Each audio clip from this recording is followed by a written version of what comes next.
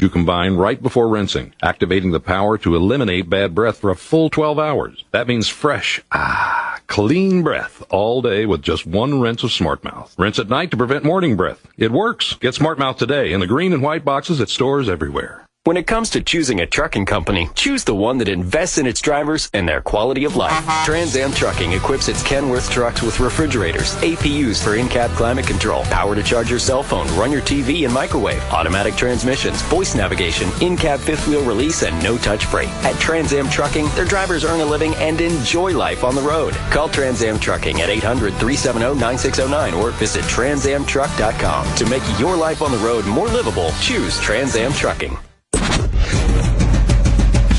In 30 minutes, broadcasting's finest duo will hit the airwaves. And prepare for the incomparable Opie and Anthony Show. Only a show this big could have a pre-show this good. Welcome to the Opie and Anthony pre-show with Sam Roberts.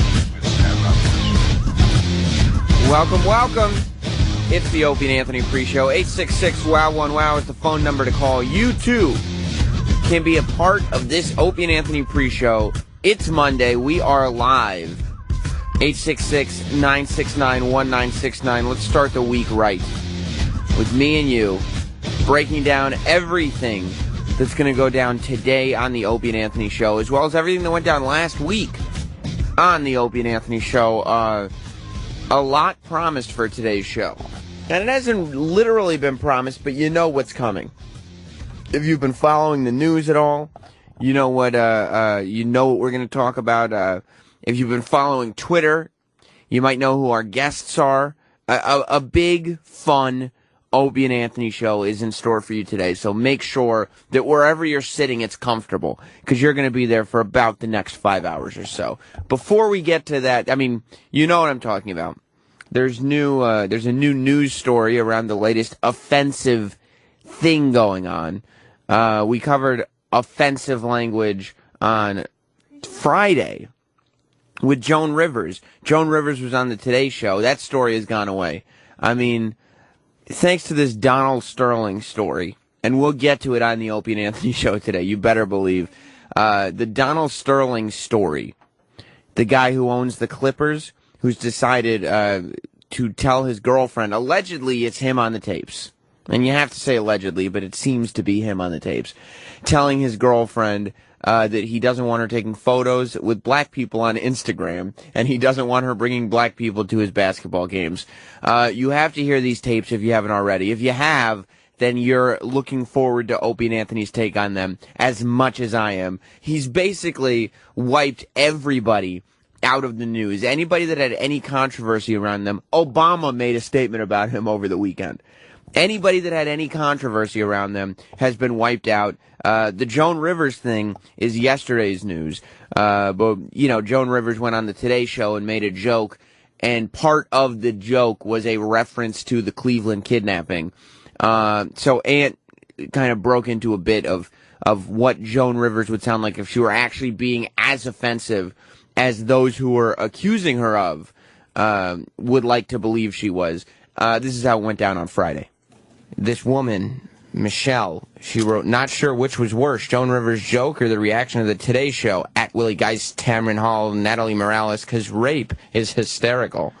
Which I think she shouldn't have. I don't think that's true. It wasn't about the rape thing, was it? It was about the fact that the room was their room was small, and they were kept in a small... No. That Joan Rivers has a smaller room than what they had in their awful situation. And isn't it funny that they were being raped in there?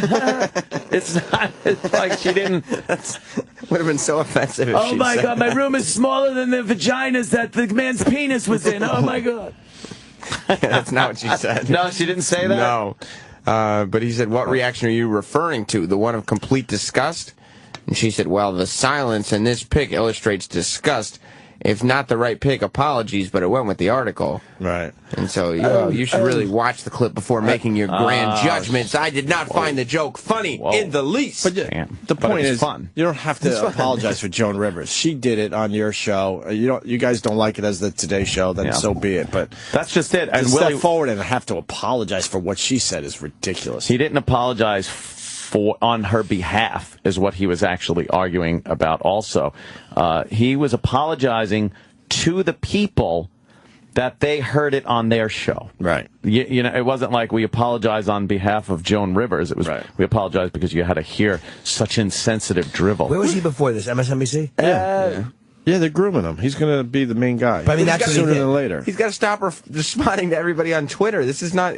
Oh, boy. If you go through his tweets, like, he's responding to people who claim that he doesn't like his co-host. Like, he responds to everybody. Right. I'll meet you out back. Yeah, don't hassle him on Twitter about the apology, because that will just bother him and he'll drive him crazy. You want to throw down? Let's go out back and throw down. Come on, internet tough guy.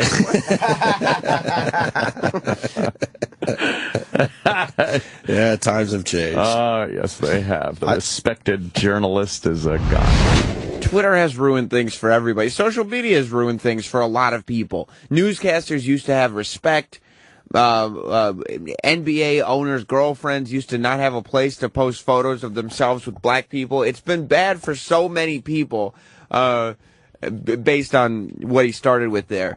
The traditional news anchors, Tom Brokaw and Walter Cronkite, starting Twitter fights. And it got further into what it would have been like if the old school newscasters had dealt with Twitter and something like this. It was a big news story, and they are supposed to cover it. Yeah.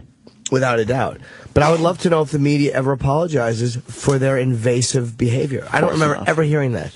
Right. We're sorry we did this. Yeah. Not once. Hey, we're sorry we overcovered these school shootings and showed their faces, even though profilers and experts have told us that encourages more people to shoot it. So we apologize for contributing to the problem. They see that as their job. Oh, right. Yeah. I see. So they can use it in their job, but a comedian can't use it in their job. No. Got it. No, don't make a joke. You're making light of such a serious... What you do is important. What no one else does. Bloody. Got it. Who we got here? A fucking white knight? Love white knight. It continues. It wasn't a statement. It was a joke by a comic, and should anybody be shocked she won't issue a forced apology? Yeah, because now people are shocked that she's not apologizing. Right. For a joke she attempted. That some certainly found, funny and edgy. We want to apologize because obviously you wouldn't stick somebody to a wall to babysit them. Right. Very offensive. Then this goes on. Offensive.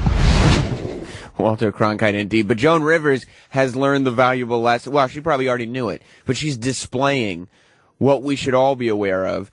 If somebody's accusing you of being too offensive, or somebody wants to punish you for something you said, just wait until the news cycle keeps going. Somebody's going to say something worse in a different position than you, and everybody's going to forget. Joan Rivers is officially out of the water. Let's head to Bart in Pennsylvania. Bart, welcome to the Opie and Anthony pre-show. Morning, professional broadcaster Sam Roberts. That's what you're trying to interrupt me for? My bad.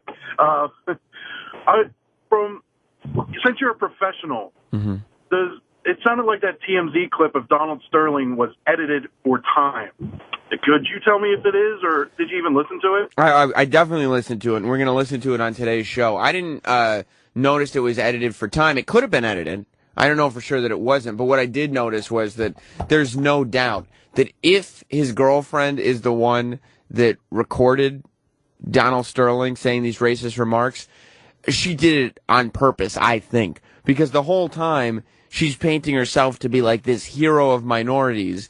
And then if you listen to the further tape that's on Deadspin, that's like 5 minutes longer, she's sitting there offering him juice the whole time and calling him honey and acting like she's this wonderful human being. If you're ever in a fight with your girlfriend and she's acting friendlier than normal, you better look around the room for a nanny cam or something, because it was not good. Steven in Tampa. Prime time, what's going on? How you doing? I just wanted to start this Monday off and just let you know, slow! Well, happy Monday indeed. Illy in San Antonio, Texas. Welcome to the pre-show. Sam Roberts, you professional broadcaster. You. Thanks, pal. I wanted to touch on Rollins and what I thought about him. And a lot of guys are calling in and saying all that. It's his voice that really gets to me. But if it was just that, I could deal with it. It's his comebacks. I think they're non-witty. And he goes straight for something cheap like suck a dick or burn in hell or something like that. Well, he does go for the jugular, and it is interesting. Thank you, Ellie. It is interesting about Roland. I said on the post show yesterday that 2 or 3 people hate Roland.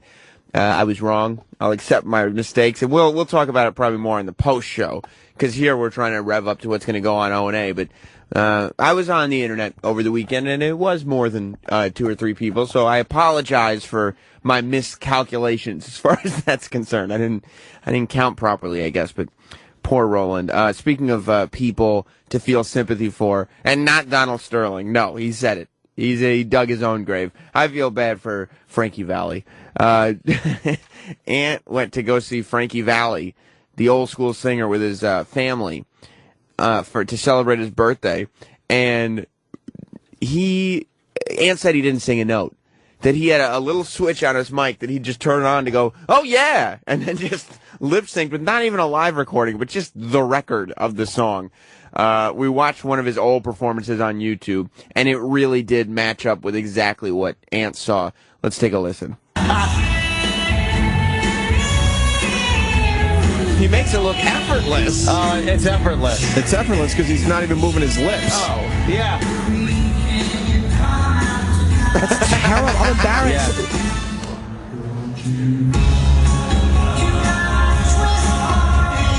Oh my! Pause this. He sounds way too young. Right? That is not even close Dude, to him. It was, or the current version of him. It was hilarious. That's a 50-year-old recording. Yes, we were cracking up. So he's lip syncing to a 50-year recording. Yeah, and he's doing it horribly. Yeah.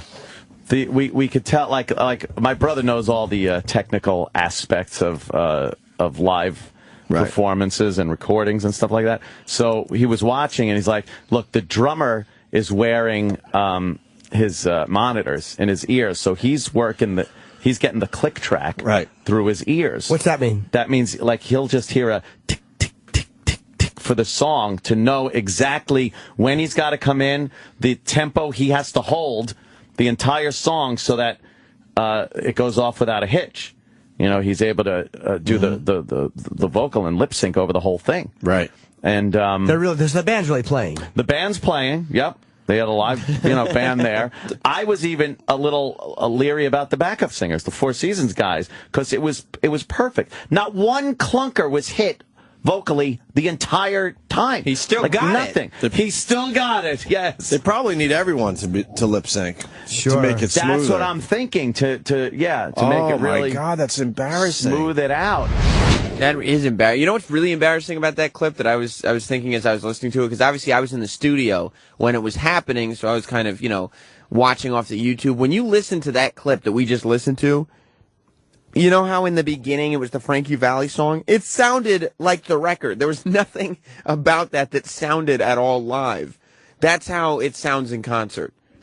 The guy's deep into his 80s, I understand, but maybe sometimes it's time to get off the road, Snowy in Michigan, welcome to the Opie and Anthony pre-show. Good morning, Samuel. Good morning, Snowy. Let's go back to the Sterling thing. I know you went to the Frankie Valli. No, yeah, definitely. One thing that really bothers me about this is ultimate proof that women care nothing about persons that money, because the girlfriend in question is a mixed-race person. Right.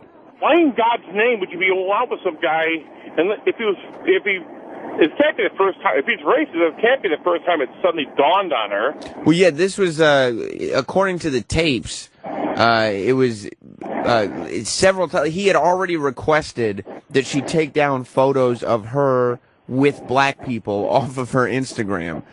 So this was a follow-up to that. I mean, maybe it's one of those things where she's like, you know what, this guy's rich, and I can eventually sue this guy, or I can blackmail him, or whatever. I don't know. Exactly. But yeah, she's not a good person. No, but neither one of them. I mean, they're bad people, both of them. Rid of him as a owner. I was like, you do have a right to say what you want to say. I'm sorry, it's crappy things what he's saying, sure, but yeah, but then the rest of the team probably has the right to be like, well, fuck you, because most of us are black guys. I'm sure those guys really could try real hard for the guy now. Yeah, exactly. Real hard, coach. All right, thanks, Snowy. Later, man. Yeah, and I had no idea, but Sal was just telling me that the Clippers are finally becoming actually good. I always thought they were a bad team, but they're finally good. We'll see how long that lasts. Chisel in Pennsylvania. Hey, Sammy. Morning. It just reeks of plantation racism when you get an owner saying, they can make me money, you can fuck them, but just don't bring them in the house. Oh, the boy's in bad trouble. You got it. That's an amazing point, Chisholm. You're exactly right about plantation racism. You got to, if you don't know what Chisel's talking about, that's a quote. You can fuck them, but just don't. You got to hear. We'll play the tapes for you once Opie and Anthony begins in just a few minutes. Let's head to Brandon in California, up in the middle of the night. What's up, Brandon? Hey, Sam. How you doing? Just wanted to tell you I love the show, man. Listen to you guys every morning on my long drive from California out to Nevada. Excellent, man. What are you doing?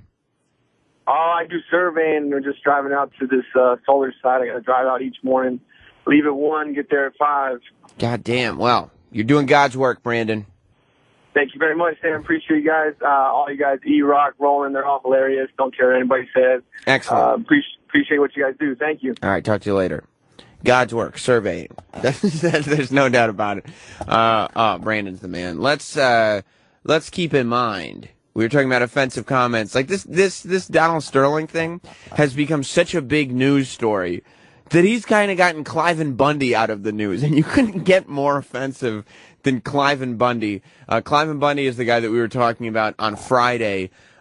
He was at the forefront of the movement. You remember, he was the guy who the government was trying to take back his land, and he brought an army of citizens and fought off the government. And the Tea Partiers and the Second Amendment guys, they were all very much behind this guy until he opened his stupid mouth. And that's where we were on Friday when we talked a little bit about the man who's named Cliven Bundy. Cliven Bundy said something racist. Who gives a fuck? Look at him. Of course he said something racist. Who cares how he feels about blacks? That's irrelevant. It doesn't mean anything. Elephant. What did he say? That he doesn't know if they were better off when they were slaves. I mean, right. We have that. I'm sorry. I do know this. He's saying that basically because the way that a lot of them are on welfare and the way the government, all right. This is a perfect smear campaign, though, of somebody that obviously is right wing, is obviously looking to defend himself against what he sees as an overreaching government. And this is a great way for the liberals to fight back at him. Now, he did say the comments. They didn't put the words in his mouth. But again, they were taken out of context. Were they offensive? Yeah, some people would say they're very offensive. Others would say, this is just the way this guy talks. What the fuck are you going to say? Is he a racist, or was he just being completely honest? He's saying that the government puts black people in a position of being subservient again. When you put a bunch of black people in housing complexes and subsidize all of their income and make them completely dependent on the government, it does give this plantation mentality that goes down. And that's, was he eloquent saying it? No, he's covered in cow shit, for the love of Christ. Look at him. I was so glad on Friday that we had the actual tape of what Cliven Bundy said, because Ant is he's a genius of a guy, and he's a great talker, and he can convince you of pretty much anything. Until you actually heard the words come out of Cliven Bundy's mouth. Then it was a little different. Maybe it's not just the language he's using, but the actual things that he's literally saying. Let's listen to a little more from Cliven Bundy on Friday. Semantics are one thing, but at certain times it's hard to trust a guy to lead a call. Like, let's just say no matter how good a politician is. Yeah. If you walked into a room and you just saw him holding a log of shit and eating it, you'd probably go, it's hard for me to listen to him on other issues. Yeah, Which is I can't what follow you. Cliven Bundy is doing Holy here. shit. Do you think he drops N-bombs, that guy? Nigger. That was called a course correction. Because he was like, let me tell you something about the nigger. Yes. Can you play it? It sounded like he caught himself. He forgot there was a camera. Yeah. Wow. No, that's him catching It's himself. right off the bat here. That's the real bad thing. Listen. This is his media voice. Right. Yeah. This is him cleaned up. I better check myself. I'm aware cameras are in my face. Right. So. It's time to be charming and I gotta have be, the mask Gotta be careful. This type of speech should be videotaped from like a covert location, real far away, under a desk. The camera's right in his face. Not only is it not covert, he actually, are we on? All right. right. And he quieted everyone down. I got something to say. I want to tell you one more thing. You really That's as far back as it goes. You're spoiling it. There is no farther back to go. All right, let's go. The Negro. I want to tell you one more thing. I know about the Negro. When I He really came close. Who says Negro? Negro. Nigger. They're saying nigger. N-I-G. There's no O in there. Nigger. Nigra. Yeah, I don't think this is as much a case of the media trying to dissuade people from his cause as it is, oh, we just realized this man is an ignorant buffoon. Yeah, it's hard to, like, look, he can say what he wants. He is just using his own honest point of view, but it's really hard to defend a guy who said, I don't know if they were better off because they didn't get taught to pick cotton and plant their own like, the way he's writing off, he's forgetting parts of slavery. He's forgetting that slavery wasn't white people going, come on, family day, plant some turnips and have a good time. Right. We're going to give you something to do if you want. Right. Are you bored? Come here. Here you We're go. free. Right. White people worked in the factory, black people were slaves, but we were all working. That was what was important. Yeah. How benevolent of me to give you this entire field of cotton to run around in and have fun. He forgets that. Do you get that he is speaking about black people as if they're a different species altogether? He kind of was. Like the ingrained superiority in everything that he says. This guy is amazing. He's a hoot. And the Donald Sterling story is so big. The people aren't even talking about Cliven Bundy anymore. Well, Donald Sterling is not the only thing we're going to talk about today. Real quick, let's go to Matt in Boston. What's up, Matt? Sammy, how you doing, buddy? Good, buddy. Hey, did you guys actually play all the clip? Because there was another part where he was talking about Mexicans and, like, their family values. No. He was talking to them in a positive light. So, you know, he was comparing, like, the family dynamic with the Mexicans and how they take care of each other. And I'm not justifying his comment, but it's not like the guy's just a blatant racist. I mean, I think he's a buffoon. I think he's an idiot. Now, I would say that whether positive or negative, I'm just not going to go to Cliven Bundy for my racial knowledge. Yeah. Well, you know what? I was reading an article, and they were talking about him, and they were saying that the guy's a complete victim of PR. Like, the guy should never have been up there by himself. He was lambasted. You know, he shouldn't have opened his mouth, but he's the one who opened his mouth. He's a victim of himself. He's an idiot. Exactly. Like, we don't put you on the Mexican border to talk about. No, absolutely not. You know? So I think, it's crazy. But, I mean, it was just interesting to me that he had two different viewpoints based on two different, classes of people or races of people. Very strange. Thank you, man. Although, I think if I was on the Mexican border, I would do a better job than Cliven Bundy. That's just me. I think I can handle it. A little better. Maybe not the best, but a little better. Aside from the whole Donald Sterling thing that we're going to get into, some tweets were going around over the weekend. Some spoiler tweets, if you will. First of all, if you're following me on Twitter, you know that somebody has said that they will be calling me personally today. And that's Lady Di. Yes, Lady Di was tweeting me flirty tweets again over the weekend, and she is planning on calling in at some point today. Whether her phone call gets picked up or not remains to be seen. Also, this is the biggie. There's a radio show that we were making fun of a lot last week. We kind of ended on good terms. They apparently will be calling in today, later on this morning. Humble and Fred call the Opie and Anthony show. Amazing. You talk about some of your all-time comebacks. This thing lasted a week. We started talking about them at the beginning of the week. And then on Friday, we played clips of them talking about us and gave our opinions. Sal, let's play track 3, our opinions of Humble and Fred's opinions on us. That's very funny what they're describing. It's really funny. Facts and faggots and a lot of racism. A lot of racism. I've seen some of those racist posts. They're a hoot. Yeah, like the black guy. It's just inappropriate. The black guy with the cat shirt. And Shirt, and then there's a cat with a shirt on, and it's not very nice what it says. Or the guy with the hose and the little African American child on the lawn.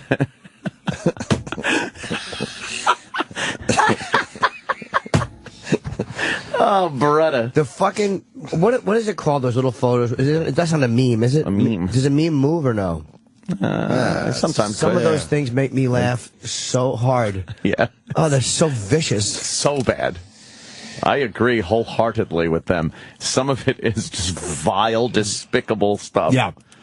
Yeah. Picture came in this morning of guys having anal sex, and I think you're supposed to be one, and I'm supposed to be the other.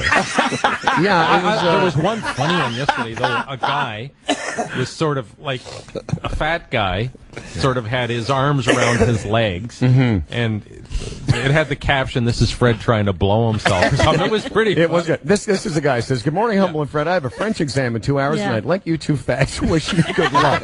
Thanks. And then the racist stuff. Somebody sends a picture. It's a picture of a turd, like a human turd, with Obama's face at the top of it. Just like, what's the point of sending us that? What's the point of sending us that? Now this is funny. Oh, God! I love their delivery of this stuff. Yeah, and I love that they can say this stuff. That they're actually saying anal sex and they got the balls to just say it. I don't know, man. These guys are turning me the fuck around. Yeah, absolutely. They're turning me around with this.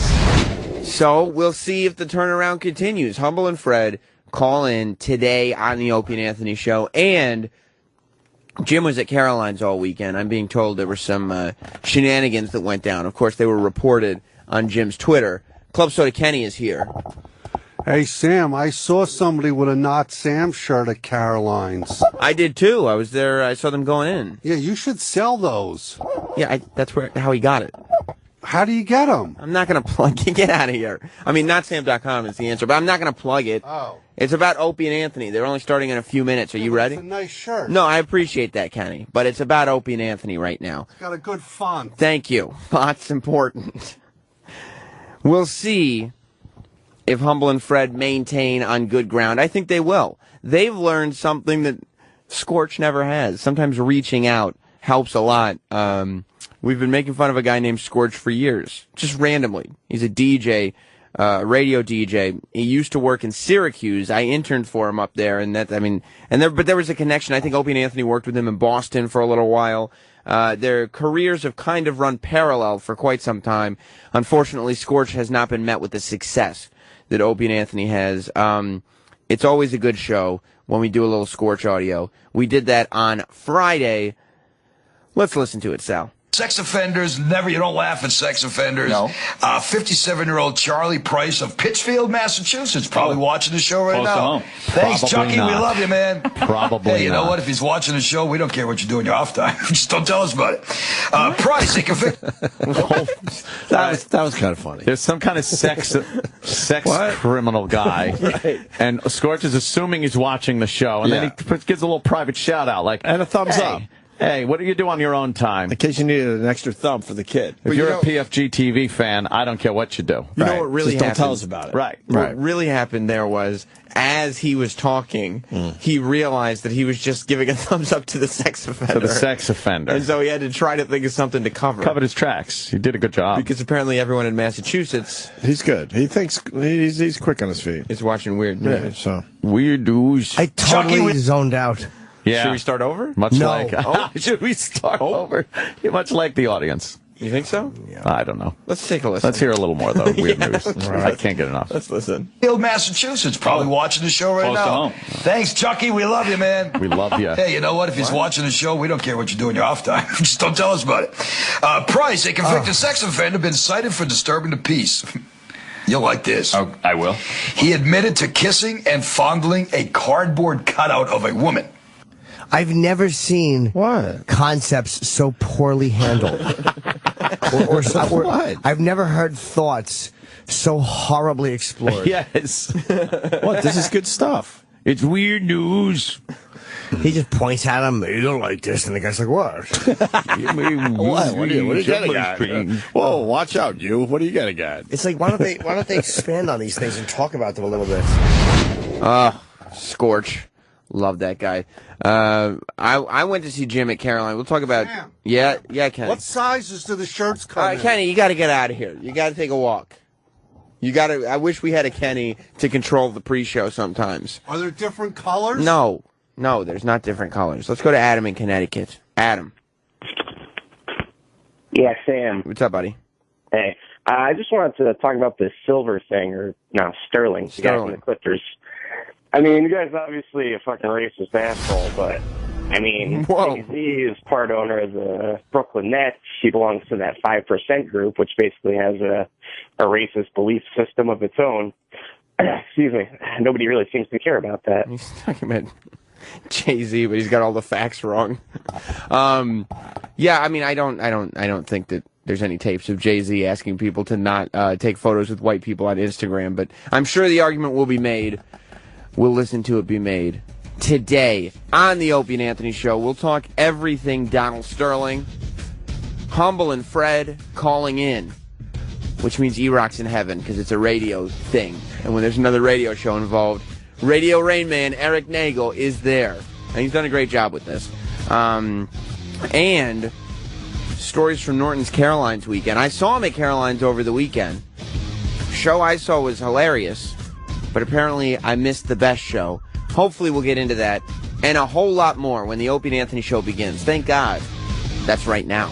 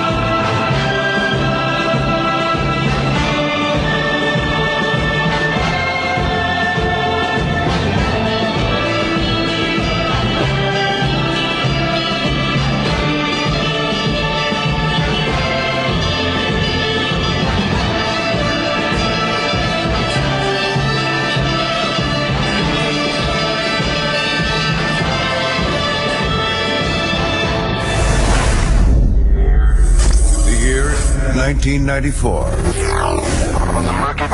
From the murky banks of terrestrial radio, a new hope begins begins to rise. Opie and Anthony are radio shock jocks known for setting up outrageous stunts. People sure are listening. Two Long Island natives who together would one day change the world as broadcasting's greatest duo. Oh my God! It was beautiful! After 20 years, these children of the 80s have arrived. Their hugely popular radio show is not just in New York anymore. Opie and Anthony show. The hottest show there is. Through 55-gallon drums and wiffle ball bets. You push it in until you're comfortable. From mayors to mayor. It was an April Fool's hoax by two radio disc jockeys. With bottle rockets and bra bombings. And wieners and pigs. Opie and Anthony got their hands on the photo and tweeted it. Two men that have taken a box of cocks further than any. Well, these people will definitely stop. Guaranteed. Lift up the... They've met friends along the way. Norton. I have a raging hard-on right now. Can I please put my dick in your donuts? And through fines, scandals, suspensions, cancellations, and terminations, it's the one show that remains unscathed. Striking fear into the hearts of management everywhere comes a radio show that after 20 years remains above all else real. This is the Opie and Anthony Show. But enough of this palaver. Let's get the show on the road.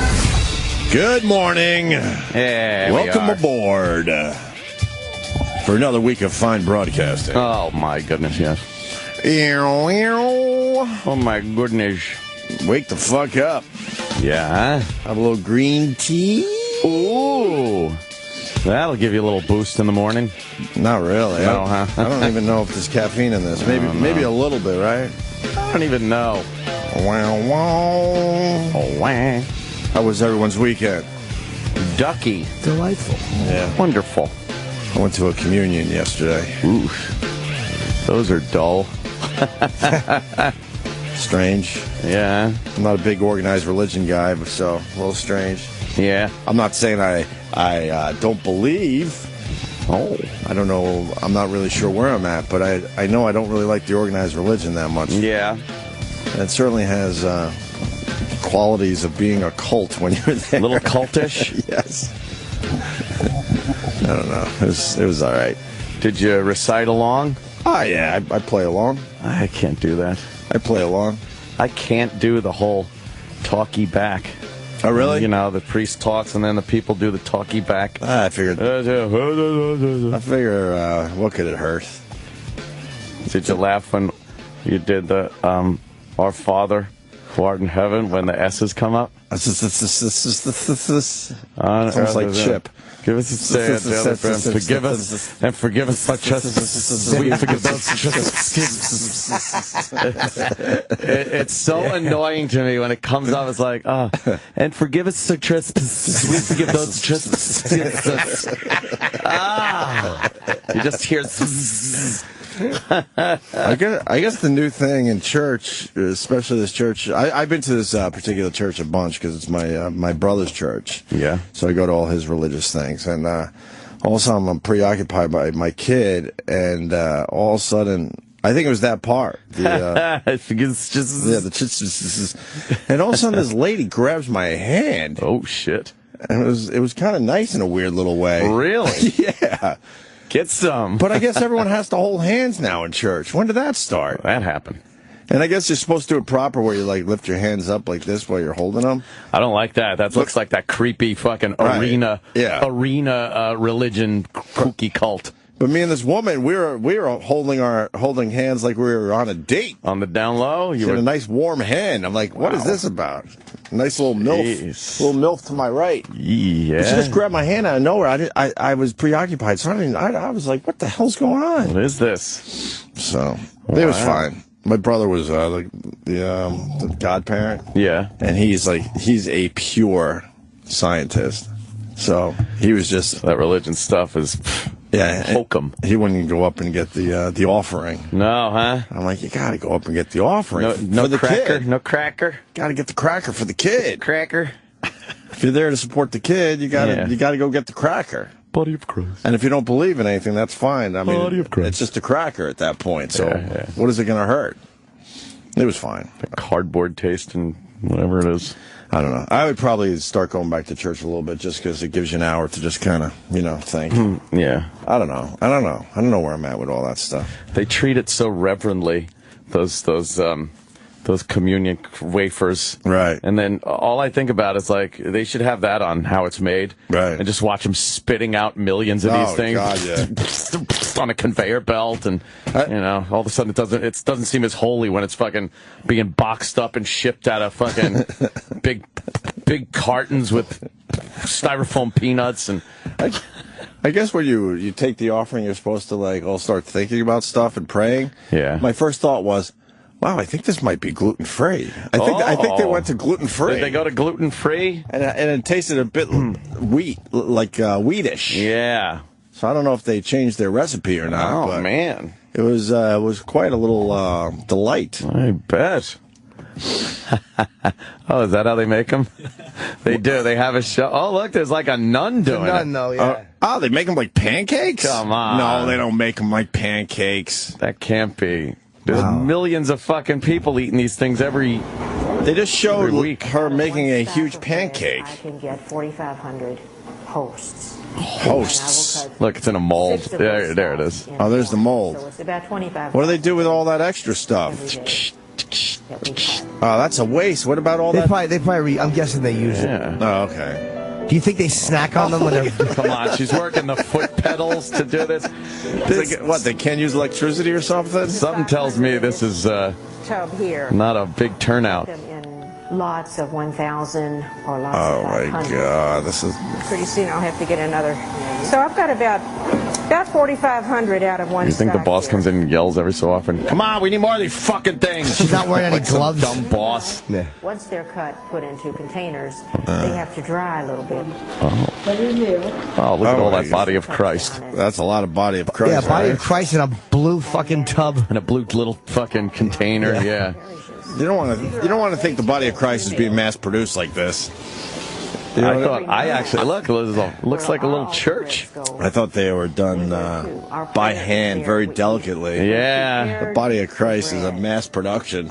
For Jesus to take and make into himself. Jesus! See that? It's just bread right now. We help to bring Jesus. I guess they gotta say some of that there, what they call mumbo jumbo over it. Okay. And then make it holy. Wow. I was getting ready for my first communion, and But that woman right there, and I asked him. you can mock her all you want. That woman is not stressed out whatsoever. No, she's fucking. You see how she was just slowly going through her day and her job? Very slowly. I asked him. It's true. She hasn't had a cock in her in quite a while. That's true. She's probably all right with that as well. Yeah. Maybe. Yeah. Seriously. Yeah. Some people are all right with that, Enough actually. of her. Yeah, let's be honest. Nuns were not known for being peaceful. No, not in the schools. Not in the day. They'll give you a good smack.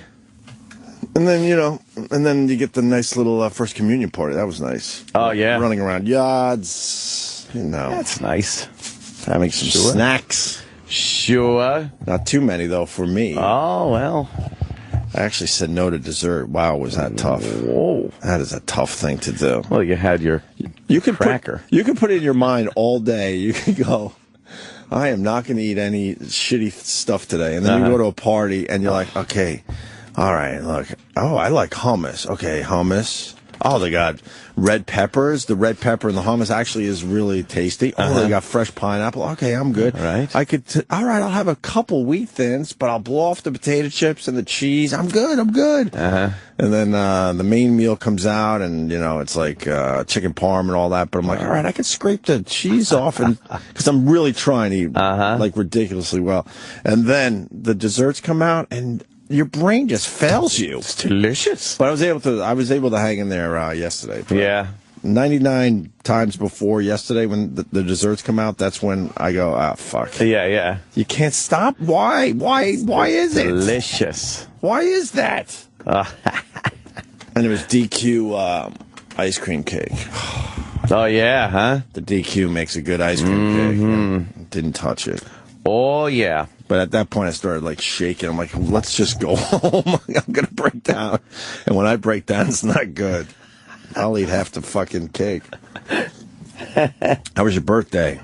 It was good. Yeah. Yeah, just hung out. Had some degenerate friends come over, and yeah, nothing big, you know. No big patty or nothing. No. Just hanging out. Nothing special. My usual hangout in between watching TV or hanging out by the pool. I post my, racist rants on Twitter, and that's pretty much my weekend. Right. a lot of subject matter this weekend. Yes, sir. Yeah, we'll get into all that, certainly. Of course we will. Good old Donald Sterling there. Oh, yeah. Good old Donald Sterling. Yeah, that's a good one. Whoopsie. Yeah, he's in Dutch. He's in a bit of a jam. Well, goddamn bitches can't keep their mouths shut. How old is their that tapes from fucking rolling? And he's 81 years old. How old is she, though? She can't be more than 35? 35 tops. His little Chippy. Little Chippy, What's that that? what? She hangs out with him, but she's allowed to do whatever the hell she wants. As long as they're not black, I guess. I don't know. He seems to not mind if she fucks around. Look at him resting his hands on his big old belly. That's an old school racist right there. Yeah, living large. There's no doubt about it, man. Yeah, he is.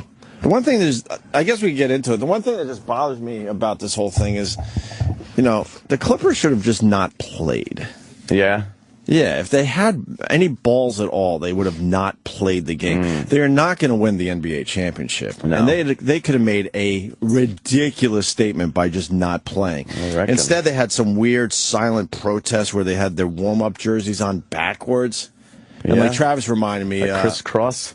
The warm-up, they're not even televised, so... No. And I guess people applauded because they did that, but then they played the game for him. Yeah. For him. It's his team in the end. Plantation's got to run. And then other teams are wearing black socks as silent protests. What? I'm just saying, if you want to stand by what you believe, the move would have been not to play the fucking game. Yeah. Period. That would have made a major fucking statement. Although then you're open for lawsuits and all that stuff because plus you're letting the fans down. Yeah, they would have figured it out in the end, though. Yeah. They would have figured it out in the end. The lawsuits and all that. Because, they would have had overwhelming support if they just said, we're not playing tonight. Yeah, we do not like what this guy said. What was his point? I guess he doesn't like this chick bringing black people to his games. On Saturday morning, TMZ posted, we have the whole clip, right? Or is Sam working on it still? On Saturday morning, TMZ posted a 9-minute audio clip of a private conversation. Obviously, the private conversation thing is brutal. Oh, yeah. That's a good one. We all have private conversations that we certainly wouldn't want out there, obviously. Whoops. And he's so old, he probably had no idea why she kept holding her phone to his face. Right. So how do you feel about her? How do you feel about blacks? Talk into this, could you? Yeah. I'll get you juice. Shit. Private conversation between Clippers owner Donald Sterling and his former girlfriend V. Stiviano, it looks like, right? Where he scolds her for appearing in public with black people, bringing them to Clippers games, and posting photos of them online. How dare she? Isn't he, by the way, or his family suing her for $1.8 million because they're alleging that she embezzled money? Oh, really? Yeah, there's a lawsuit. So this was a revenge release, right? Which I have a big problem with. Look, the guy's a hunk of shit. We know that. But it's like revenge porn. Right. You know what I mean? When you're taking this private moment with somebody. Right. And look, the guy's a scumbag. But first of all, most of the owners are scumbags. Look at the way they treat the players with concussions in the NFL. Right. I don't think any of them are good guys, or maybe Mark Cuban and a couple other ones, but most of them are kind of just old school, self-centered shits. Right. They don't look at them as like human beings for the most part. But who cares what he's like in his private life? Because wasn't he was about to get an award from the NAACP, his second award. Yeah. So that means he must have at least been behaving a certain way. Sure. If he wasn't, then the NAACP is fucked up. What was he going to get the award for? Lifetime achievement. For what? I don't know. I'm not sure. It was I guess for feeding and clothing black people, boy. like he says. Where's the clip? next statement? Shouldn't we have that right away? I heard it on 1010 Wins. Let's see. Posting photos of them online on Sunday. Okay. In a statement to TMZ on Saturday, Sterling and the Clippers questioned whether the audio was doctored. It's him. Of course. Oh, they're just sounds like they're wondering if it's edited a little bit. You can make a couple nice little edits. Have they said Sterling's reputation tarnished yet? Has that been used? Not anywhere, yet. Please, Sterling tarnished. No, but I'm happy you knocked your water off when you said that. Yes, but I keep my cap on. You're smarter Jeannie. than I am. I know. Yes, I my always do it with cap. coffee. They said Sterling is definitely not a racist and that the tape does not reflect his beliefs and that it is the antithesis of who he is. The statement continues to say, we do know that the woman on the tape who we believe released it to TMZ is the defendant in a lawsuit brought by the Sterling family alleging that she embezzled more than $1.8 million, who told Mr. Sterling that she would get even. What I'll tell you what hurts him on this tape is he says things like, oh shit, I just lost my thought. It had something to do with her. Oh, where he says to her, like, you look like a nice young white girl or Latina girl. Like, he was probably trying to pass her off. Right. As, like, white or Latin. And I'm looking at the photos. Right. And here's what bothers this guy.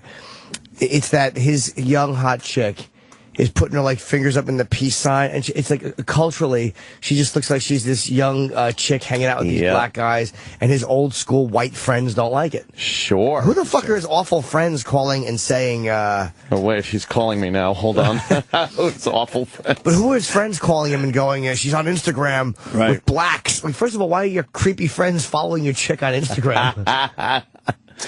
I have a real problem with the privacy angle, though, even though I do agree that the guy's a fucking creep. And I do think he's a racist. You just gotta, I agree with you, but, I mean, the culture we live in, there's many examples of this before Donald Sterling. That's true. God, after Mel Gibson, you would think everyone would just shut the fuck up and not settle down, not say a word on the phone. But is that what we want? Like, do we want that? No, but I'm just saying, you got to watch your own back in the end. Of course, we don't want that, but it's here to stay. Just the way no one is coming out, because what he said was so, well, it's kind of shitty. What he said was really shitty. No one is coming out and talking about the privacy stuff. Right. And it's like, that to me is is the greatest fuck. We're all victims of that. Because it's too late. Our privacy is going away, and there's nothing any of us could do about it at this point. I hate to say that, but it's the truth. How do you push all that back? How do you do it? I just hate this one-sided bullshit that always happens with the media and this outrage. You know, there's so many examples of both sides just being assholes and racists. Even though I've been told black people can't be racist, that's an amazing statement that people actually still adhere to. Jay-Z wearing that goddamn medallion that represents an organization that despises white people, calls them the devil. But, you know, there's nothing on that. I mean, why don't the Chicago Bulls protest the fact that there's no concerted effort being made to keep over 100 people being shot in Chicago over the past 2 weeks with 2 weekends? Like, that's real substantial problems happening to black people. This guy, sure, he's an asshole, racist, whatever, but in essence, it's, you know, one idiot's opinion of other people. And again, how old is this guy? 80? 81. How come, you know, when we've discussed this, Jim, when you talk about, well, the culture that black people have been grown up in over the past decades and generations, you still have that subtle racism and hatred in the black community for what they had to go through, Sure. and that's how they were raised, and until that goes away, it's very hard to move on. Well, people like that rancher out in Nevada and this guy Sterling, they were raised in a culture where it's acceptable to speak like this. And I'm not saying it's right, just as I'm not saying it's right for, you know, blacks to use their past as an excuse for future shortcomings. But again, it's never looked at like, well, we just got to look where it comes from. This guy's 80 years old. He was raised in this environment, and until these people are dead, pretty much, you're going to have this. It's always looked at as a great excuse for black people to say that that's why their culture has certain shortcomings. But when white people do it, and it's based on their past and their ideology, it's terrible. They must be shunned and exiled. And obviously, I think that's why of course that's why this guy's like that. He's an old school guy. Yeah. I'm not saying he's right. And when you're over 80, first of all, First of all, I understand why black players would want to play for him. Like, I get why black people are fucking, because the NBA it's you know, most of the players are black. And Obama said that he's steeped in black culture. He's right. It's kind of hard to have one of the owners coming out and saying that. Like, that's a brutal fucking But there's not much that's brutal. There's not much they're going to be able to do, though. No, they can't take the team from him as much as people would like it. The NBA can fine him, I guess, and suspend him, whatever that would mean. Can they suspend him, though? I don't know. What's the charge? They said, well, first of all, their constitution is secret. The NBA's constitution among owners is private. No one, yeah, that's a secret. Look out. What they can do is the only way they can take his team or force him to sell it or sell like out from under him is if there's financial misgiving, like if he can't pay his bills. Right. That's all they give a shit about. But you can't be forced out. He's pretty much untouchable. He is almost untouchable. That's why if the team really wants to get something done, they're going to have to do something drastic in the end. Here's what's going to happen. He will not sell the team because of his family. He wants his family to keep the team. He will step away, and he will make somebody else the acting owner. I hope he has sons or something. He will say, look, I am completely washing my hands of the team. I will have no further dealings with the team. And his son or whoever it is will take David Duke. Yeah, but I think that's how he's going to handle it. That's if the pressure gets too much. Yeah, I don't know. When the president mentions it, that's bad. But having a team just reverse their warm-up jerseys or put black socks on, that's not going to get it done. Yeah, he's laughing at that. He probably was thinking, "Oh, that's cute." Yeah, that's cute. We got the audio though. Let's go through this. Cool. This is a big thing though, man. Obama mentioning it makes it a fucking massive. When the president of the United States is saying David Silver's a good man, he'll look at that. That puts a lot of pressure on the NBA commissioner. Yeah, you don't want Obama on your radar ever. No, especially when he's talking highly about you, because as the commissioner, because you're like, Obama's saying nice things about me. Oh, I got to do something. Right. Ignorant, incredibly offensive. Most people have only heard just clips on the news. We got the whole thing here. Nice. So why don't we go through this? It's about 9 minutes.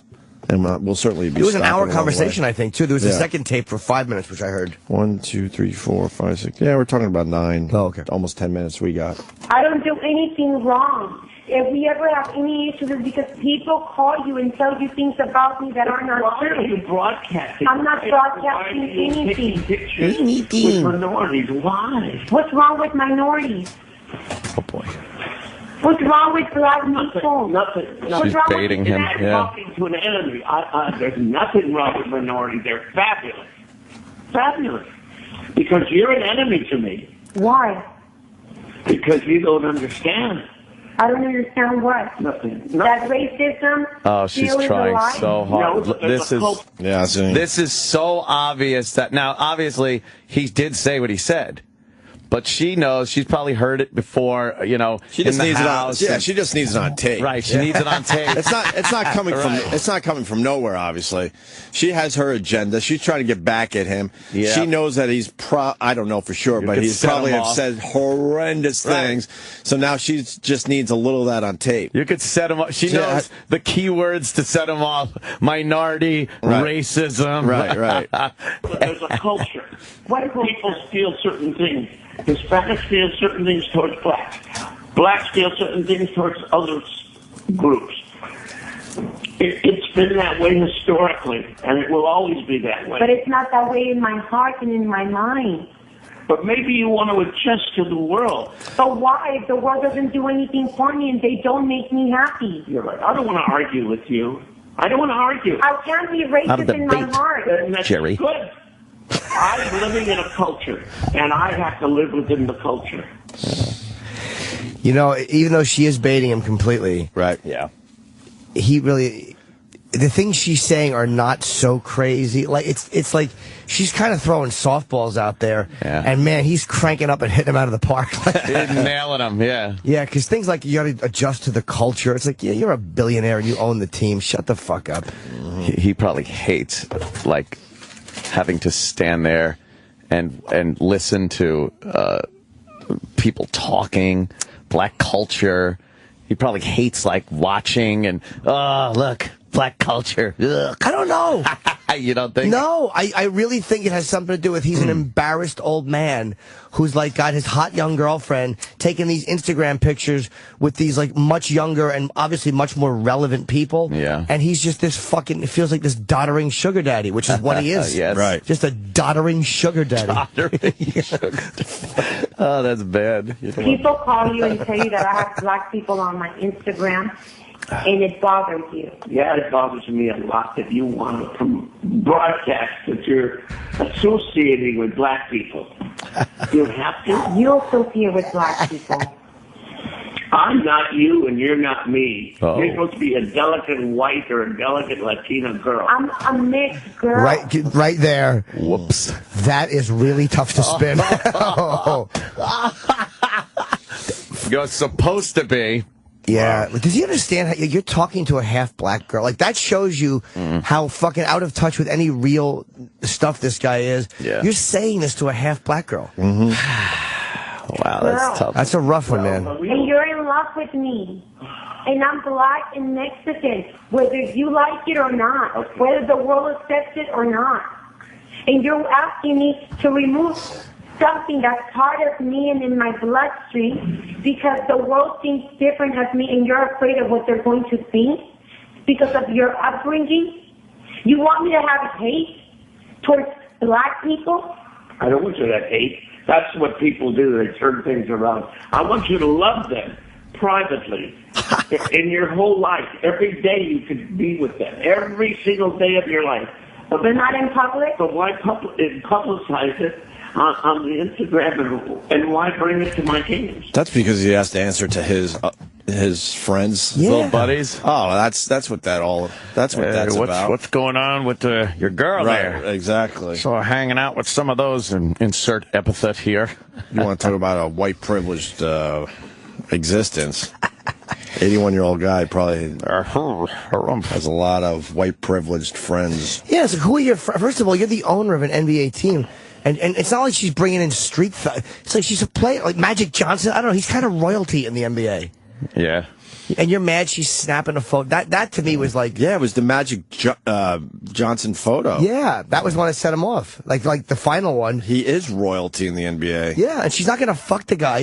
Everyone knows he's HIV positive. It's like, he's the last guy that you should be embarrassed about. Right. Really weird. Really a weird take this guy. I mean, Magic Johnson probably could be if you think that way, the safest black guy to have a picture with. Yeah, because every girl knows. If that's where your mindset is. Yeah. It could get a lot worse if you look at some of these guys. Oh, yeah. If that's your mindset, I'm not, I think she should be able to take a picture with whoever the fuck she wants. Yeah, I don't know why this guy, don't bring him to my games. It's like, if there's one place your girlfriend is not going to look bad, hanging out with a black athlete, it's in the NBA when you're the owner. Basketball game. Yeah, like, the owner. He really is. Anything. This guy is kind of awful, man. And it's 70% black, I think, the NBA players. Sure.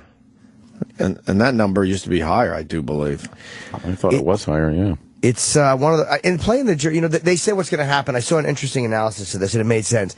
Is in the offseason, this will be like the other players.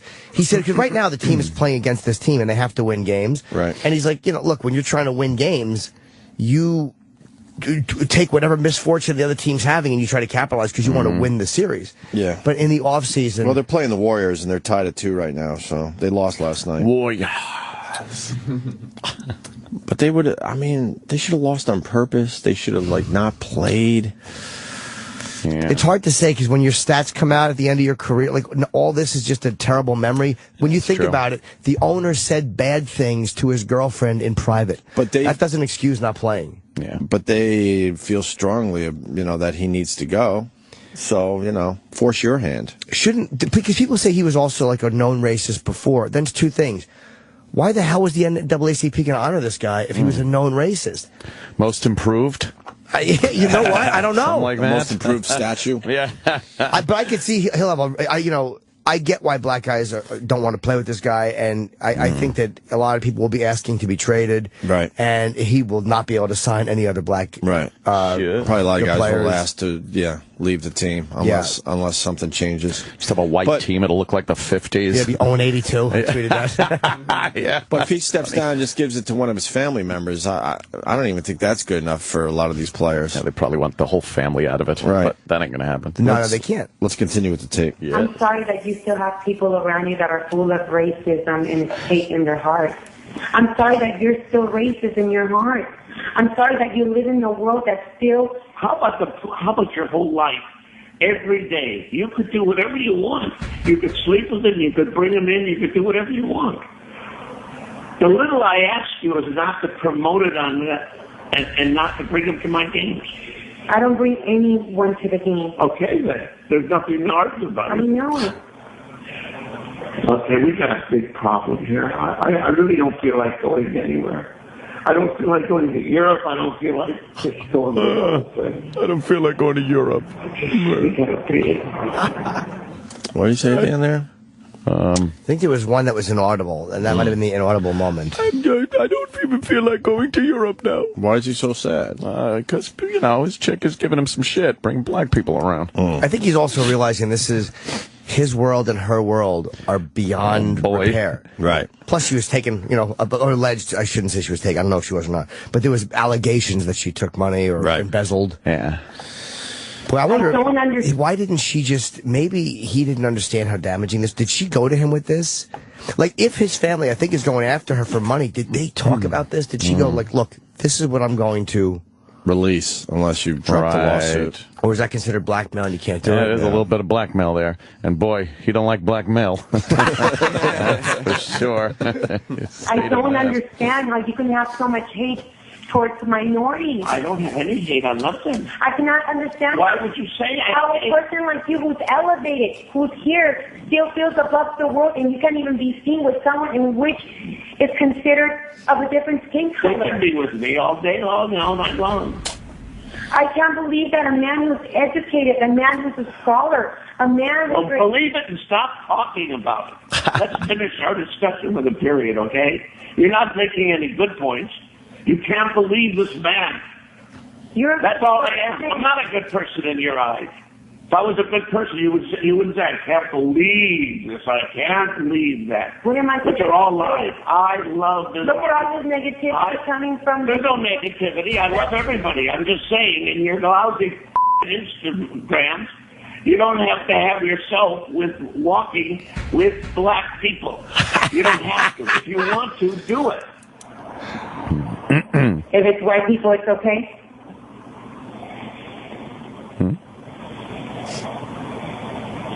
If it was Larry Bird, would it have made a difference? You're just a big fighter. I could see who would want to live with a woman like you. Who would want to live with a woman? All you ever wanted to do was fight. You're a born fighter. Here we go. You know why? Here we go. You know why? She's a born in. fighter. Knockout game, fucker. She's not even being, in this discussion at least, she's not yelling and screaming, and she's making fairly good points. She's baiting him, though. It's obvious. But he's so used to people doing everything he says to do, because he's a billionaire who owns the fucking team, that even this level of argument is considered, like, outrageous to him. Right. And end this with a period. Done. Yeah, he said that in the boardroom before. We're ending this with a period. They're like, okay, sir, okay. All right, harumph. Not her with I her, didn't get a harumph out of you. Not her with her great ass. She's like, what if it was Larry Bird, old man? Yeah. I saw someone I admire Magic Johnson. Okay, good. I'm sorry. Okay, good. He's made a lot of changes for his community, for the world, for the people, for the minorities. He's helped a lot of people. Why are you forcing this down my throat? I'm finished talking to you. I have nothing more to say. And I took a picture with someone I admire. Good. And he happens to be black, and I'm sorry. I think it's nice that you admire him. I know him well, and he should be admired. And I'm just saying that it's too bad you can't admire him privately and during your entire life, your whole life admire him. Bring him here, feed him, him. I don't care. You can do anything. But don't put him on an Instagram so the world has to see, so they have to call me. And don't bring him into my games, okay? If you want your girlfriend to fuck Magic Johnson more than Instagram and picture with you, that's a bad message to send. Guy's got some weird fucking priorities. Yeah, but he's 81 by the time anything true. takes hold. That's a great point. But it's Magic Johnson he has a problem with. Her taking a picture with Magic Johnson. He don't care. Magic Johnson's pretty much a nerd. But he doesn't care because, you know, to him, he's around ball players all the time. It's so Magic Johnson. He's not... Most would put Magic Johnson on their top 10 list of greatest NBA players of all time. Easily. He's not impressed by good basketball players. He's around that all the time. So Magic Johnson to him is just another black guy that's with his chick that he doesn't want. Magic Johnson is the top of the top. Yeah. You don't want any. I don't know him personally. Please leave me alone. Please, please. But look, guys, we can all agree we've all been there, huh? Regardless of what the argument's about. Leave me alone. Haven't we all been where we're just like, please, stop it, shut up, I've had it. Women have all the power. Especially in those situations. She's driving this guy nuts. They could tie you up for hours. Jesus. Where you just, we'll just say stupid shit because you're just completely exhausted. Shut up. All right. I want to hear that again. I hear his please. His voice is shaking. You're hearing a billionaire sound a lot like most of us. Because of that fucking pocket between her legs. Right. And I don't mean the racist comments, of course. I mean, just begging for your woman to leave you the fuck alone. Please. I'm sorry. Oh, wait. I didn't go back far enough. Hold on a minute here. Please. Please. Personally. Please leave me alone. Please. I'm sorry. Is there anything that I can do to make you feel better? No, you could never make me feel better. You're just a fighter and you want to fight. A fighter. I was a fighter, a Navy SEAL. I don't want to fight with you. I guess this is another phone call. Yeah. The quality's different. Yeah. I don't know if these are a phone call. Oh, no, they're in person. I mean, yeah. Guaranteed, yeah. But this is the second How did she tape them? Probably with her iPhone or something, right? Yeah, I'm sure. You put that phone down, he doesn't know what the Or a fuck microphone. that is. She just held a microphone in his dumb face. What is that? I don't want to fight with you. Of course you do. You love to fight. I don't fight. That's all you do. You fight with everybody. I'm sorry to feel that way, honey. I don't know how this conversation even came about. You were telling me how people called you and how they mentioned certain things to you and how it bothers you. Can't you say the few Instagrams I won't? I'll just... Here you go, honey. A little bit of juice, baby. A little bit of juice for you, honey. Honey, if it makes you happy, I will remove all of the black people from my Instagram. I like my You said that before. You said I understand. What do you think? What do you think she put in his juice? Probably saltpeter, so we can't fuck him. Some truth serum. Oh, God. Have some juice. Have some juice. I just pictured her giving him like a little juicy pack with a straw in the top. Have your juice. Fucking doddering sugar daddy. Right. Oh, Drink this while Allen Iverson comes in my hair. You know what's funny is that she goes, I'll take all the black people off my Instagram. And like right there is an opportunity for him going, look, that's not what I'm saying. But he goes, well, you said you would do that before. Like there's she's giving him so much room to back out and he just won't back out. I would love to know who's giving Donald Sterling shit. Oh, my God. This sounds a lot like some of his boys, his pals there are giving him a lot of shit. Yeah, he's got some good old boys. And he doesn't want to deal with all that crap when he goes to dinner and hangs out with them. Yeah. You said that before. You said, I understand. I did remove the people that were independently on my Instagram that are black. Then why did you start saying that you didn't? You just said you didn't remove them. You didn't remove them. I didn't move Matt Kemp and Magic Johnson. Why? But I thought Matt Kemp is mixed, and he was okay, just like me. So you have a little He's lighter and whiter than me. Okay. I met his mother. He's got a little fucking, like paint chips on a piece of paper. It's like, all right, they got to be lighter than this. Yeah, I just got to look at it. Yeah, but Matt Kemp is eggshell. Is he okay? Yes, is that okay? He's Battleship Gray. I don't want him on your Instagram. Yeah, like you're looking at paints for your room. Yeah, that's a little dark. That's a little dark. It's a little I don't dark. know. I want it lighter than this right here. Magic. Yeah, we'll get to what Magic Johnson had to say. Oh, everyone's We got the saying Obama stuff. thing. Oh, boy, this is very bad. You might want for to this tell guy. Humble and Fred that we're going to be a little late for their phone call. I hope it doesn't ruin their morning. And how long, by the way, is this the first time the Clippers have been in the playoffs in a long time? I have not. I really don't know. They've had a pretty shitty team for many, many years, but I'm not positive about that point. Is this the best they've had in a while? Yeah, they got a pretty good team these days. You know how mad at her he must be? So, yeah. You think I'm a racist? They don't have a shot at winning the championship, though. I just want to make that point. Thank you. You think I'm a racist? I don't think you're a racist. Yes, you do. Yes, you do. I think you... Evil heart. I don't think so. I think you have an amazing heart, honey. I think the people around you have poison mind and have a way of thinking. It's the world. You go to Israel. The blacks are just treated like dogs. So do you have to treat them like that too? The white Jews, there's white Jews or black Jews. Do you understand? And are the black Jews less than the white Jews? 100%, 50, 100%. And is that right? It is a question. We don't evaluate what's right and wrong. We live in a society. We live in a culture. We have to live within that culture. But shouldn't we take a stand for what's wrong and be the change and the difference? I don't want to change the culture because I can't. It's too big. But it's you too can powerful. change yourself. I don't want to change it. My girl can't do what I want. I don't want the girl. I'll find a girl that will do what I want. Believe me. I thought you were that girl. Because I try to do what you want. But you're not that girl. No blacks, that girl. This guy's in Dutch. He's having a 17-year-old boy discussion at age 81. At 81. I thought you were that girl. Right. Wow. You own a team. You're talking like a little child.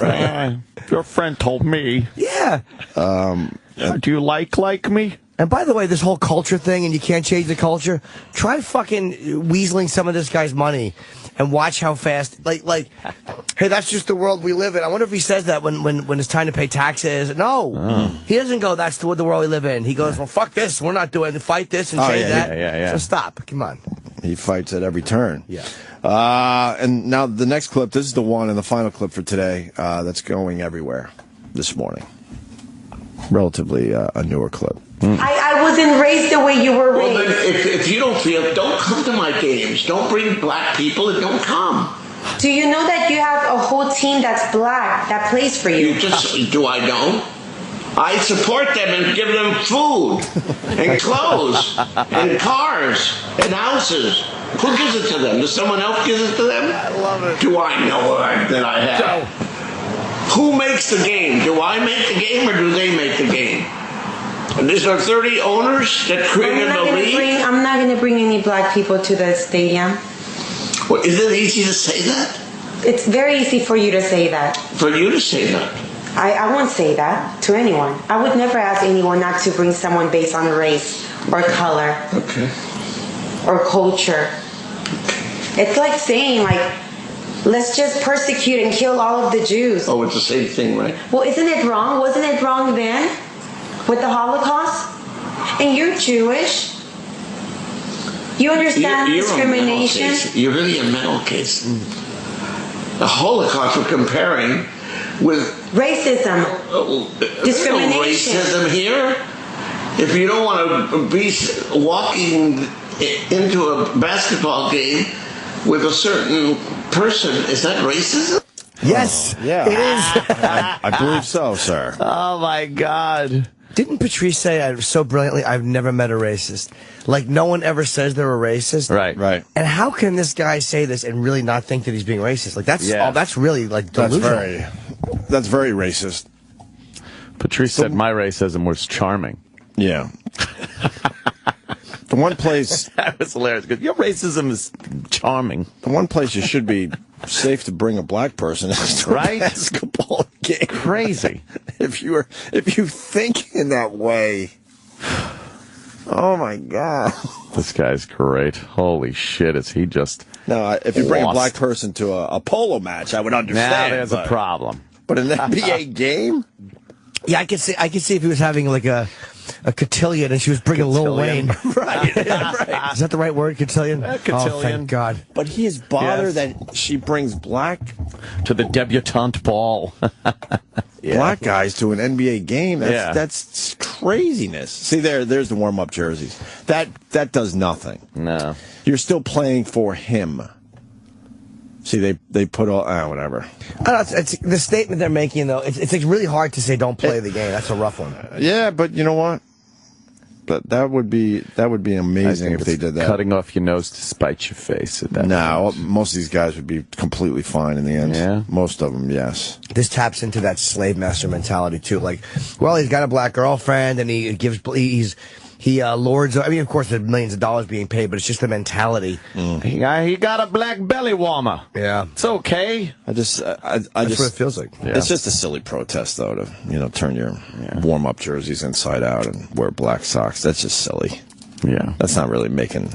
I'm wearing black socks in support today. Yeah. The NBA is investigating, of course, and ESPN reported that a decision should come by Tuesday before the Clippers play. I don't know what kind of decision I don't know what they come could up do. with. We'll see, though.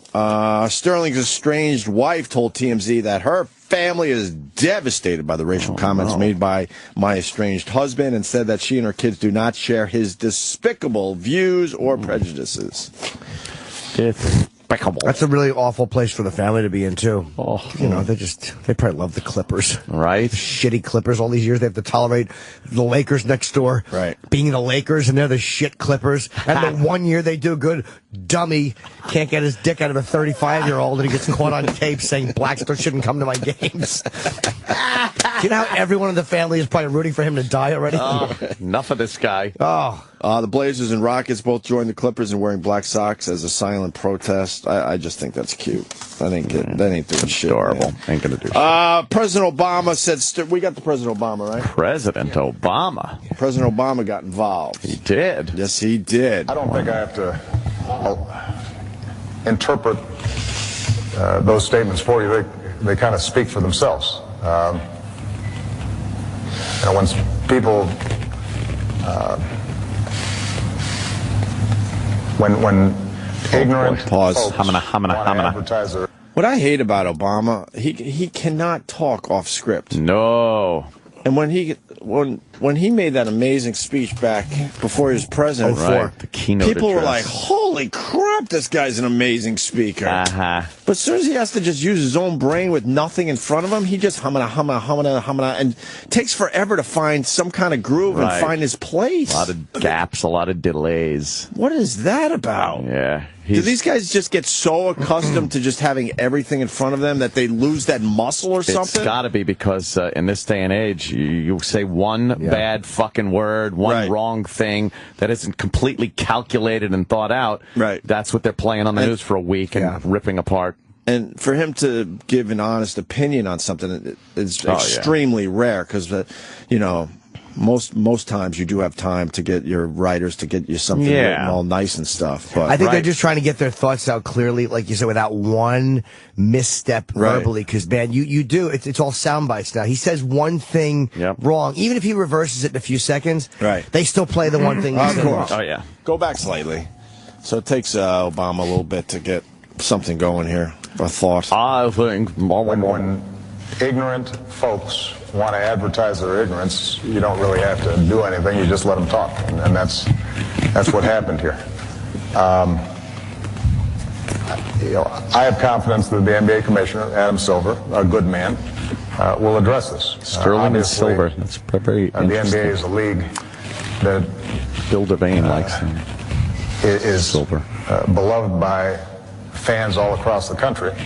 It's got an awful lot of African American players. It's steeped in African American culture, and I suspect that the NBA is going to be deeply concerned in resolving this.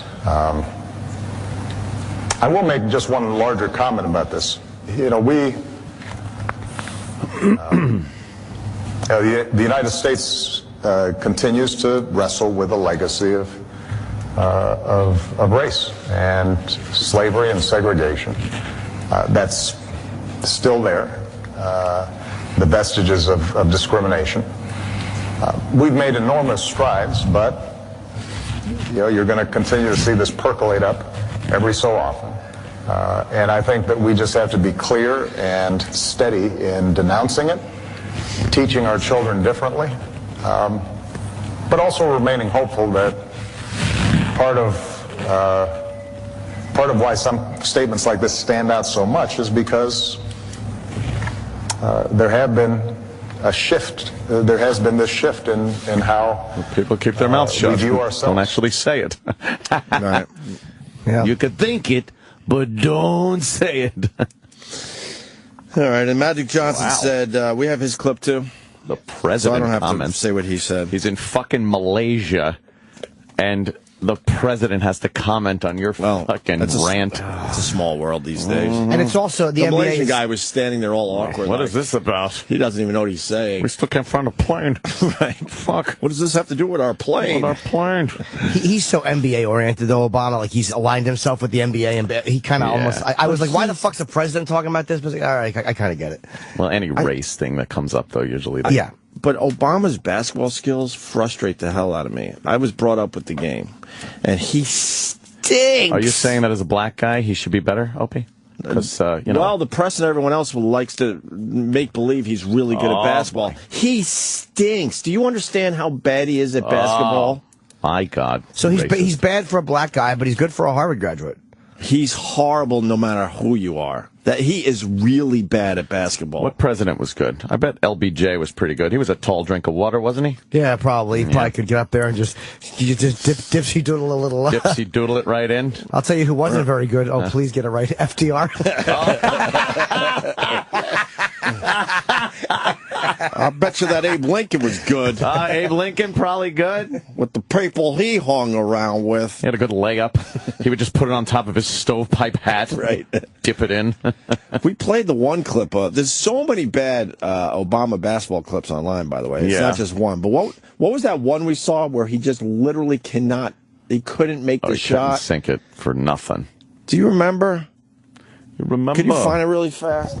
He is horrible. Not very good? No, it has no form whatsoever in his shot. Bad 50s layups, or was he... but he brags about how he goes back to Chicago and plays basketball all the time with his pals. It's he didn't learn anything playing so much basketball. Barack Obama Brickhouse shoots 22 baskets and misses every single one of them. Look, Ed, look. Oh, yeah. Whoops. If you claim to be a basketball player, you're going to make one of these. He does stink, but... How embarrassing is the It keeps going. There you go. There you go. There you go. You know, embarrassing is that Bush could probably give him a run for his money one-on-one. Yeah, that's a sin. Not good. I mean, senior. And he's got all these little kids. He moves in. Oh, he's terrible. He moves in even closer. He's Brickhouse. I thought that went in. 22 in a row he misses in front of kids. Imagine that you're the president and everyone's watching every shot you make. It's being filmed. Right. And then he moves way in. Move in a little closer. He misses he sucks. And he can't even do a layup. My God, he's missing He's everything. on one of those loops. He's now just a couple feet from the basket and still missing everything. And a little kid just takes a shot and makes it. And then he finally made it. All right. Yay, the king has made the shot. He stinks, I'm telling you. Yeah, that was funny. He's horrible. Go back to what Magic Johnson had to say. Because your name was the name mentioned in the recordings of racist remarks believed to be made by Clippers owner Donald Sterling. Plain and simple. When you heard broadcaster with a lisp. Magic, what was your reaction? For stage, I was really upset. You can't understand how hurt I was. I need this and like I need AIDS. I was hurt for all African Americans and all minorities, because when a man who owns a team in the NBA, and Donald Sterling has had issues in the past So this is not the first time. And I've known Donald. One of the first men I met when I came to L.A., Dr. Buss took me to his annual Malibu beach party. Actually, my first week in L.A. He dressed me as a waiter. And then I met with Donald 2 or 3 times. He wanted to discuss the issues with his Clipper team. So I had a friendship with him. So for him to then make these comments or alleged comments about myself as well as other African Americans and minorities, there's no place in our society for it. There's no place in our league because we all get along. We all play with different races of people when you're in sports. That's what makes sports so beautiful. Really? And then he's put his own team in a tough situation.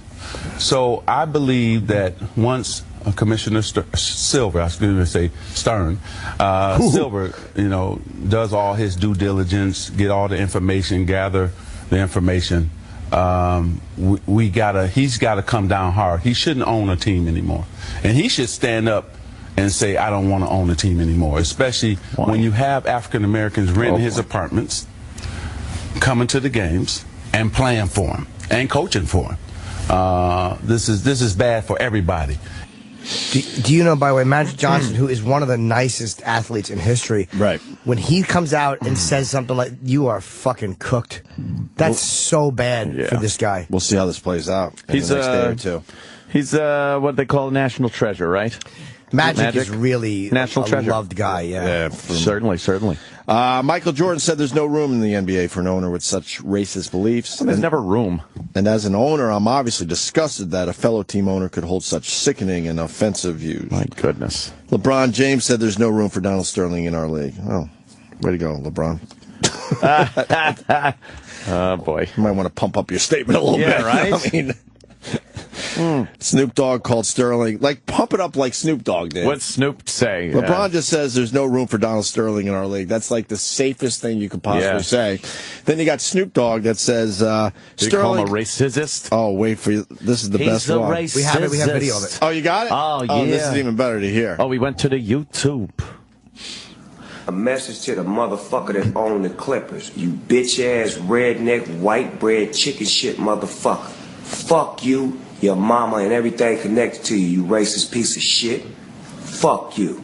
Damn, Snoop. Snoop has since apologized. Fuck, doggy dog. What happened? Snoop Dogg. Hey, LeBron, that's how you do it. Yeah, you gotta love that. That's pretty to the point. But LeBron goes, my motherfucker white. But LeBron says there's no room for Donald Sterling in our league. Yeah. But behind the scenes, he probably is saying something very close to what Snoop just did. Yeah. And then breaking overnight, Victor Willis. Does anyone know who Victor Willis is? The lead singer of the Village People. Of course I do. You think I don't know the man that sang YMCA and In the Navy and I Am What I Am? Which one was he? He was the lead singer of The Cop. The Cop? Yes, he was replaced eventually. I had heard, I mean, I'm just going off memory, that he was not a homosexual. I had heard he was not gay, and then he left the band. He might not be in the band anymore. I think he's not there anymore. But he owns the songs. And does he really? Wow. Well, Why am I excited? Lucky bastard. Victor Willis of the Village People says he will ban the use of YMCA during Clippers games. Wow. So he's making his stand. Okay. Damn. Victor Willis. Not allowing him to do the YMCA. Now you're just taking the fun away from the fans. That's right. If you ask me. They have to start singing YWCA. Not a song or a joke. Boo.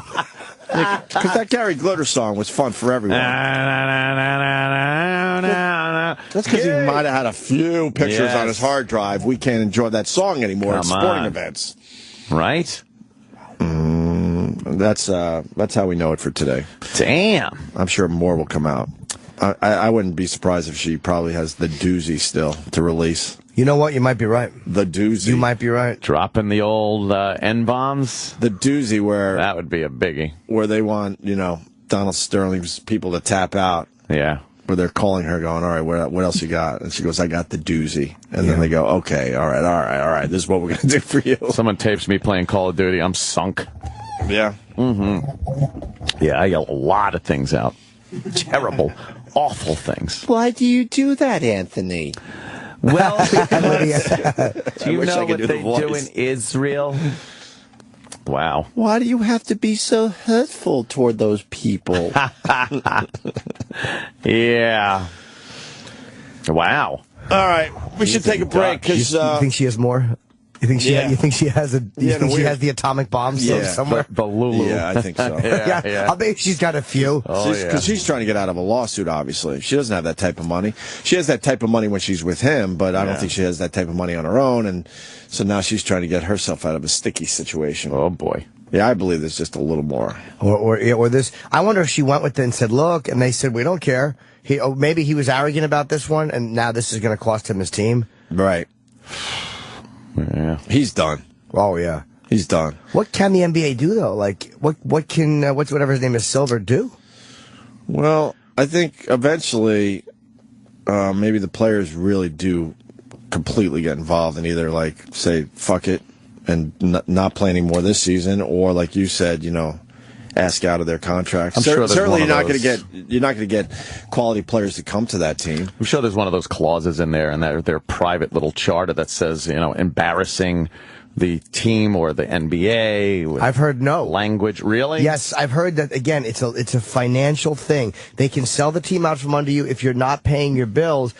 But and they said also, like, there's some kind of a vote, but the owners would be hesitant to do that, to throw this guy out, because then they're all vulnerable to something else coming out. But I'm sure that not even an NBA charter can override civil rights. So if it's shown that he didn't hire somebody maybe, or didn't pay someone what they were supposed to be paid based on race alone, then he's fucked on, a whole nother level. He lost that. No, didn't he win that lawsuit? Because he was sued by Elgin Baylor. Right.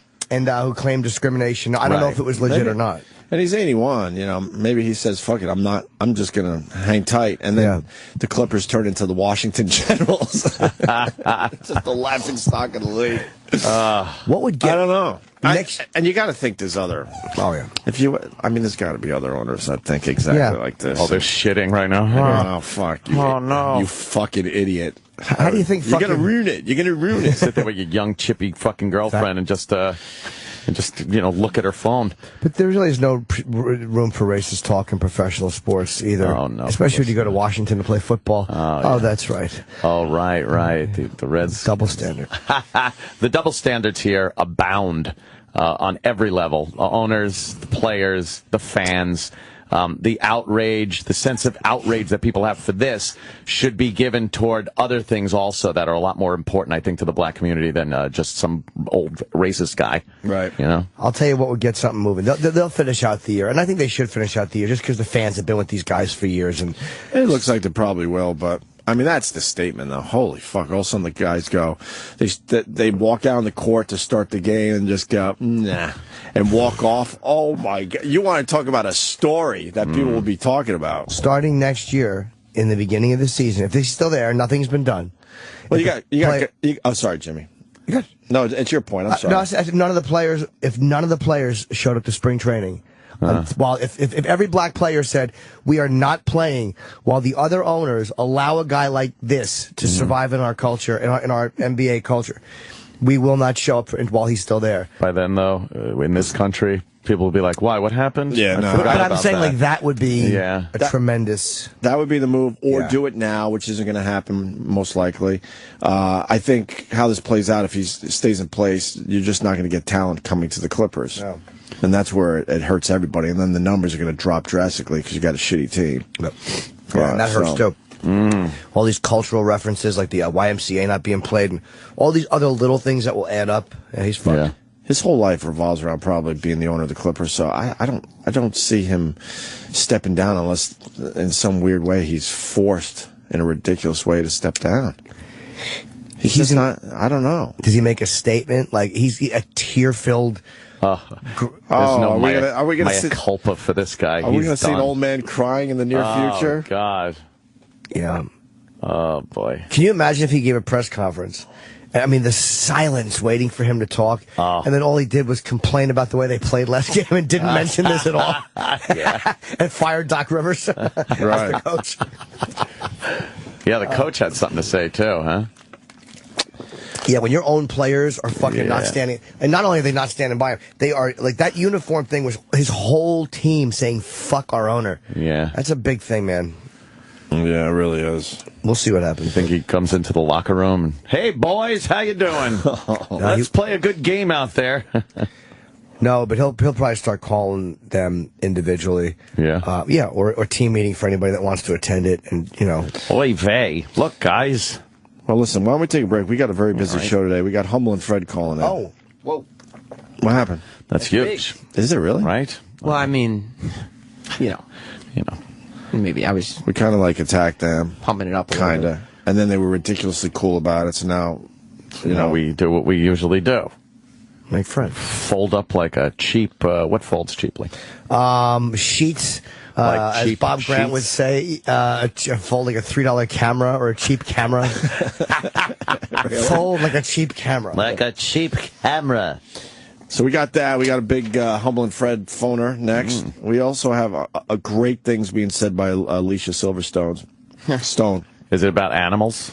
This is wow. She's very big on an animal thing. What was the last thing she wasn't into? I forgot. She was vomiting food into her kid's mouth, like chewing and spitting in her kid's mouth. Remember that? Hilarious. Remember that? I like her in that crying video. She's got other things to say, though, man. She'd be a nightmare to live with. Oh, yeah. She's a fucking lunatic. Then we got the mass grave for the Atari ET video games. Wow. All right. That's a huge story today. They got that. They dug it up. And then we're going to tell you what happened to George Clooney over the weekend. I have an announcement, too. Dish. I have to make an announcement. You do? Yes, Jimmy. I'll do it later. Oh. More Opie and Anthony in a minute. Actually, maybe more than one. Abbott, Texas, 1933. Willie Hugh Nelson was born. 8 decades, thousands of songs, and over 80 albums later, the world just calls him Willie. Whiskey River, take my Willie turns 81, and you're invited to the party. We are on Sirius XM. Willie Nelson and Family Live. Tomorrow night, 10 Eastern, 7 Pacific. Exclusively on Willie's Roadhouse, Channel 56, and the Sirius XM app. This is an urgent message for all individuals with extremely large credit card debt. No matter how much you owe on your credit cards, the company that has settled more debt than anyone in the U.S. could settle your debt too. While you make one low monthly program payment, you have the opportunity to hear how low your monthly program payment could be for free. This free information is available now simply by calling Freedom Debt Relief at 1-800-381-7922. I repeat, if you have extremely large credit card debt, you now have the ability to reduce your total debt and get one simple low monthly program payment. This could allow you to resolve your debt faster than you ever thought possible. But you should act quickly. Call Freedom Debt Relief now to learn how much you could save. 1-800-381-7922. Again, this life-changing information is available for free. To find out how much you may be able to save, call today. 1-800-381-7922. That's 1-800-381-7922. 1-800-381-7922.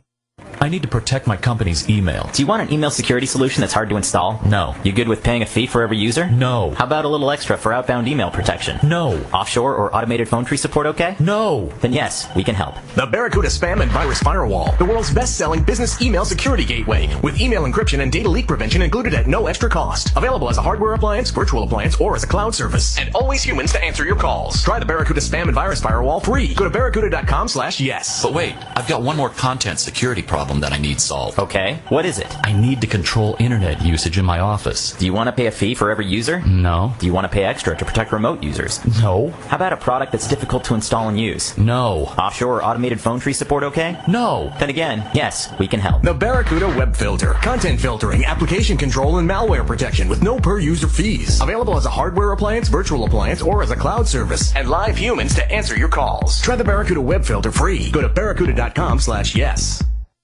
Ever get the feeling your agent or insurance company just doesn't understand what truckers do? It's time you talked with OOIDA. They understand owner-operators. They'll treat you like a friend, not a number. No high pressure, just insurance solutions customized to your needs. Talk truck insurance with people who listen to you. Call 1-800-444-5791 to talk with an OOIDA truck insurance specialist or visit OOIDAtruckinsurance.com. OOIDA. Nobody knows trucking. Get the Opie and Anthony Show when you want it. The Opie and Anthony Show is available now as part of SiriusXM On Demand at SiriusXM.com/on-demand. or on the Sirius XM app. I'm mesmerized and horrified. Live radio at its best. Dude, do you know how stupid we've looked for years? The Opie and Anthony channel. All Opie, all Anthony, all the time. Wherever you are. Sirius XM is your home for every NBA playoff game. Will this year's playoffs bring a third straight championship to Miami? Behind the head, two-hand jam by LeBron James. A first ring for Oklahoma City. Pulls up fires, angle right, free for the lead. Cha-ching, it's under Moneyball. Can you say KD MVP? Perhaps a surprise champ. Hear every NBA playoff game on Sirius XM and get closer to the NBA playoffs with Sirius XM NBA Radio, channel 217. Are you single and using online dating sites? Why, that's a fine idea. Maybe you'll find just the right person using a computer. Maybe she'll be stunning and laugh at all your jokes and you'll fall in love. And it'll turn out she's really a famous Hollywood actress. Or maybe you should call It's Just Lunch. It's Just Lunch uses real dating experts to get you out on some real dates for some real fun, real fast. It's Just Lunch, a smarter way to date.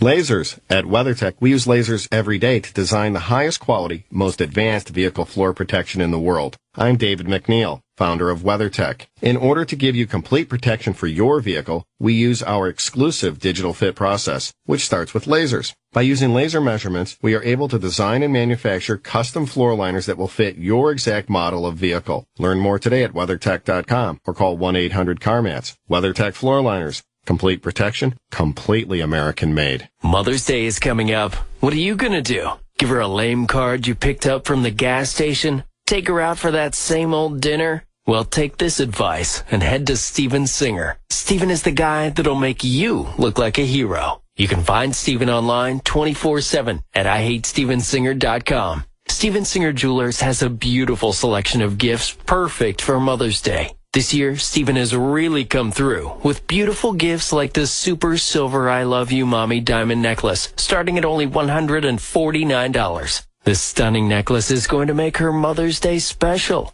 So whether you're shopping for your mom, your wife, or your mother-in-law, Steven's going to make this Mother's Day so easy. Visit Steven Singer Jewelers on the other corner of 8th and Walnut, or call him toll-free at 888-I-HATE-STEVEN-SINGER. Or online with free shipping at IHateStevenSinger.com. That's IHateStevenSinger.com. Entrepreneurs everywhere are running their small businesses using just their personal mobile phone. How? With Grasshopper, the entrepreneur's phone system. With Grasshopper, your business can sound professional from anywhere in the world with an 800 number, multiple extensions, call forwarding, voicemail to email, and many more advanced features. Join over 150,000 entrepreneurs who've turned the world into their office with Grasshopper. Sign up at grasshopper.com, the entrepreneur's phone system. Progressive presents Flo's newest jam. Bundling will make you feel like the mayor of Savingsville. Bundle your home and auto together, and you'll feel like the mayor of Savingsville.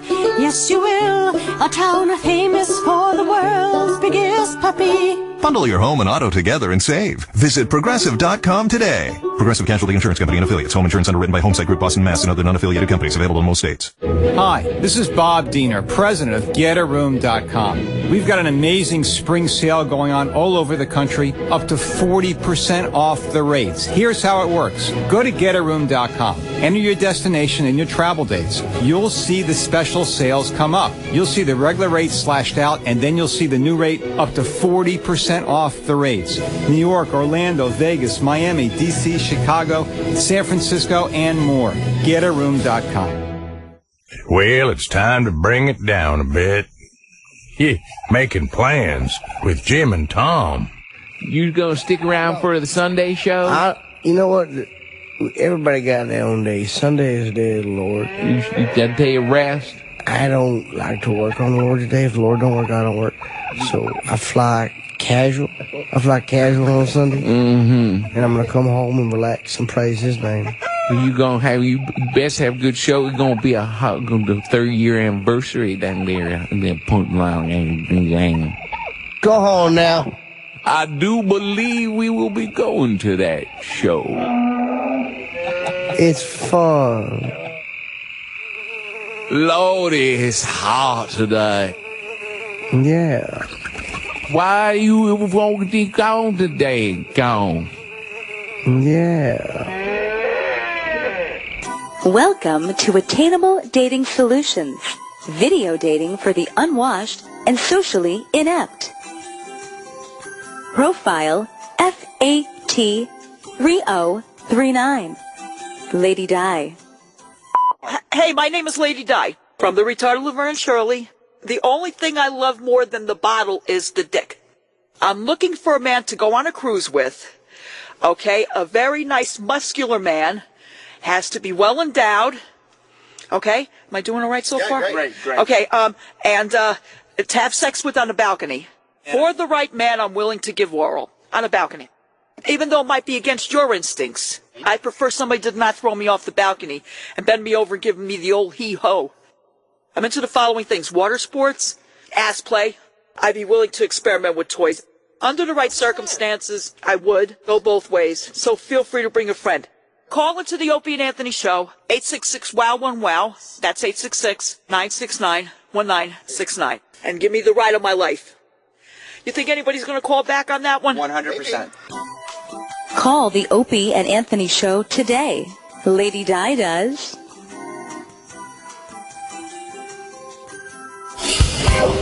And now, True Confessions.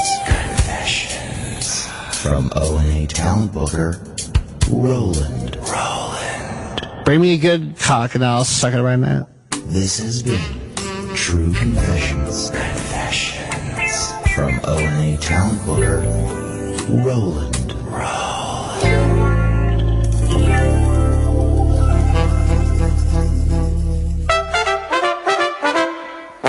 Celebrity friends of Jim Norton. Celebrity friends of Little Jimmy. Celebrity friends of Jim Norton. Celebrity friends of Little Jimmy. On today's show, Tyra Banks. I like trannies. Oh my God, I like trannies too. Celebrity friends of Jim Norton. Celebrity friends of Little Jimmy. The Opie and Anthony Show is back on Sirius XM.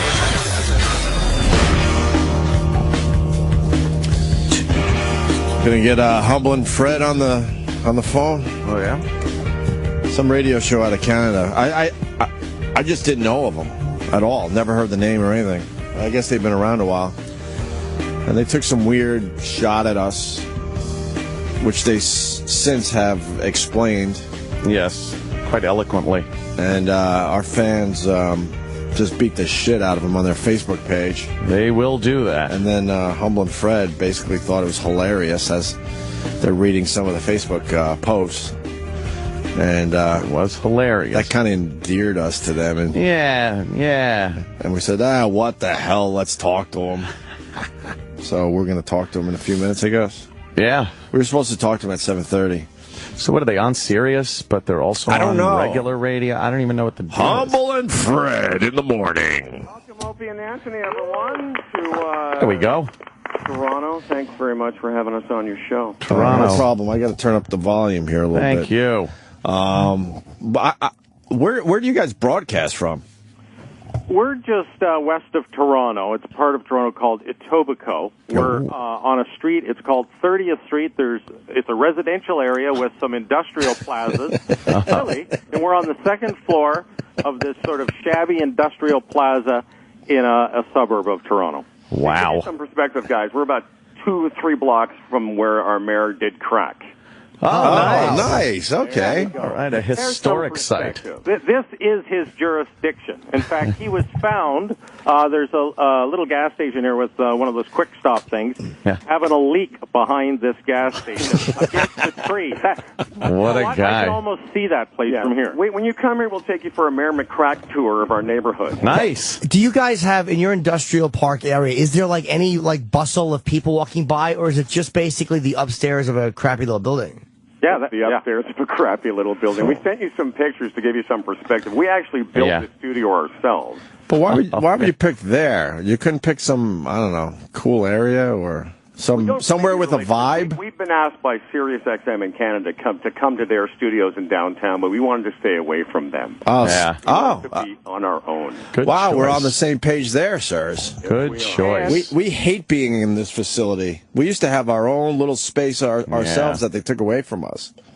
We're sitting at the table we sit at. I bought in 1984. It was the first dining room table my wife and I bought after we were married. I'm telling you, that's the table we're sitting at right now.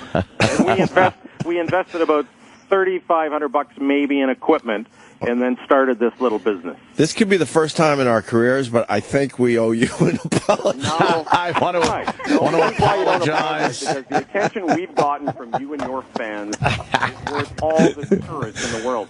Now, here's the funny thing: is we've been fired by radio stations. We were together as a morning show for a long time. Right. Back in actually a couple years before you guys started in Buffalo, and we did pretty well. But then all of a sudden, we started getting a couple of different consultants and sort of screwing around with us. We got fired, and we found ourselves without a job and without a place to broadcast. So we started a podcast. The only difference from a lot of podcasts is we tried to make it broadcast quality, and lo and behold, radio stations started to listen to us do the kind of show we always wanted to do, but we're told to play 7 or 8 stupid songs an hour. Right.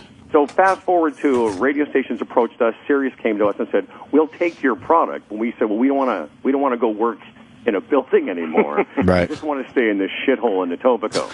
And it's like 20 minutes from each one of our houses, and we don't have to go through the hustle and the bustle of the city. So it works from that. Nice arrangement. So what year did you guys start together? This will be our 25th year, 1980. Okay, me and Ant started 20 years ago. I was in Buffalo by myself back in late 80s, I guess. Well, do you remember CFNY out of Toronto? Sure. That's where we were. That's where we were. I just don't. I don't remember the name Humlin Fred when I was up there. Well, that's why we're doing our show over Fred's dining room. Did you know?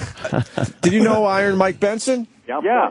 Yeah, he was a good friend of mine. We lost touch over the years, but he was a solid dude. Unfortunately, he passed this past year. But nice, bring it up. Wow, really. No, everyone knows Iron Mike Benson in that area, though. Oh yeah, and the station after he passed away, they did some great memorial stuff for him too. It was excellent. He wasn't one of these radio guys that was quickly forgotten. No, they didn't just say, "All right, we got to move on." So, listen, as far as apologizing, all we can say, and we gave you guys, we actually talked about it on our show, and we didn't really understand this whole Jocktobering thing. But I think I have a question for you two, and I think I'd ask this of your audience. What is the normal routine of guys that get targeted? Because I know you guys don't. You actually didn't tell your audience to do this. It's part of the bit. But what do most guys do when they get this onslaught?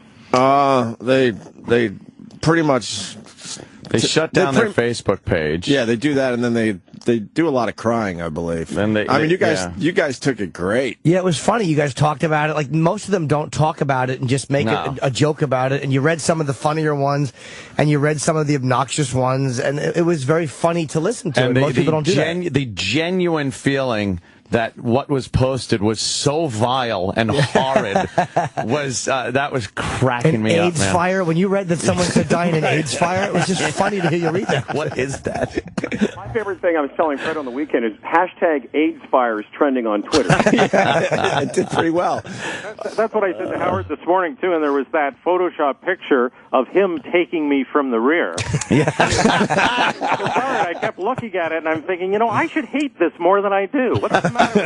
It's the really unbelievably racist stuff. The little progeria kids. It's just a smorgasbord of filth. Yeah, Jocktober started as kind of a throwaway bit, but now we've done it. I don't know, at least 8 years in a row now, somewhere around there. And then when we heard we were fun but not funny, right? We knew we had to do something. But I was confused by the whole thing. So you guys had a PD that flew you down to New York just to listen to New York radio back in the day? Here's the thing. It's one of those stories that we would love to tell you over a bunch of beers one day in New York, because we were we were doing pretty well in this city. We were number 1, 18 to 34. We had a good thing going, and then Stern came to town. Right. And it hurt us, absolutely, because we were that morning show, if you wanted some irreverence, and then he was the, Stern. We never seen anything like it. So we started getting consulted to death. And this one guy was like, you guys, we got to take you down to New York. And as we told the story, you heard it the other day. Yeah. He was he's a fucking dick. We were hungover. There's part of the story is the night before I got so drunk, Fred put me in a cab, and I was throwing up out of the cab as it went around a corner. And so there we are, 8 o'clock in the morning, listening to you guys, and this PD/consultant was saying, listen to these guys. This is the show. Right. Consultants. I'm confused. We were never on in mornings, though, back then. We were doing afternoon drive. No, it was afternoon. It was afternoon. Yeah, okay. We actually started listening on the way in on the cab from the airport. That's right. You guys were on in the afternoon. Yeah. So you got to understand, this was 13 years ago, and the frame of mind we were in while we were listening. Yeah. So when we made the reference, we just didn't find it funny. Please appreciate the frame of mind we were in. Yeah, no, I mean, we understand that. But not everything is funny. But then you guys were referring to a bit we were doing where girls were pretty much finger banging each other. Something like that. Have the internet, so that type of thing absolutely worked on the radio for a while. It was great, by the way. Let's be serious. We have we're introduced you to some of the people that we work with. One of them is Phil, a chubby Asian boy that produces our program. Slavo!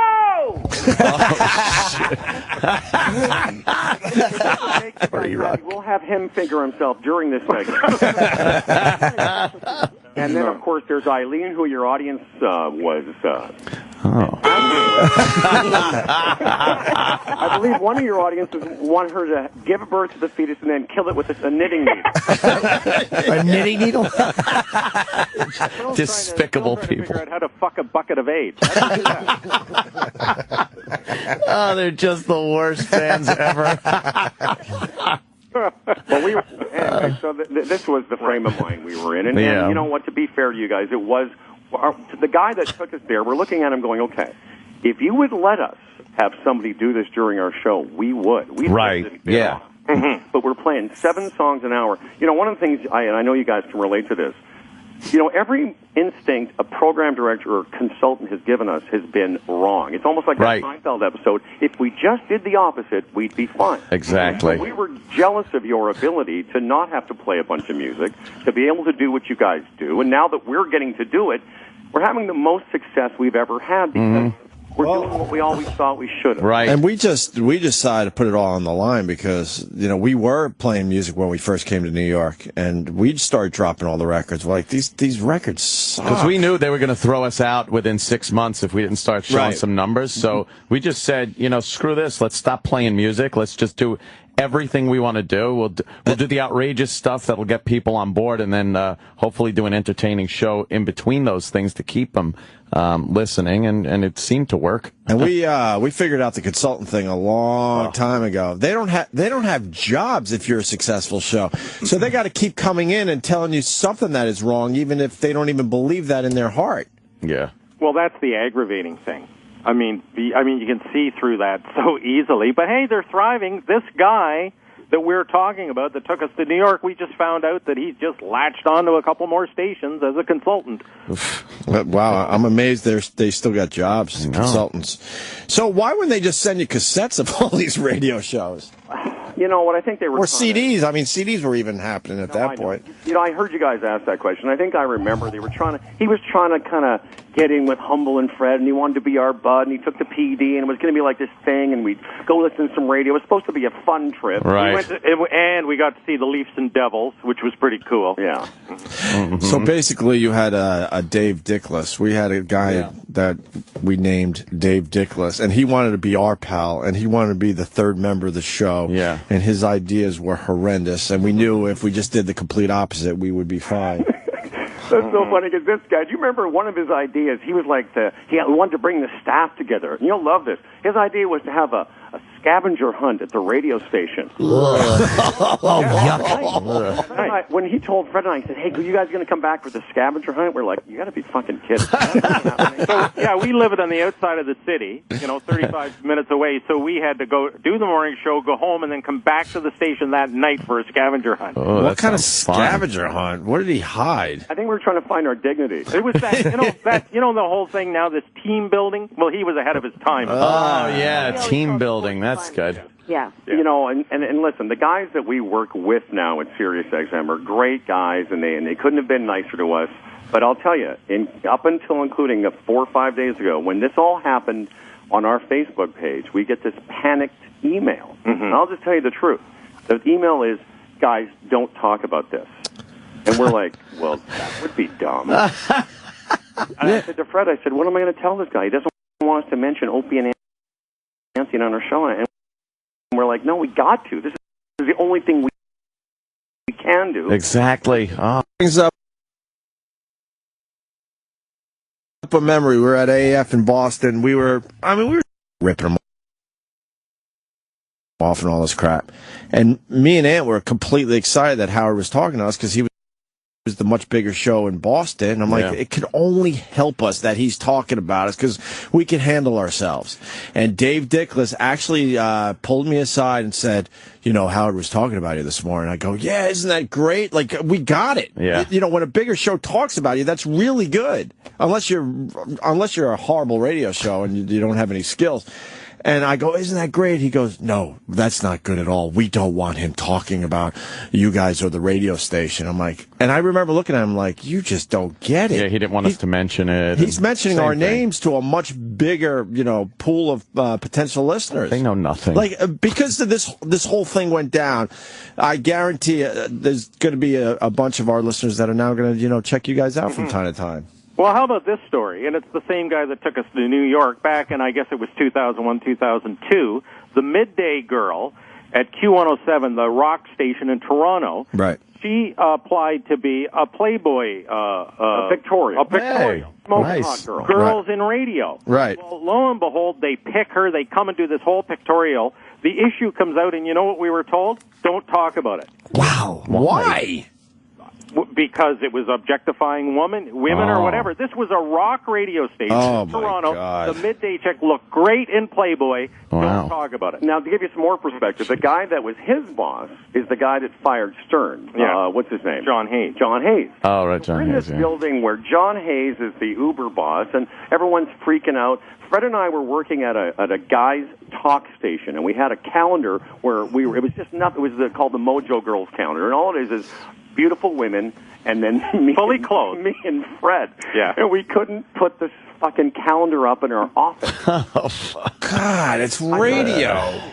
I know, yeah. And so when we heard you guys talking about us, and we saw the email from our guy saying don't talk about it, we're like, you know what? We're just going to do what we think is the right thing, which is address it.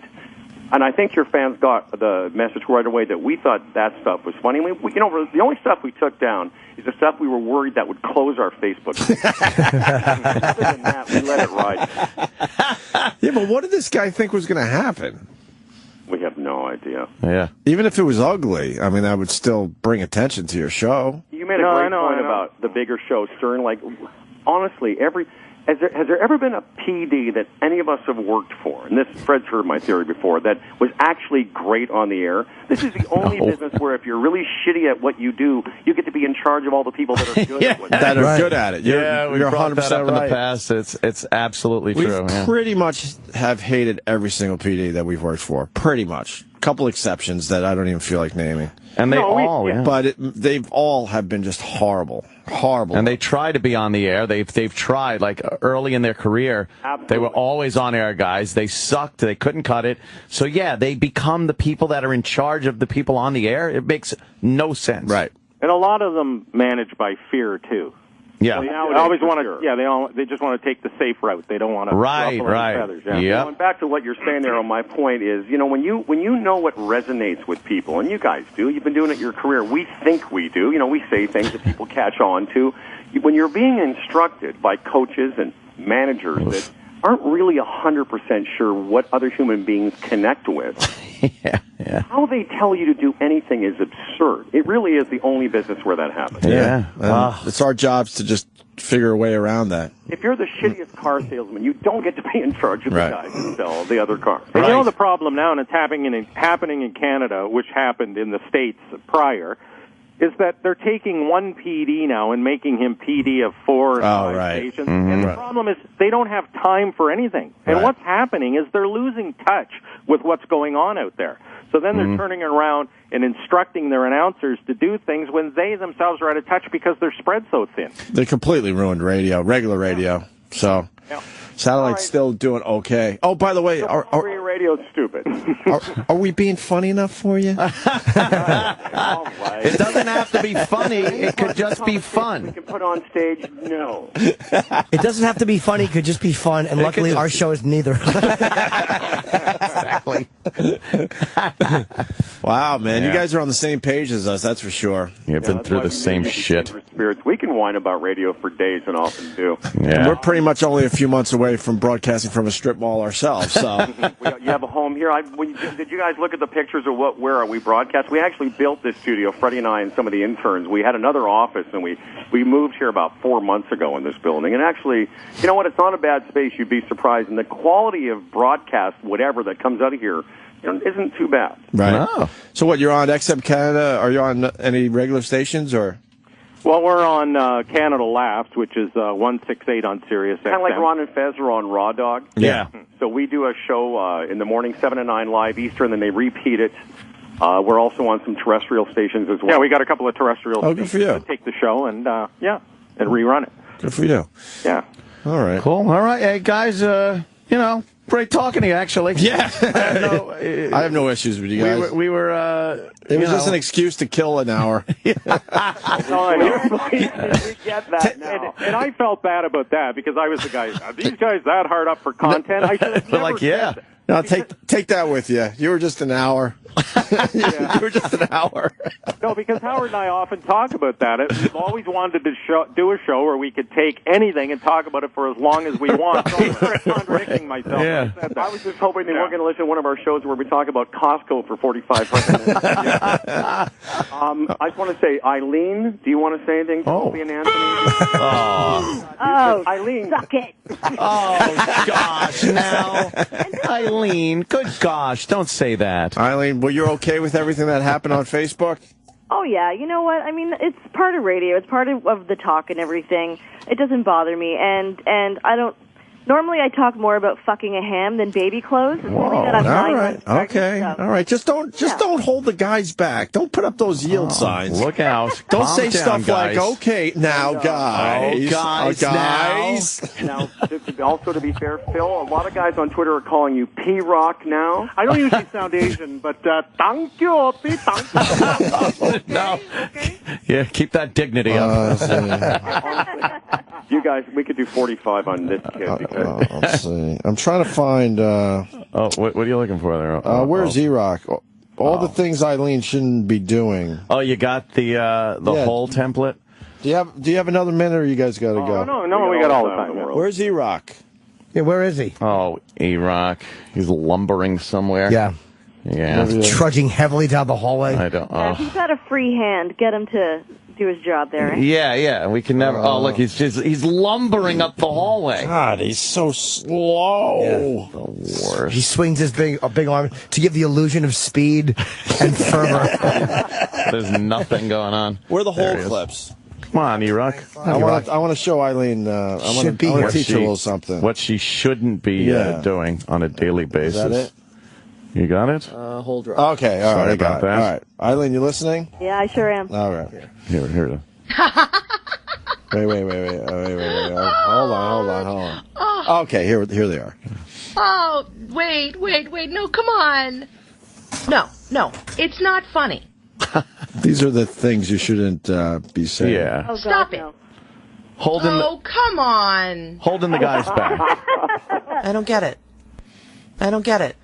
I just wanted to be part of the group. Soundboard. And anything like that? Is there any... Ooh. Do you feel she jumps in and holds you guys back, keeps you in check? Yeah, you don't... No? You guys, listen, I'm trying to find the Eileen soundboard. You should hear the... Oh, please. Please do. I would if we had I can't find it. No. No, my personal favorite is you guys. Guys, now. Oh, stop it now, guy. Ugh. I'm generally the one that takes it to the place that is a little bit grosser than where we'd already been. That's good. Okay. So you don't have a couple of women over the years that have worked with us. Yeah. And of the many that have done what you just played, Eileen and another woman named Sandra Plagax are by far the best. And on an average day, the line of the day goes to her. Again, I should have prepared some here because that would have been the thing to do. Yeah, it's all right. So you know what? We'll find it and they can play it every hour and tomorrow. I will tell you this. You talk about bringing attention to the story about Stern mentioning you. Our two most downloaded shows of 2014 were the 2 days you guys talked about it. So thank you very much. Oh, there you go. And I guarantee it'll lead to some listeners. Helping out. Now, guys, let's not make fun of people. Words hurt. I had to save the bit. I know it wasn't doing as well as I was hoping. So. Words do hurt. I had to save it there. It was fun. Yeah. Hey, before we screw this up, why don't we... Yeah, all right. Nice talking to you guys. Absolutely. A real pleasure. And honestly, Thanks, the next time we're in the city, we're going to take you guys for a beer. We're going to have... slow down. That ain't happening. Let's go into a hotel room and listen to some New York radio. Yeah, right. Sounds like a pisser. And critique it. By the way, I know you guys have your own channel, which is super impressive. If there's some reason for some point you need some Canadian content... Oh, no. Oh, no. I knew it would probably end that way, but I didn't know when or where. That was the perfect place for the hang-up. That's the... trying to pitch for the channel. That's the ultimate test right now. If they are laughing their asses off, right. they're all right in my book. That was hilarious. Oh, poor Very bastards. cool, guys. That's, you know Very what? cool, guys. They've been going through the same bullshit over the same, probably pretty much the same amount of years, so. Tell them to send a couple Humble and Fred bits, and we'll throw it on the weekend as friends of the show or something. Doesn't even have to be funny, just fun. Yeah, just fine. Some fun clips, right? Yeah, right. But it is amazing that someone says, even recently, told these guys don't talk about. Like, what are these cowards who are PDs and running radio shows? They're just cowards. They're petrified of doing anything. And it's tough because you gotta just be able to say "fuck you." Yep. You know, there were times like in Snoop Dogg, just say "fuck you." There were times in our careers that the old "fuck you" could have really been not good. True. But that's your job as a broadcaster to try to figure out a way around all that shit. Because it's all bullshit in the end. It's all bullshit. It really is. God, they had a guy that wanted to be like their friend and kind of part of the show. Same thing. Oh, did we go through that? That's there are a couple of go-getters, though, it seems, you know? They got out of terrestrial radio and decided they're just going to build their own dopey studio and rebuild some radio. Yep. It's pretty good. Started from the bottom, now we're here. Oh, damn. Started from the bottom, now we're here. Is that how he says here? No. Her? No, it's not. Her? Started from the bottom, now we're... No. It was like what that. Does he say? No. What does he say? Started from the bottom, now we're... Like that? No. How's he say it? He kind of says it without even the R. Here. Oh, yeah, here. Started from the bottom, now we're here. Like that? No. Just say here. Just say here. Yeah. Started from the bottom, now we're... Oh, there it is. No, it's not the I just said it's like without. Started from the bottom, now we're Hey. That's a little better. Hey. But still, it's is it not true good. that Pharrell followed up his really nice, sweet, happy song with a like a drug song or something? I'm not sure. Someone was telling me that the other day. What's his next single? 'Cause I'm happy. Oh my God, no way. Ian Barrett what? Remember Ian Barrett? He was the producer of Real Rock TV. Eric in Seattle, go ahead. Hey guys, you guys were talking at the end of the show on Friday about Scorch's TV show from about 2 or 3 years ago. What you didn't mention at the time is that Ian Barrett, your buddy from Real Rock TV days, he was one of the main guys behind that version of Scorch's show. Scorch actually had a professional crew with him and Ian was kind of the director and producer of that show. Of PFG TV. It was the one that we called Scorch TV. Scorch TV. Oh, Scorch TV. Essentially PFG. I always wondered what happened to Ian Barrett. Incarnation. That's great. He got a little weird with us after we blew up our spot and moved to New York. I saw a lot of tweets over the weekend of people that couldn't get to weird news out of their head. Yeah. They're just going around their house going, weird news. Scorchy. What's the next Pharrell song? I heard it's like completely different than Happy. Happy. Well, there's one article about a song he did with The National. And what's the song? It's called I've Been Happier. No, that's not it either. Is that like Twist Again? Twisting on the beach or Twist under the boardwalk or something? Let's say hi to Steve. Yes. Steve. Hey, good morning, guys. Hello. Spoke to you in a while. How you doing? What up, Steve? Hi, Steve. Yeah, Anthony, I hope you learned something from the Scotty Sterling debacle. Donald Sterling, brother. Donald. Well, Donaldson, I'm sorry. Yeah, how ridiculous and asinine and backwards you sound sometime when you espouse the same view. Oh, yeah? Yeah, particularly in light of the universal condemnation of his remarks. You know, they were obviously universally rejected. And do I usually say that? hopefully you take something away from that. Uh-huh. Okay, because quite frankly, he sounds like you in the future. You know. Have I ever said anything racist? I don't think I've even said anything racist like that. You know, I've quoted statistics and pointed out genuine problems in the black community, and not just these, oh, that guy's a racist, and it's all over the news. Everyone's talking about it. It's the biggest issue ever. Yet in the past 2 weekends, over 100 people in Chicago, and I would say 99.9% of them, young black men, have been shot, 20 killed. In Chicago, in one city alone. Isn't that a little more important to be putting as much energy as is going into the Sterling situation? To put that, Rahm Emanuel should be looking into that. Maybe if the Chicago Bulls want to get involved in something that means a lot to the black community and black youth, that this is something that should be looked at? See, you're good at conflating the issues. Is that what it is? You are. You really don't have to do that because one has nothing to do with. No, it does though. It's the use of resources. It's the use of resources and energies that are put in the wrong places for various political and racial reasons. Racial and political reasons. You have a guy who obviously because you can't look at the situation in Chicago with the shooting deaths of young black men and say that shouldn't get as much energy, at least as much energy and notoriety in mainstream media as this situation is getting, because it's a hell of a lot more detrimental to young black men than this clown spouting off to his girlfriend. Yeah, but we can agree on that. But they're separate issues, dude. They're separate issues.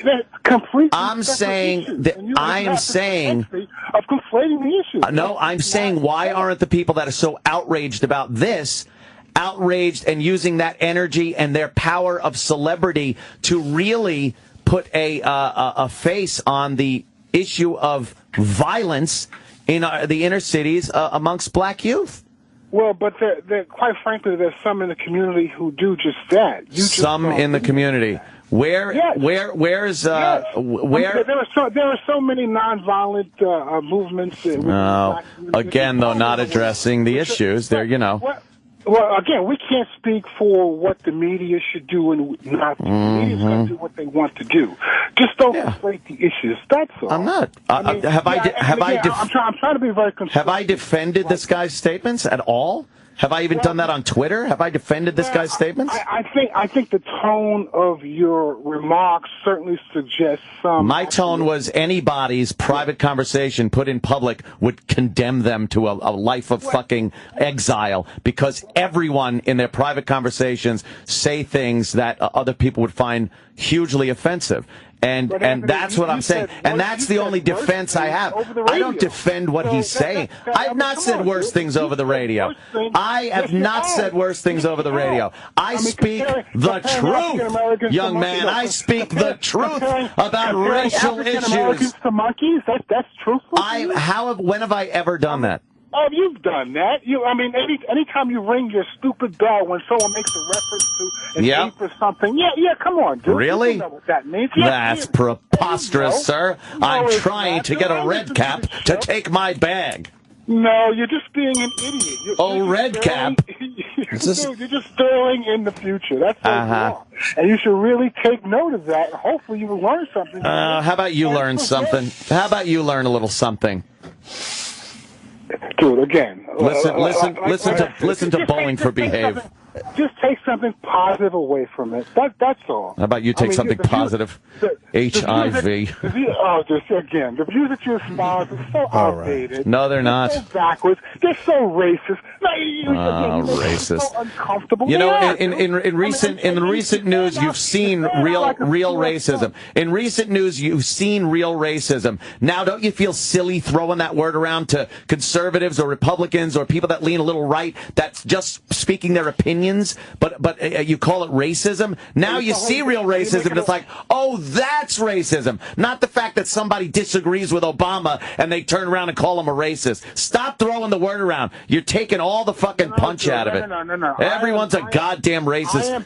No, dude, I am pointing the racist accusation at you. Bro. Oh, yeah? Is it reasonable? Yes, at you. Well, I mean, again, hopefully it's just sick and doesn't represent your real views. Because I can't believe someone in your position is that backwards and that stupid and that ignorant. Well, I am, sir. Hopefully. Well, I can't address that. Of course. Are you, I got a question for you, Steve. Yeah, hey, guys. Hey, man, are you Agatha on Twitter? Yes, I am. That's Agatha. Are you really? No, I'm not. No, I'm not Agatha. No, I'm. Because some have said that Agatha is actually a guy. Yeah, no, I don't think so. I don't think Agatha's a total troll. I don't believe Agatha's a woman. Not total troll, but I don't know. I don't think Agatha's a woman. I think it's I don't know what it is. You think it's a guy? Yeah. Not necessarily Steve. I mean, just a yeah, because she always has excuses why she can't call the show to debate Anthony. She has no problem. She has no problem debating Anthony on Twitter. But when it comes to actually calling the show, there's always like, oh, I was at the gym, I was here, I was traveling, I was taking my bubble bath, whatever. So. I'm pretty convinced too that that's not a woman. Oh God, yeah. No, that's. Is that you, Steve? You're not Agatha? I would never hide behind a pseudonym. Never. Who are you on Twitter? I'm Steve on Twitter. You don't have Steve on Twitter. Well, I don't have Steve on Twitter. I'm Steve. I bet you Steve Jobs might have had Steve on Twitter, but you, Steve, don't have Steve. I have Steve. Yes, I do on Twitter. That's the incomplete name, but I do have. Oh, you don't want to give out your Twitter? That's fair enough. Yeah, I don't. I really don't want to do that. But really, I mean, again, all right, you guys are very funny. You know. Yeah. You're very funny, but again, your views are sometimes very, very grating. And very, very authentic. Yeah, it takes authentic, real, and accurate. I understand. Yes, my views. I know it probably reflects your upbringing. I understand that where you're coming from in terms of your parental upbringing, your socialization. No, it's what I see. I get that. It's what I see. What you see, dude. No, it's what I see, and it's statistics. All right, hold on. Sal wants in on this badly. Hey, Sal in D.C., you're on with Steve. Steve, where are you calling from? Or you don't want to give that either? New York. No, I've debated with Anthony in the past. No, I know who you are. I recognize the voice. Hold on. Listen to Sal. He's on. Go ahead, Sal. Hey, Steve, obviously you're a casual fucking listener, and you don't understand the points that Anthony makes. I'm not a casual listener. You're calling him a fucking racist, and you're the one accusing him of racism, so you're doing it too.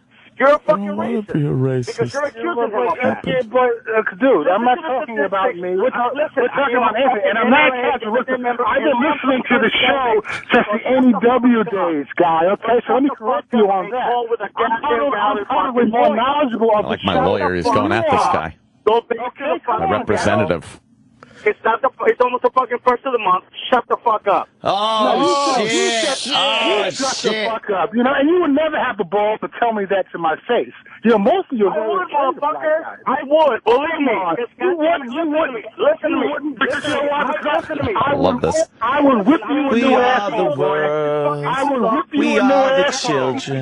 Believe in Ebony and Ivory live together in perfect harmony. Side by side on my piano keyboard. Oh Lord, why don't we? Nice. All right, guys. We are the world. I think we got a lot done there. Thank you, Sal. Yes. Thank you so much. Thank you. Steve, thank you so much. Have a good day, guys. Thank you, too, brother. sir. Bye. Are you going to go Nice to work to today, go. Steve? Mm-hmm. Wow. Well, that proved we're just doomed. All right, why don't we're going to break. We got lots to do still. I got You want to do it now, Jimmy? Yeah, I might as well. Yes, very cool. Jimmy's got some exciting news. Amy kind of mentioned it a while ago by mistake, but it doesn't matter. It wasn't a giant secret. Chlamydia? Yes. Well, we both we don't know who Damn gave it. it to who because we've never slept together, but we do shake hands a lot. That's adorable. I'm doing a show for Vice.com and Vice Media. It's a talk show. It's where I interview people and sketches and whatever, like a regular show. And they're giving me it's a pilot episode, but I'm getting 3 episodes to do as kind of pilots. And we're shooting here in New York, May the 20th and 21st. We'll be shooting the episodes, and I will give details on how to get tickets. But I want O&A fans to try and get tickets first. I want them to be these fans. And it's a small studio. It's where Kamau Bell used to shoot. So we'll probably have, 115, 120 people, which is all I wanted. They actually wanted to do it in a bigger studio uptown, but I wanted a smaller. I don't want more than 120 people. Right, that's awesome, for a talk man. show. Yeah, I'm really psyched about it. It's what I've wanted to do for a long, long time. No shite. So we start shooting little things this week and then the next couple weeks, and I just had to announce it because Vice is putting out a press release today. Yeah. Sweet. Yeah. That fucking rocks. Yeah, I might just hope I don't yeah. fuck it up. Nah, come on. Hope I don't mess it up. Oh, please don't fuck it up. I think it'll be great. It'll be great. Great, Jimmy. Yeah, nice language freedom. Damn. Yeah. Yeah, we've written some very funny stuff. Some saucy stuff. Yeah. Little saucy. Yeah, I'm very happy with it. Are you cheeky in it? Rather cheeky, yeah. Could you tell us one? Oh. No, but I'll tell you, I would have to find one that I know we're not shooting. Because there are a couple that they were like, I don't know about. Oh, really? Yeah, but they're letting me do pretty much whatever we want to do. They haven't broken balls about language or content or anything. But they're like, well, for the first couple, you might want to. Well, tame down. Yeah. Come in a little lighter. Yeah, there's a couple. You don't want to come in too hot. Because I'm writing it with a guy named Kurt Metzger, who writes. Funny. Kurt's a hilarious fucking guy, and he's a brilliant writer. So I'm writing with him, and nice. He writes for Amy's show. I've known him for years. He's been writing for Comedy Central roasts, and Kurt's a funny fuck. Yeah, yeah. And it's really weird to have to look at somebody and go, all right, dude, look, that's hilarious, but I don't think we can quite say it like... Right. I like Kurt, but he writes like it's fucking All in the Family in 1976. It's like, I can't say that on fucking... Yeah, he's really funny, man. So I'm very, very cool. happy. So I'll let you guys know how to get tickets and stuff. Yay. And I want it to be O&A fans that are there. Great. Nice, I'm writing... I honestly... It's being done for the mentality of people who listen to this show. I'm not trying to appeal. I want Vice's audience to like it, but I'm not going out and trying to get hipsters. I'm trying to, otherwise they would have hired somebody else to do this. Right. This is the fucking people I want to watch the show, so. Cool. Anyway, hope you guys like it. We're very happy for you, Jimmy. Thank you. Mike wants in, though, on this. Okay. You want to keep going? No, on the racist thing. You sure? Yeah. Mikey. Yeah, I just want to say one thing. I do not think Anthony's a racist, but I do disapprove of, I'm a black guy, by the way, I do disapprove of the fact that he does promote that website, Mania. Oh, yeah? I don't promote it. I talk about it. I mention it. Yeah, but at the same time you say, hey, I go from both sides. There's the militant side, and there's that side, but you never really talk about which side's from the militant side. Oh, okay. I'll have to bring up some of the militant black sites. I mean, you don't really have to. I'm just saying that I noticed that you mentioned that site numerous times, but Well, there's been it's funny. That one's more funny. Right, you people. Oh, what do you mean? What do you mean, you people? Wow, teasing, of course. Silly goose. I don't know. I love it. I had a black guy over my house this weekend. For the love of God, Carlton. Yeah, of course. Who else? Well, that's how you know someone doesn't have a lot of black friends. When he can randomly say I had a black guy over, and I automatically know the guy's name. Who it is. All right, guys, punching out. All right, yeah, you do that. We'll take a break here. The Opie and Anthony Show will be right back on Sirius XM.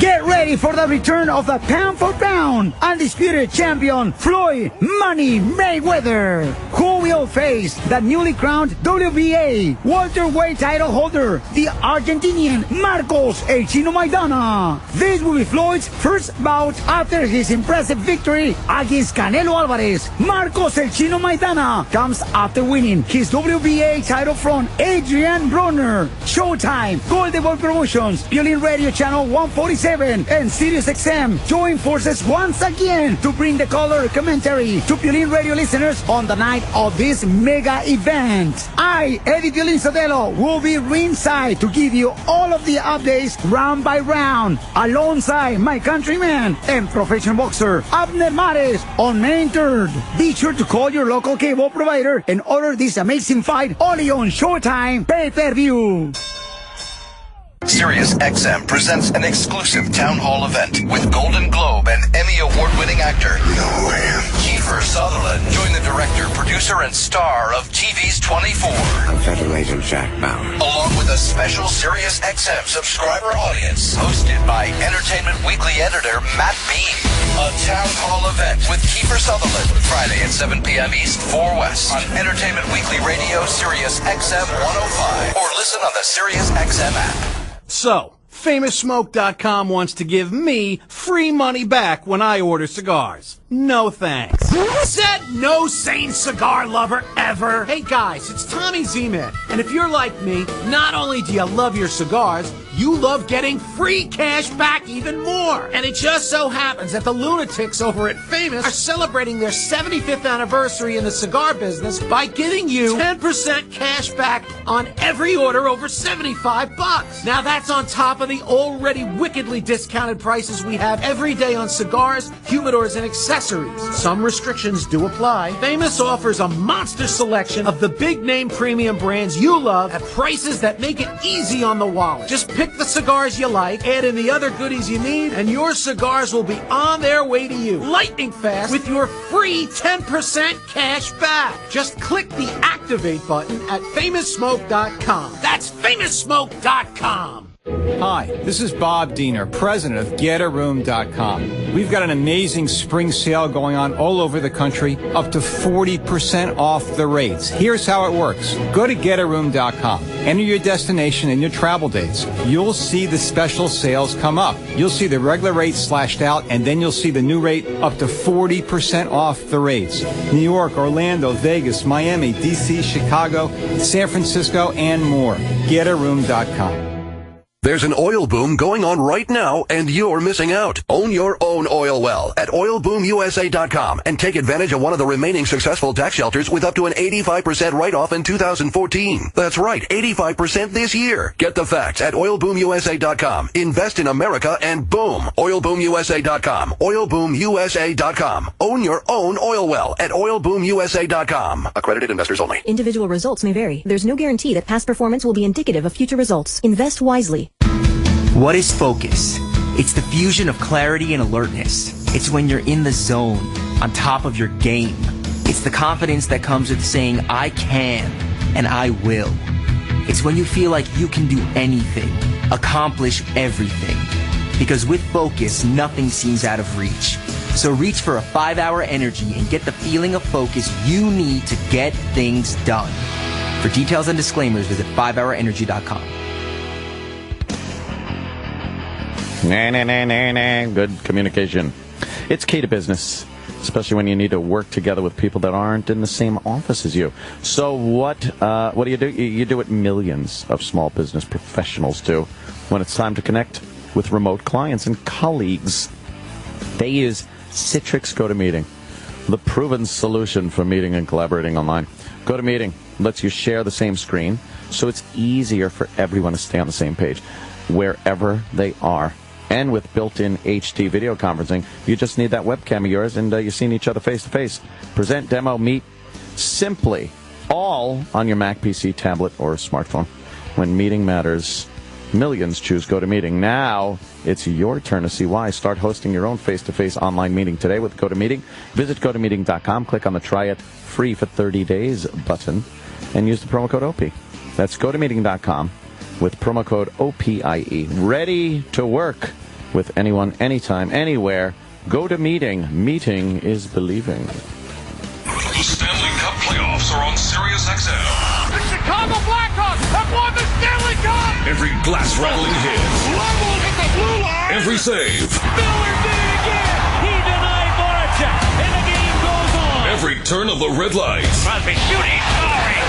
Oh, slap me, silly Sydney! Catch every game of the Stanley Cup playoffs on your Sirius and XM radios in the SiriusXM app. Log on to SiriusXM.com/NHL schedule for game times and channel listings.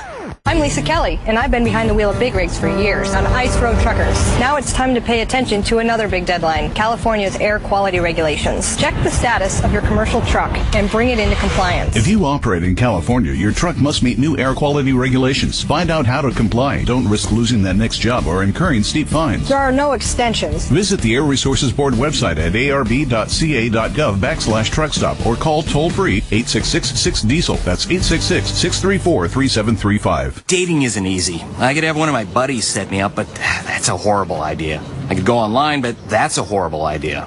Or how about the horrible idea bar right down the street? Any ideas? Call It's Just Lunch. Our matchmakers take the time to get to know you, then match you with women we think you'll be crazy about. We even make all the arrangements for a great lunch date or drinks after work. Great idea. It's Just Lunch. A smarter way to date.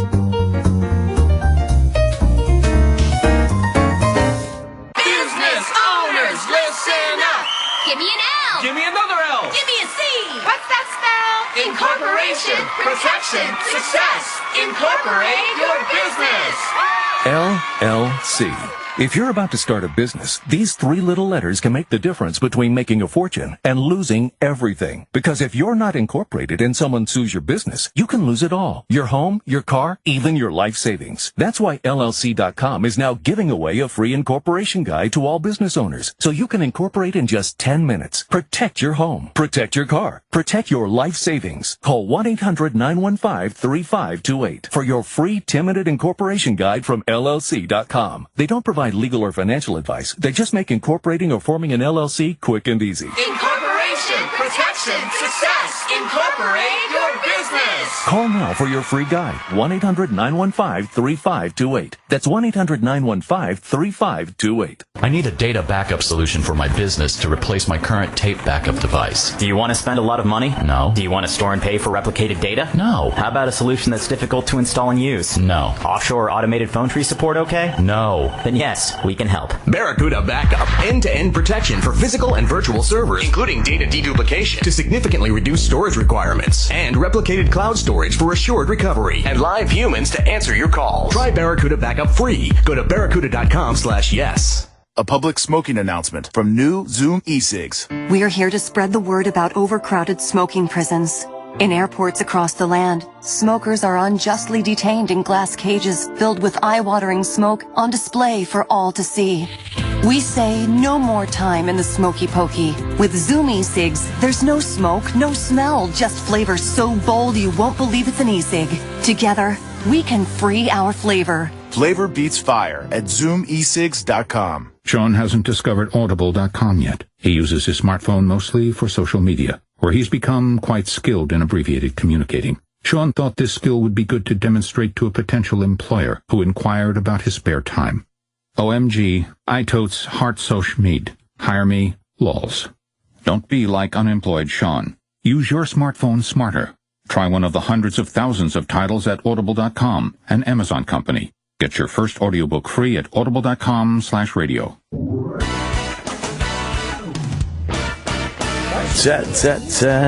Mother's Day is coming up. What are you going to do?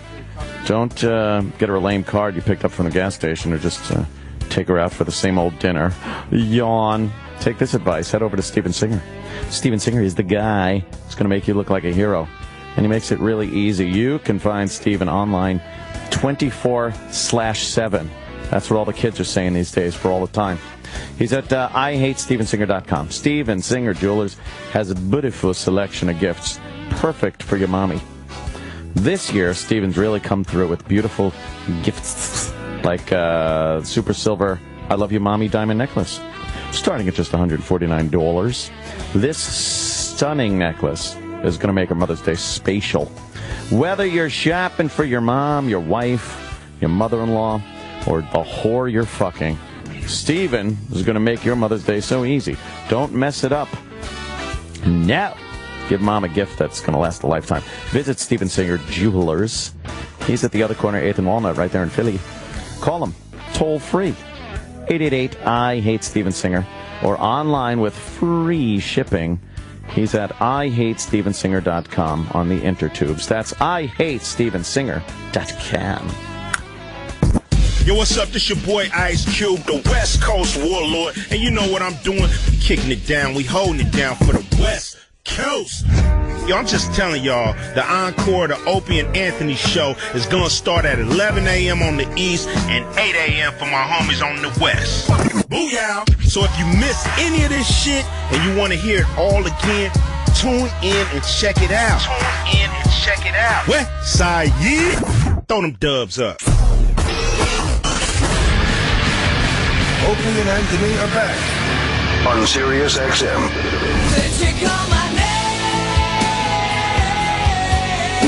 Yeah. All right. It's a Monday. Yeah. Hang in there, people. Oh, God, Jim. Wow. That was a bad one. Sorry, I didn't get any of it. Oh. Whoa. I ate nuts last night. I had some almonds. That's why I corrected and said almonds real quick. Almonds. Damn. I don't smell it yet. Oh, it's there. It's a coming? It's lingering. A little bit. Circling around?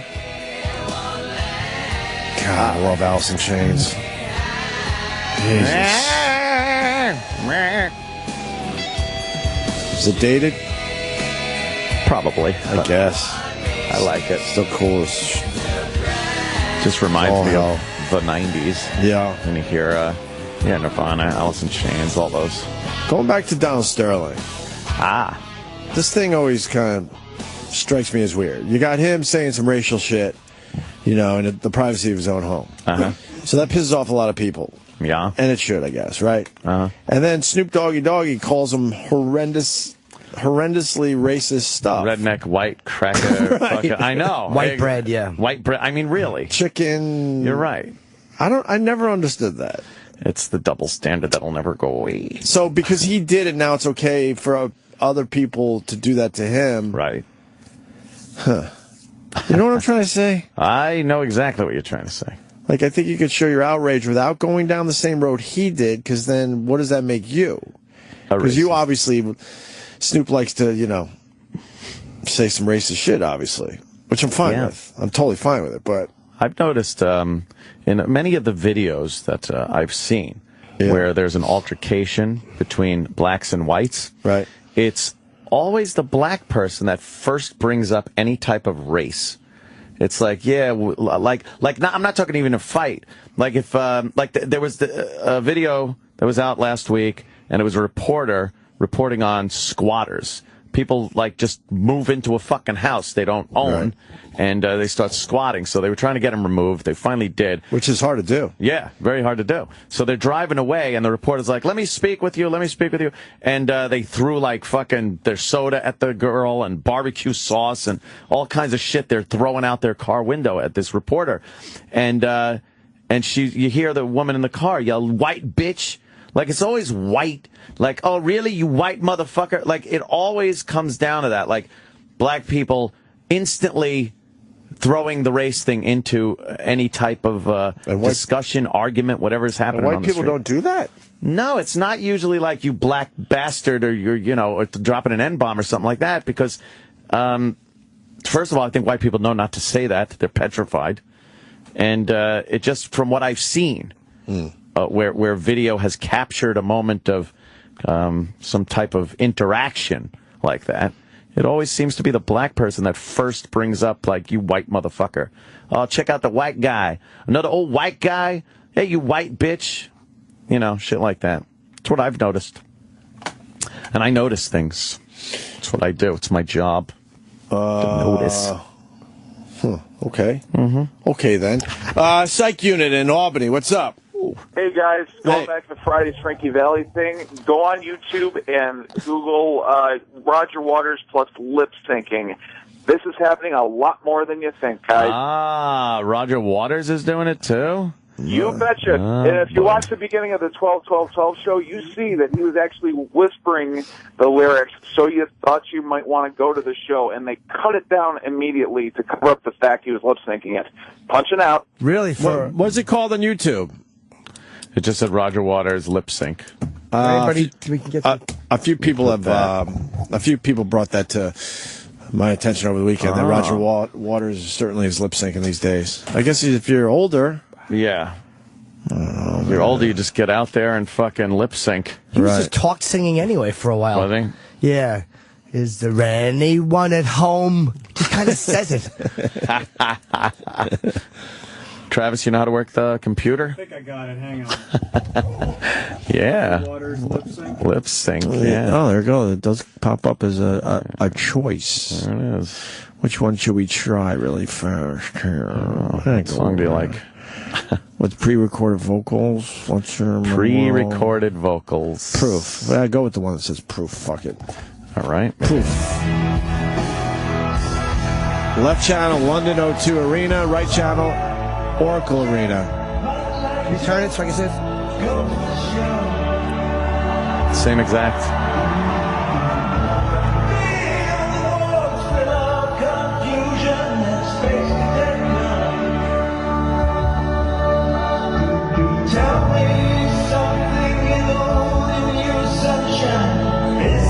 I guess it's left and right. Yeah, it's the same track.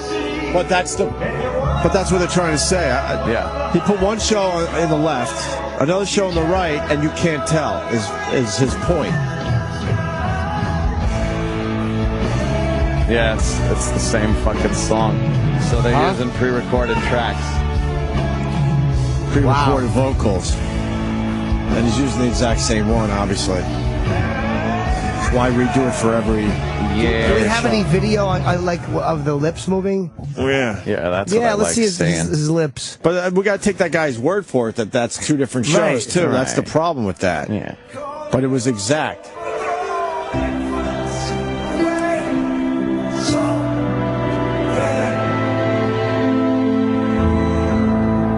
And build them a home, a little place of their own, the Fletcher Memorial Home for Incurable Talents. Wait, what is this one? Whispering. Hold on, pause. But what is the... Oh, it's a song called Fletcher Memorial. Oh.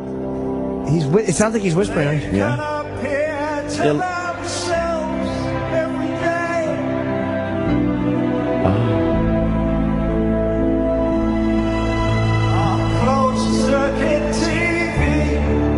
You can hear him whispering. Yeah, he's whispering into the mic. Huh? You got this one, Travis? What are they saying on the description? Basically, what we're hearing is that you can hear him whispering the song. Right. Because whoever the mixer messed it up. Left the mic up. Yeah. There's also another video. Whoops. Who caught that? This can be heard more clearly in Have a Cigar. You want to watch Have a Cigar? Yeah. Yes, I do. Put on Have a Cigar, Trev. Yeah, because obviously you want to... I guess that's the way where, you could make it look real. Yeah. Oh, boy. Oh, that sucks. I don't want to know this. Yeah. It's the same show, right? It looks like the same mixer. Yeah. I think the guy did it on purpose. Probably had it with Roger. Yeah. Maybe Roger was rude to him. Right. Having no idea who that guy was. They just pushed aside. They just yelled at him, "You turn it off when I start you." Fucking wanker. Yeah.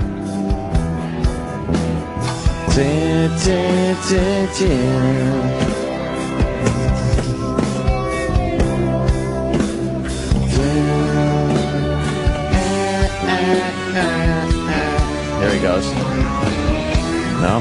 No. More guitar. That's nice long. It's a good thing we didn't zip into the middle of this. Here he goes. That's cool. Here we go.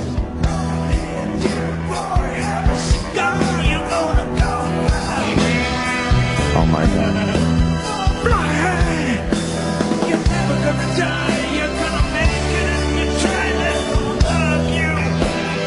Wow. That's his real track. Oh boy.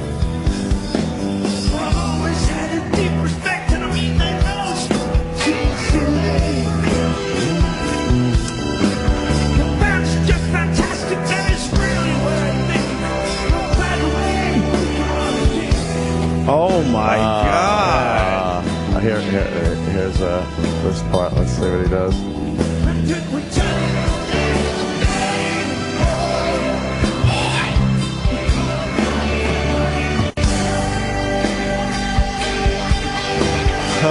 Wow. That would be embarrassing in front of the other musicians. Yeah. That is wow. bad. He's just whispering. Whispers.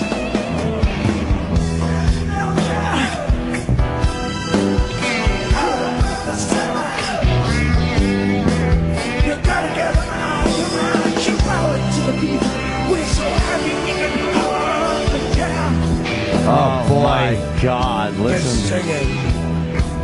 It's Edgar singing. Sounds like, yeah.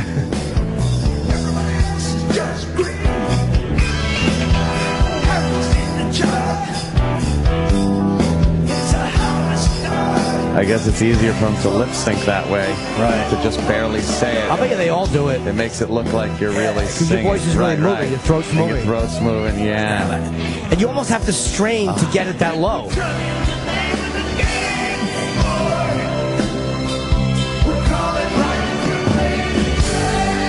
Oh my God! What the hell? Oh, he's just. But who wants to hear the perfect record version? But you're just going to listen to records at this point. Is he even playing? Right at that point, why? Is there power to the guitar?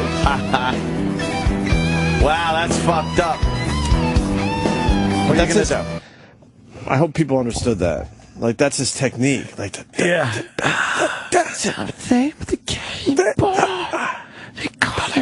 But that's not what everyone else is really hearing. No, they hear a booming fucking vocal like it's fucking the 70s, 80s.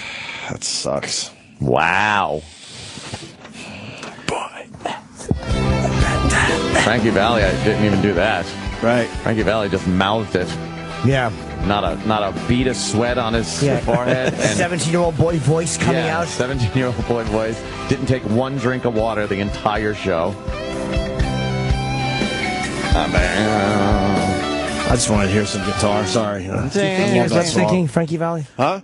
You think Frankie Valli was lip syncing? Oh, he certainly was. Go away, I'm no good for you. Like he's fucking 12. Yeah. Alicia Silverstone is a weirdo. What's she up to? She was the one that ate, I don't know what, chewed down the food for her own baby or something. Her own baby. Then did like a baby bird. Yeah, and she like regurgitates it into her kid's mouth or some shit. Hardcore vegetarian, which is fine. Crazy vegetarian, animal out activist. There. Yeah, whatever. And she was in Clueless. Alicia Silverstone has penned another book on how to live the kind life. What is that? Ron Kind? The wrong kind. Ron Kind. But her advice, compiled in a self-helper called The Kind Mama, a simple guide to supercharge fertility, a radiant pregnancy, a sweeter birth, and a healthier, more beautiful beginning. That's the name of the book, yes. Is being slammed as a compilation of cluelessness. Get it? Uh-huh. Get it? In her guidebook, Silverstone 37 suggests things like postpartum depression is less common among women who adopt a vegan or plant-based diet. Oh, I thought adopt a vegan baby. I was like, how would you know that? Oh. The clueless actress also suggests veganism can cure fertility problems, illnesses such as lupus, and other medical conditions, like Jenny McCarthy. And you mean veganism? You said veganism. Is that veganism? Yeah, veganism. Sorry, Jesus. Hitler was a vegetarian, by the way. That says it enough right there. Was he really? Yeah. Really says enough. Yeah, like Jenny McCarthy, Silverstone speaks against the one-size-fits-all approach to childhood vaccinations. Oh, she don't like that? Yeah, spread some more diseases. That's great. I think you got to give your kids the shots. You got to. We just went in for more shots the other day. It's not fun. While there has not been a conclusive study of the negative effects of such rigorous one-size-fits-all shoot-'em-up schedules, there is increasing evidence from doctors who have gotten distressed phone calls from parents claiming their child was never the same after receiving a vaccine, she writes. Oh. Alicia. What do you think that's about? I don't know. I think it's paranoia. Paranoia. But I don't know. I don't know because I'm not a parent and I've never had to take a kid to get a fucking vaccination. Well, it's horrible. So I've heard. All of a sudden you just pop them with needles. They're like, what the fuck? You're supposed to be protecting me. Do you call him a pussy? Tell him, wipe those tears off his fucking face before I wipe them off? Well, they give you eyes. Like, what the fuck, dude? Yeah. What is this about? I wonder if there's a better way to do it. I don't know. I almost think maybe the parents should be in the room because the babies look right at you like, fuck you, man. You should use that to your advantage. This is for not picking up your toys. And next time you do it, you come back and they jab you with more needles. Yeah, this way they'll go, next time I pick up my toys when I go to the doctor. What do you think? It takes 7-year-olds for shots? That's true. They're a little young. They're extremely young. That's true. They're barely talking. A couple words, maybe. Or if he wants to play with a dolly or put, like, mommy's shoes on, you tell him that's what the shot's for. Wait, did you put mommy's shoes on? No, I never put mommy's shoes on. No? And I never played with a dolly. It was a puppet. Did you put mommy's shoes on? Didn't have strings on it yet. You put mommy's shoes on? No, I never put mommy's shoes on. Anthony put mommy's shoes on. I never put mommy's shoes on. Why would you bring it up like that? Because it's something you were sort of referring to yourself there. No, because it's something that you kids... did the dolls thing without the strings. No, because if I was saying you would do that to try to keep your child from being sexually confused, right? And all it would do is sexually confuse him. See, that was the twist. Yeah, I don't know about that. I think Anthony wore mommy's shoes. Anthony, did you wear mommy's shoes on? Anthony put on mommy's shoes. I would absolutely tell you if I put on mommy's shoes. I don't know about that. Sam, you put on mommy's shoes? No, I never did. I never put on somebody mommy's in this shoes. room did. Yep, it Never wasn't put me. on mommy's Wasn't shoes? me. No. I don't think it was the Opster. Oh, I'd be honest. I never put on mommy's shoes. There was never. Why? What's wrong with you? Because What'd she say when she caught you? Right. I never put on mommy's shoes. Did you break the heels in them? But no. Because you didn't know how to walk properly? No, it's... Did you slide around because they were so big? That's why your father would always yell at you. Like, we were like, why would his father always call him gay? Because he had like a puppet. But that's what it was. It was a doll, and you were walking around. You were like the little girl from Sixth Sense doing your little play. Like, oh, look, the little puppet show. And you had on mommy's shoes. And your father's trying to give you soup with poison in it. No, I must say I never had even the slightest urge to put on mommy's shoes. Comment, Sam? Did you put on her earrings when you had the shoes on? No, I didn't have the shoes or the underpants or earrings. None of that. Did you mistake her back massager as a fake cigar and walk around, put it in your mouth and walk around like you were smoking a cigar? Back mommy's massager. Mommy's shoes. In mommy's shoes. I never put on mommy's shoes. Put on mommy's shoes. Oh, with mommy's back massager in his mouth like a cigar. Cigar. Mama's funny tasting cigar. Oh, my God. Definitely. You guys are a hoot. Dad would get even more upset because Mommy would think it was cute that little Anthony was wearing her shoes. That's true, but she didn't like when he would run out when company was there with her with the fake cigar and say, "Why cigars smell like doo-doo?" Put it there because he was 16, inappropriate. I never wore Mommy's shoes. All right, I'm sure everyone will believe you. Don't worry about it. He outgrew Mommy's shoes. I think so too. Oh. I don't think they'll bother you with that one on Twitter today. You're safe. You're good. Yeah. All right. You're good. Tony, T-O-N-I, that's why you don't like the name game. I don't think there'll be any Photoshops or anything. You'll be fine. No, I know that. I think they never make I think our listeners are cool when it comes to that stuff. Yeah, totally. All right. Alicia Silverstone, on the subject of children. Silverstone refers to the uterus as a baby house that would benefit from being kept healthy with her kind lifestyle. That includes staying away from... meat. Well, this is the first shocker of the new article with Alicia Silverstone. She thinks women should stay away from tampons. Oh, yeah? What are they supposed to do? Buy pads. As they can lead to infertility issues. I like seeing a good tampon floating around in the toilet. You like that? Why? Well, that's great. The name of a country love song. I'd shove them up my ass while I had on Mommy's shoes. Oh, really? So you're finally willing to admit you had Mommy's shoes on. Just playing along. I'll bet you that's what happened. He ran out like when company was there in Mommy's shoes. Look, Mama, have my period, and pulled a tampon out of his ass and embarrassed the family. Your dad's like, God damn it, not when people are over. God damn it, Ron, my coworkers are here. Don't worry, everybody. He's just joking. He's a real comedian. He's not a faggot. All right. You think that would be a buzzkill for the party for your daddy? Boy. For the party? Dad's fucking... Come walking out with Mommy's shoes on. Because Dad's friends were a lot like fucking Sterling's friends, I think. Telling him things. What's wrong with your kid, Joey? Is he a faggot? I don't care what you do, just don't put it on Instagram, Anthony. Yeah, come on. Right. Have your Mommy's shoes on. I never had Mommy's shoes on, I swear. No big deal. That's cool, dude. Little Joe had a sister.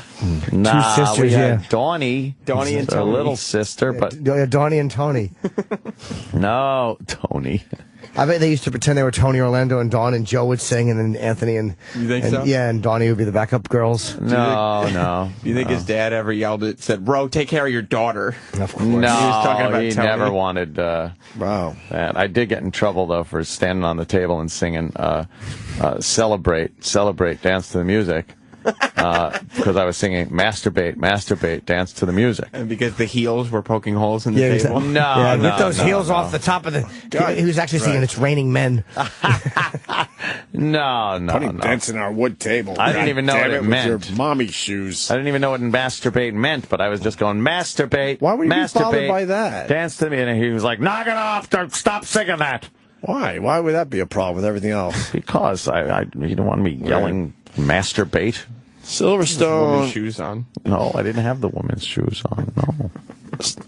Silverstone is another celebrity mom in favor of placenta eating. Oh my Placenta God. eating. Would you ever? Oh my God. Would you ever try Jesus placenta? Christ. No. Women actually eat it. Women plant it under a tree in front of their house. What is that about? I don't know. It's going to grow. Placenta eating. She's into placenta eating. I like polenta. How many guys you think got? How many guys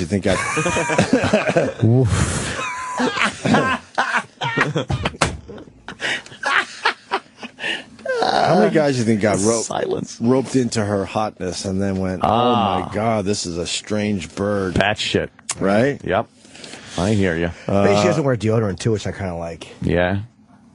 Perhaps her most original bit of advice, Silverstone writes enthusiastically about elimination communication instead of potty training. Elimination communication. Breakdown. Instead of saying, we're going to potty train. It's always the same.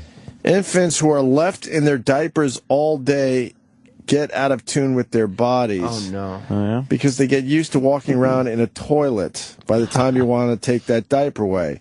It can be pretty difficult for a small child to relearn how to pay attention to this need and do something about it, she writes. So what do you do? She suggests that parents should step away from the Pampers. But what do they do what? then? That means they're going to be shitting in their fucking pants. Is that what she's advocating? Yes. Because first of all, everyone doesn't have the money she has to just go out and buy new clothes every time they get shit in them. She just has a laundry machine full of shitty onesies. And aren't you supposed to check the baby often? Yeah. Maybe that's. It's pretty obvious when your kid shits. If they're shitting their pants, you really got to check them often. It's pretty obvious. So step away from the Pampers. This is before potty training. So yeah, I guess her kids just shit. Maybe it's cloth. Maybe she means cloth diapers. She's saying step away from the Pampers because you don't want the kid used to like, oh, I could shit myself. That could just make it easier for yourself. So the kid would be like, hey, I'm shitting my pants. This sucks. Because they get used to the toity. Well, they get used to just walking around in their own shit. Is what she's saying. Right. Like so homeless. The other way, if you don't have Pampers or diapers that are holding it all in, I guess what a duty's starting to fall out the pants. Yeah, but what if they get okay with that and they just grow up being like, yeah, I don't mind shitting in my pants. Yeah, it's fine. I like the smell. It feels good. Cool when it like hardens against my cheeks. It's a little rolling out the leg, no problem. Her body was so awesome and fucking Clueless. Yeah, she's hot. She wore that tight dress thing. It was fucking probably shitting herself. Cute little smile. Oh, she's a weirdo. Smile. She's a weirdo. And crying the video there with fucking Aerosmith, right? Yeah, she's still pretty though. Yeah. I like to smooch with her. She still looks pretty good. She does look pretty good, but she's a strange one. How old is she? 37? Yeah. I think what's his name from Lost is in that crying video too. Hurley? Right? Sawyer. Yeah, I think so. Sawyer's in that one. Just hate Aerosmith. You didn't like this phase? This was their giant resurgence into fucking music. Into music. Album was giant. Yeah. This is Pump. Yeah, right? Is that it? This is okay, but this song was on MTV constantly. what year is this? Oh, God. Late 80s? Right? This video, I think it was early 90s. Yeah. Early 90s? What year? God, she was cute. Was she famous by this point? Right. It's early 90s. Not yet. Oh, this before famous? This is before Clueless, I think. Oh, yeah. This is before Clueless. These videos, she made her bones on this video. Huh, Travis? Look how cute This is she what is. made her famous. Yeah. Oh, okay. No one knew her before this.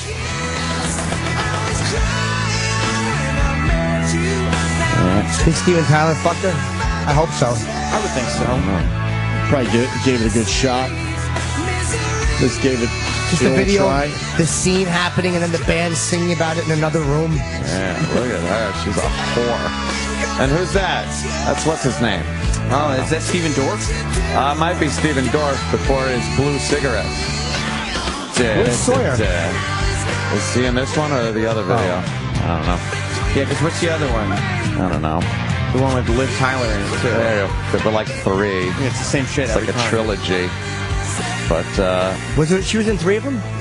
yeah, I think 3 videos. Wow. Yeah, but then they had that big resurgence. How do you not like that song? It's okay. That is I a don't good hate song. it, but it's okay. It wasn't as good as their resurgence in the early 2000s. What was that resurgence? Oh, They had like all that. It's my new obsession. man. It's not even a question. You don't like question. How could you not like Pink? Why does he say question? I never noticed that before. Obsession and question. Did we talk about that He before? thinks he's being Could cute. you go back to question, please? Yeah. Bing on your cherry. Why does he do that? Obsession and question would have worked. Yeah. Why did he have to like go Obsession and question will work better. Oh my How God! about I don't want to close my eyes from Armageddon. I want to hear That's question again before we move on, please. It's all pink. It's not even a question. Question. You don't like this, Jim? I do not. What?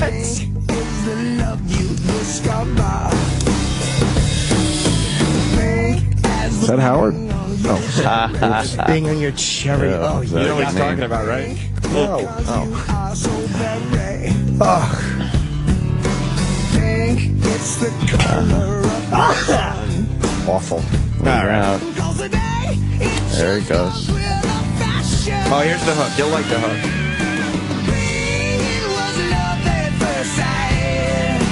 boy. It's all right. What? It's just all right. Doesn't bother me. Pink gets me high as a kite. Oh, fucking boo. He's talking about pussy. I think he is. I don't even know what he's talking about. Oh, it's the pink we're all thinking of. Love in an elevator. They're all pink on the inside. Love on an elevator. You love loving it? You like loving an elevator? No, I don't.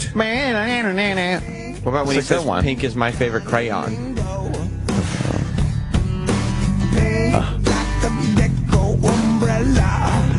A whole song about pussy. What's wrong with you guys? I don't. You guys obviously didn't rip bong hits in high school. Yeah, drinking beers. Did you? We're done with this. Yeah. I've been done with this. Yeah. All right. Fade that out. Yeah. Did you see the breaking news over the weekend? What was that? That my pal Buzzy found the video of me smoking pot from the late 80s. Oh, I saw the clip. I saw the picture. But he's chickening out because he's in the video, and he's quite the big deal these days. You can't say that you smoked the little reefers in the TV world. So he's trying to figure out how to edit himself out of the video, and then I'm posting this fucking thing. Yeah, can't he just have it edited out? That's all. But you see the Opster fucking smoking. Just pixelate himself. Nice. It's on my Instagram. Look at you doing that little hit of the reefers. Look how sadly thin our reefer was back then. That's bad. We had no money. A little roach you're trying to... There's nothing in that. Your eyes, too. Jesus. You're all I used to get pretty chinky. You were pretty allowed to stoned. say get pretty chinky? Probably not. I apologize for saying chinky. They used to say, let's get all Chinese eyes. Chinese eyes, whatever. Because you'd be all squinting and just go like, yeah, motherfucker. Yeah. I'm so stoned. So that's a screen cap from the video. I'll release another screen cap from the video that's even douchier. Have you seen the video? Not in many, many years. I remembered the tape, and I've wanted to get a copy of that forever, and he finally found it. He went through some of his old stuff. Did he edit him out? My friend Buzzy's been taping shit from early 80s. He was way ahead of everybody. Nice. He's got the Opster on video. He's got a videotape, Sam, of Andre the Giant. We were in the front row watching Andre the Giant in Rochester. That's when I tell the story, and I swear to this day it's true, that up close, Andre the Giant had flies that actually followed him. I swear to you, it was one of the most... these flies would not leave him alone the entire time he was in the ring and walking to and fro the ring. Why didn't you send in that video? He probably will. He'll probably give me a little taste of a lot of things. Yeah, but we're front row as Andre the Giant's wrestling in Rochester. What year did he die? Oh, 93, January. Oh, yeah, this goes back to, could be 80, I don't know, 87, 88 maybe? Do you wish you would have met him? I would have liked to have met Andre. But, I mean, he was past his prime by then. 87, 88, he was already, his knees were gone. Oh, yeah, he barely did anything. It was just amazing to see this monster of a guy. He was fucking huge. Yeah. Yeah. Did they exaggerate his height? Yeah, they used to have, even though he was already a giant, Vince would have him stand on a box when he stood next to Vince. Right, to make him look. There's that famous picture of Vince and Andre the Giant where it looks like Vince is 5'4". Yeah, he's looking up at him. And Vince, we've met him. He's about, 6'1", 6'2", probably? Yeah, at least, yeah. And he looks... look at this. That's hilarious. You can't look because they won't give us a visual element, so I apologize for that. But we're going to continue doing the radio show the way we think it should be done, with visuals. Yeah, he's looking right up at him. Wow. We are looking at a picture of Vince McMahon, who is 6'2", and I mean, if you do the math, that would make Andre at least 8 foot 2 inches tall. And he was probably, just over 7? I think he was between 7'2" and 7'4", but probably... You think that was official? That probably tall? a legit 7... I would say... Between 7 and 7'2". Yeah, that's what I'm saying. Yeah, legit 7 to 7'2". Yeah. But Vince was brilliant. He made him stand on a box, so it was that much of a difference. Yeah, and then Vince would spread his legs. Oh, right, and shoot from the waist up. Yeah, so yeah. Even shorter. His own legs? Yeah, the announcers spread their legs so they look shorter, so the wrestlers look bigger. They always do that? Yeah, like like this. Yep. And then they shoot from the waist up. Fuck that. If they hire me, man, I'm on my tippy fucking toes. Oh, man. You're supposed to put over the wrestler. Then you're fired. And the cameramen don't say, I guess you have to sign away everything. Well, I mean, it's not like that's, What are they going to do? Thank God we have. I have a big expose. The announcers are spreading their legs. Thank God we have Sam to give away all their secrets. Exactly. I didn't know that. As you try to get a job with the WWE. Creep. It's not like it's John Stossel revealing the secrets. It's a big one, though, Sam. You think so? Yes. Yeah, well. Fuck him, right?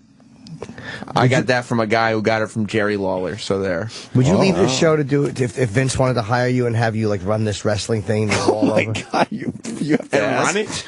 Yeah, like just run this wrestling show. Will you talk to them and you help come up with storylines and stuff? Oh, yeah. I mean, if it was a good job. Good riddance. Yeah. Fucker.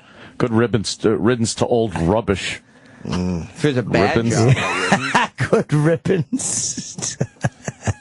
I'm sleepy. Let's go to Todd in Pennsylvania. Todd. How you doing, Anthony? Oh, hi. Opie brought you on. I said Todd, and you said hello to Anthony. All right. He has something to say to Anthony. Got a question for you, buddy. When you were wearing mommy's shoes, did you click your heels together and say there's no place like homo? You're implying that I wore mommy's shoes, which I never did. Were they red, though, for real? What color were mommy's shoes? I couldn't tell you. I didn't even think about mommy's shoes. Did you wear the smart beige ones? Didn't even think about it. Did you wear an apron with them? No aprons, no shoes, no mommy's clothes. He wore the shoes. No right? jewelry. But there's actual pictures of you wearing mommy's shoes online. That is my childish head superimposed on the body of another child wearing red mommy shoes. I don't see that where it's superimposed, sir. I do. They didn't have Photoshop. You do? They didn't have Photoshop back then, so it couldn't have been superimposed. Oh, shit. Yeah. But you really, Beavis Cumia? Really? Oh, that little fucker.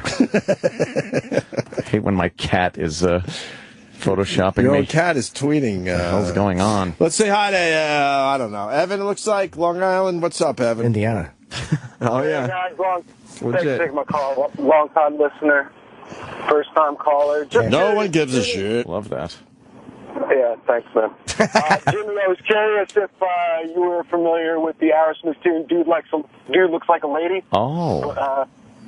Yeah, you should like that song, Dude Looks Like a Lady. I do not. You know, the beat of it is good. And yes, of course, I understand why you're pointing it out to me, and I don't think the irony has been lost. But I don't know. You know, it's kind of like a toe tapper. It's okay. I don't love it. The chorus is good, but I don't like the regular song. No? No. I like it because it makes me think of Mrs. Doubtfire.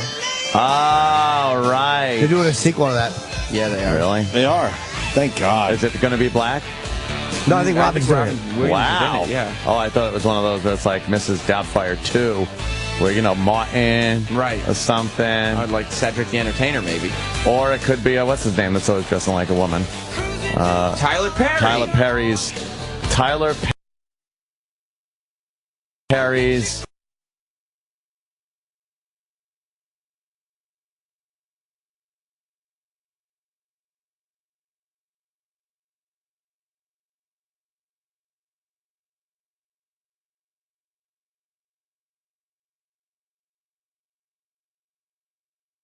Mrs. Doubtfire. Mrs. Doubtfire, yes.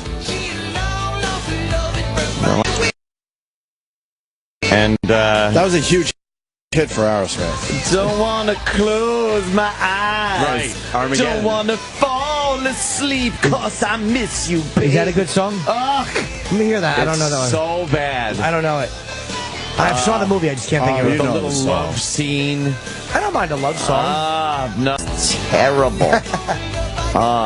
Dude looks like a lady. Yuck. Yeah. Sounds like something Uncle Paul would yell.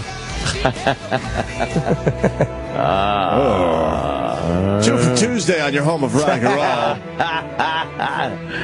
Yeah. Send this one out to little Jimmy. Armageddon's another movie that's just fucking, it's as bad as Independence Day. I don't remember it. The end of the movie, you know, they fucking save the world and land the shuttle. And, like, how does the stripper that was fucking around with Steve Buscemi get on the fucking landing strip to run up to him and hug him? Oh, yeah. How does she even know?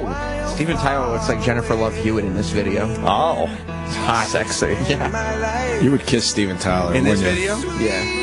Well, look at those lips. You would have to. Yeah, he looks and if you fuck close your yeah. eyes, they would feel like women's lips. So you're all right. You're all right with that one. They're pouty. Yeah. Make love to him. Pillowy. Every moment spent. What's wrong with this song? I like this. It's nice. But these songs don't bother me. Pink There's really better bothers me. songs, but Pink bothers me. Yeah, it's all right, actually. when they had their big comeback, how many years did they get in a row? Because, I mean, for the Aerosmith fans out there, they did an album called Done With Mirrors, I think it was called. It was a complete and utter bust, and people thought that was it for the band. Done With Mirrors. Done With Mirrors, thank you. And then they had the huge comeback with they got a lot of Love in an Elevator was the first one, right? Love in an Elevator was 89. Yeah. From and then they had Janie's Got a Gun. Right.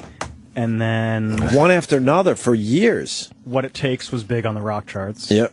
The Other Side was #1. Yep. The Other Side, which one's that one? You know all these How's songs. that go? I heard it. I wouldn't. Sam will get it. What about Ragdoll? Ragdoll was up there. Oh, yeah, that's okay. Living on the Edge. Living on, But when did they start Oh, wow. fading out again? So 89, they started happening again. I like Dream On, and they can go fuck themselves. Well, that's the 70s. I mean, That's 70s for that shit. 97 was Pink. Yeah, but that was a that was hit, the comeback, though. That was They- that was a #1 rock song. Didn't That they was a fade out huge around hit. like 94 and then come back That's around what I'm asking. 97? I don't remember. No, 94 was Crazy. Right. And then... I think they made it almost to 97. So Right. I think they went 8 straight years with hit after hit after hit. Well, 97 was Falling in Love is Hard on the Knees. That was big. That So was. but what was between 94 and 97? Nothing. They did a greatest hits album. That was that dead area. Yeah. A little break. Little break ski. Little break. They were And then I Don't probably Miss a Thing. touring the world at that point. 98. That was their only #1 So song. they started fading out in 97, 98? Yeah, I mean, well, 98 was I Don't Want to Miss a Thing. That's their only #1. Oh, yeah? So Top from of the 98 to charts. now, they haven't really done much. No. None of those other songs made it to #1? Not I like outside of the rock charts. Love in they an did. Elevator? No. So they've been. Wow. So they faded away for the past Love in an 16 Elevator years was all of a in sudden five. again. Jesus. And they had like- an 8 or 9 year run, and that was after they faded away the first time. They've been around a while. Amazing. You That's know an what- amazing career is what I'm getting They're at. tremendous. Jaded I'm not a was- fan, but they Jaded are. was big, and that was 2001. Yeah, So Jaded that was was the last big. How's Jaded go? huge song. Yeah. Just give me one line, or you can just say it. Jaded. You sing like an angel. Just zip to the middle.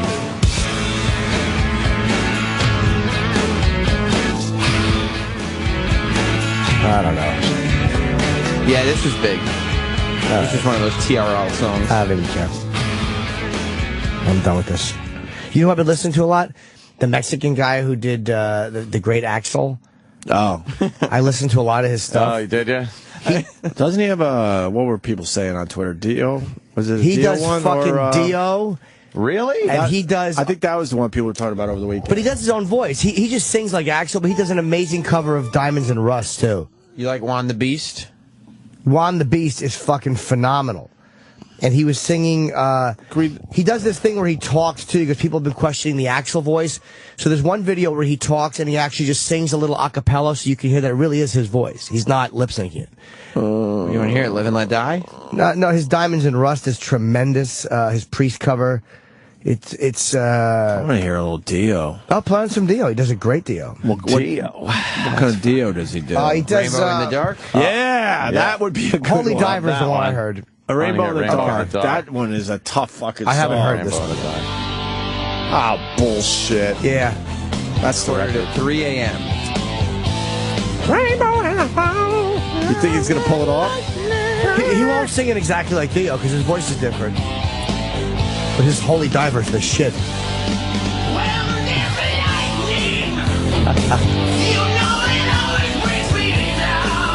Holy shit.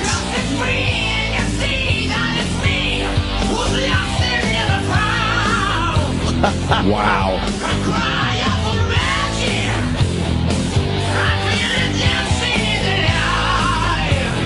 This guy rules.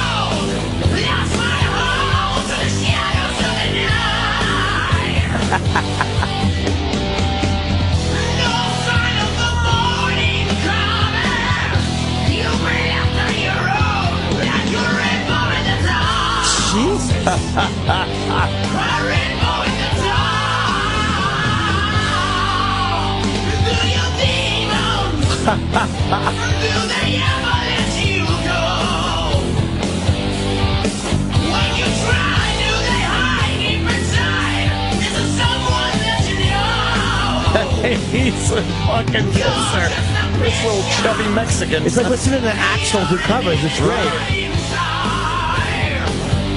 He's sweating a lot, but it seems that he's a big boy. He's a big boy.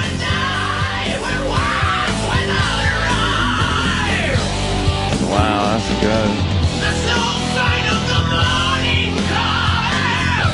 You may act on your own, like a rainbow in the sun.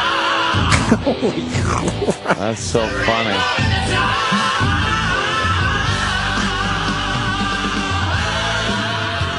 That's fucking cool. Wow. That's pretty cool. That's right. Who else does he do? He does an interesting Diamonds and Rust. Find that one. Again, he doesn't sound like Halford, but I like the fact that he's kind of doing it his own. But he does a really good cover of that. Yeah, he just happens to sound like Axl. Yeah, that's why he sings Guns N' Roses, and it sounds like Guns N' Roses. But his voice is just naturally like that.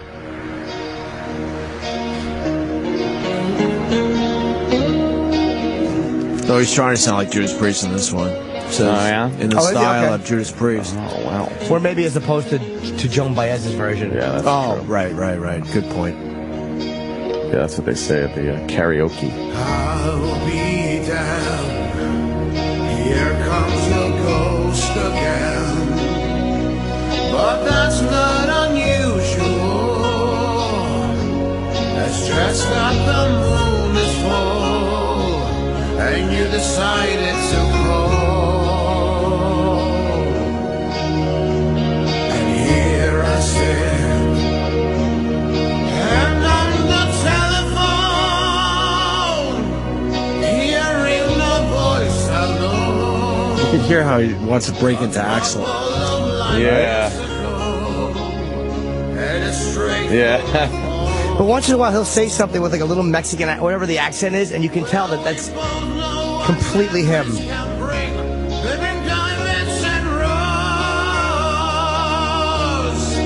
Yes, we both know what memories can bring. Living diamonds and rose. Wow. That's pretty freaking Welcome good. to the Titty Twister. He's Any more Guns N' Roses to wrap this up? Yeah. What other Guns N' Roses? I just heard the one. He won't do Paradise City for some reason. I don't know why. He said that. Yeah, I was watching. I don't know why I was just watching this guy's videos. Watching him talk. Let's see. We got Sweet Child. We've done Welcome to the Jungle. Civil War. You Could Be Mine. Civil War is goddamn good. November Rain. Don't Cry. Let's see. Mr. Brownstone. You got any Mr. Brownstone? Night Train. I'm on a night train. How about we try Night Train? That's a good one. Which one you guys want? I wanted Civil like War, Night but Train. I'll give it to Night Train. I do like Night Train. That's a good one.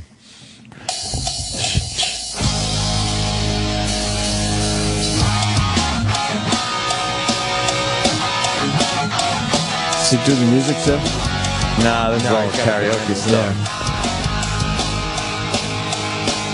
Loaded like a freight train, flying like an aeroplane, speeding like a space plane. One more time tonight. Look out, well, I'm a West Coast strut. I'm one fat mother, got a rattlesnake suitcase under my arm. Said I'm a mean machine and drinking gasoline, and honey, you can make my motor hum. Well, I got one chance left in a night like that. I got a doggy-dog sign smile. I got a Molotov cocktail with a match to go. I smoke my cigarette with style. And I can tell you, honey, you can make my money tonight. Wake up late and honey, put on the clothes. He's good, man. He might even sing the two vocals and put them together, so you have that. Yeah, I think he's doubling. Yeah, it's doubled. But it's all him. I'll be loaded like a freight train, flying like an aeroplane, speeding like a space plane. One more time tonight. Jesus. Come on the night train, bottoms up. Come on the night train, feel my come. Come on the night train, ready to crash and burn. I'll never learn. I'm on the night train. I love that stuff. I'm on the night train.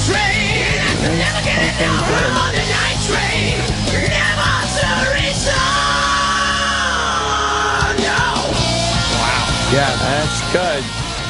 That guy must be a pip at fucking karaoke. You think he gets fucking... Because probably you see this like chubby Mexican guy, nobody expects anything out of him. He has the Susan Boyle effect. Gets up there and it's like, holy fuck. Shit. Yeah. Any bands grab him yet just to like kind of do a song or two? I don't know much about him.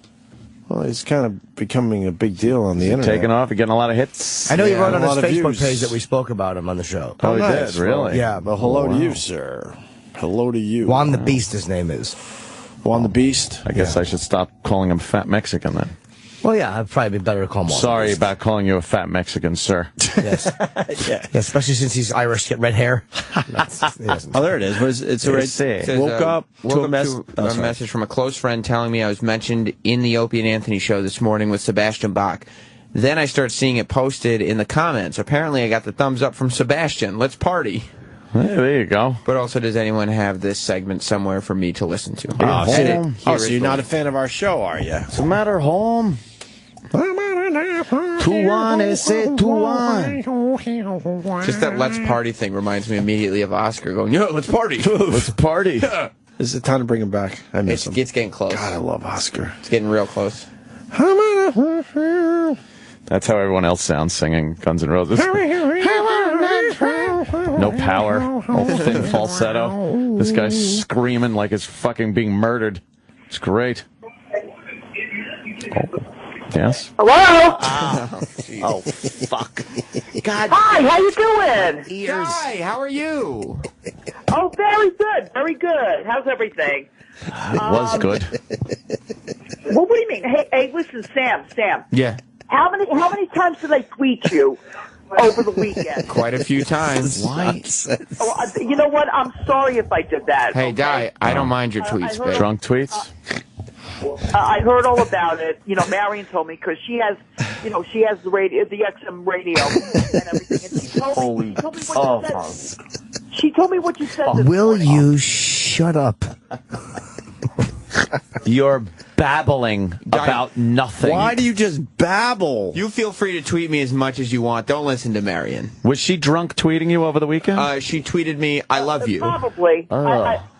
Yeah. Really? I did? You did. Oh, my God. But Di, it didn't fall on deaf ears. Let's just say that. Can you donate your vocal cords to someone that could use them properly? Oh, my God. Hey, listen, I'm killing with Lady Di.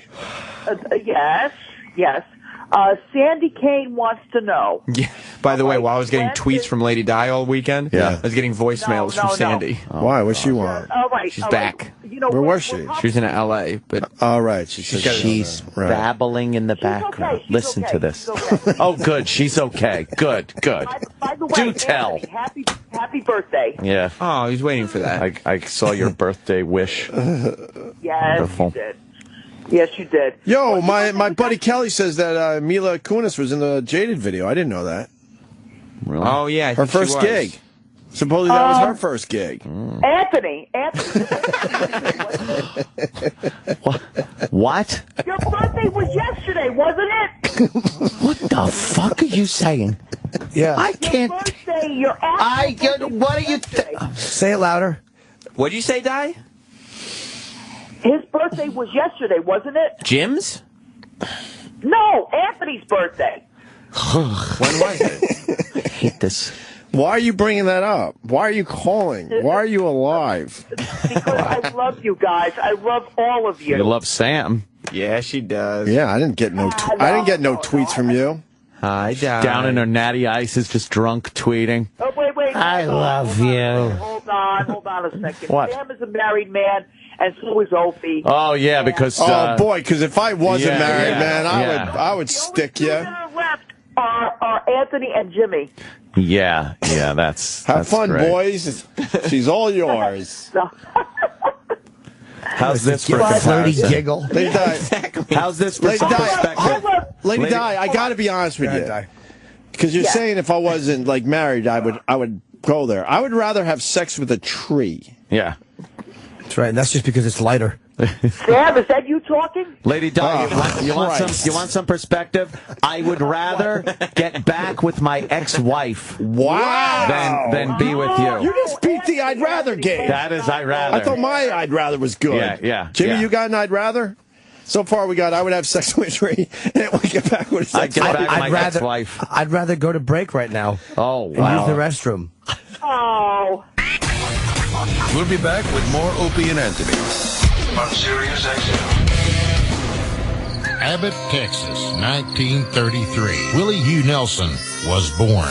8 decades, thousands of songs, and over 80 albums later, the world just calls him Willie. Whiskey River, take my Willie turns 81, and you're invited to the party. We are on Sirius XM. Willie Nelson and Family Live. Tomorrow night, 10 Eastern, 7 Pacific. Exclusively on Willie's Roadhouse, Channel 56, and the Sirius XM app. Good communication is key to business, especially when you need to work together with people that aren't in the same office. So what do millions of small business professionals do when it's time to connect with remote clients and colleagues? They use Citrix GoToMeeting, the proven solution for meeting and collaborating online. GoToMeeting lets you share the same screen, so it's easier for everyone to stay on the same page wherever they are. And with built-in HD video conferencing, you just need a webcam to see each other face-to-face. Present, demo, and meet simply, all on your Mac, PC, tablet, or smartphone. When meetings matter, millions choose GoToMeeting. Now it's your turn to see why. Start hosting your own face-to-face online meetings today with GoToMeeting. Visit GoToMeeting.com, click the Try It Free for 30 days button, and use the promo code SiriusOrXM. That's GoToMeeting.com with promo code SiriusOrXM. Ready to work with anyone, anywhere? GoToMeeting. Meeting is believing. One Little Joint Supplement.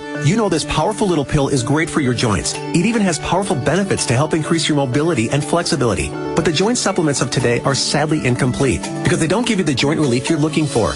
Until now. Introducing the complimentary 2-week sample of Instaflex, our most powerful joint formula ever. It's the #1 selling joint supplement at GNC. The only thing our complimentary sample of Instaflex is missing is the price. Because right now, we're offering adults a complimentary 2-week sample as part of a nationwide giveaway. Call and claim your sample today. 1-800-945-8426. Instaflex provides powerful, effective joint relief for your knees, hands, even your hips. Prove it to yourself by calling now for your complimentary sample. Instaflex is available at GNC, Walgreens, and Vitamin Shop. But you can only get your complimentary 2-week sample by calling 1-800-945-8426. Call now for your 2-week Instaflex sample. 1-800-945-8426. These statements have not been evaluated by the FDA. This product is not intended to diagnose, treat, cure, or prevent any disease. Hi, I'm Chuck Woolery. Here's something surprising about mouthwash. The burn doesn't mean it's working, and neither does the cool sensation. The fact is, if you want real, long-lasting, fresh breath, you need an activated mouthwash. Smart Mouth mouthwash has 2 solutions you combine right before rinsing, activating the power to eliminate bad breath for a full 12 hours. That means fresh, clean breath all day with just 1 rinse of Smart Mouth. Rinse at night to prevent morning breath. It works. Get Smart Mouth today in the green and white boxes at stores everywhere. Prove that you're not all dicks. Tweet the guys at Opie Radio, at Anthony Cumia, and at Jim Norton. Sirius XM is your home for every NBA playoff game, where this year's playoffs bring a 3rd straight championship to Miami. Behind the head, 2-hand jam by LeBron James.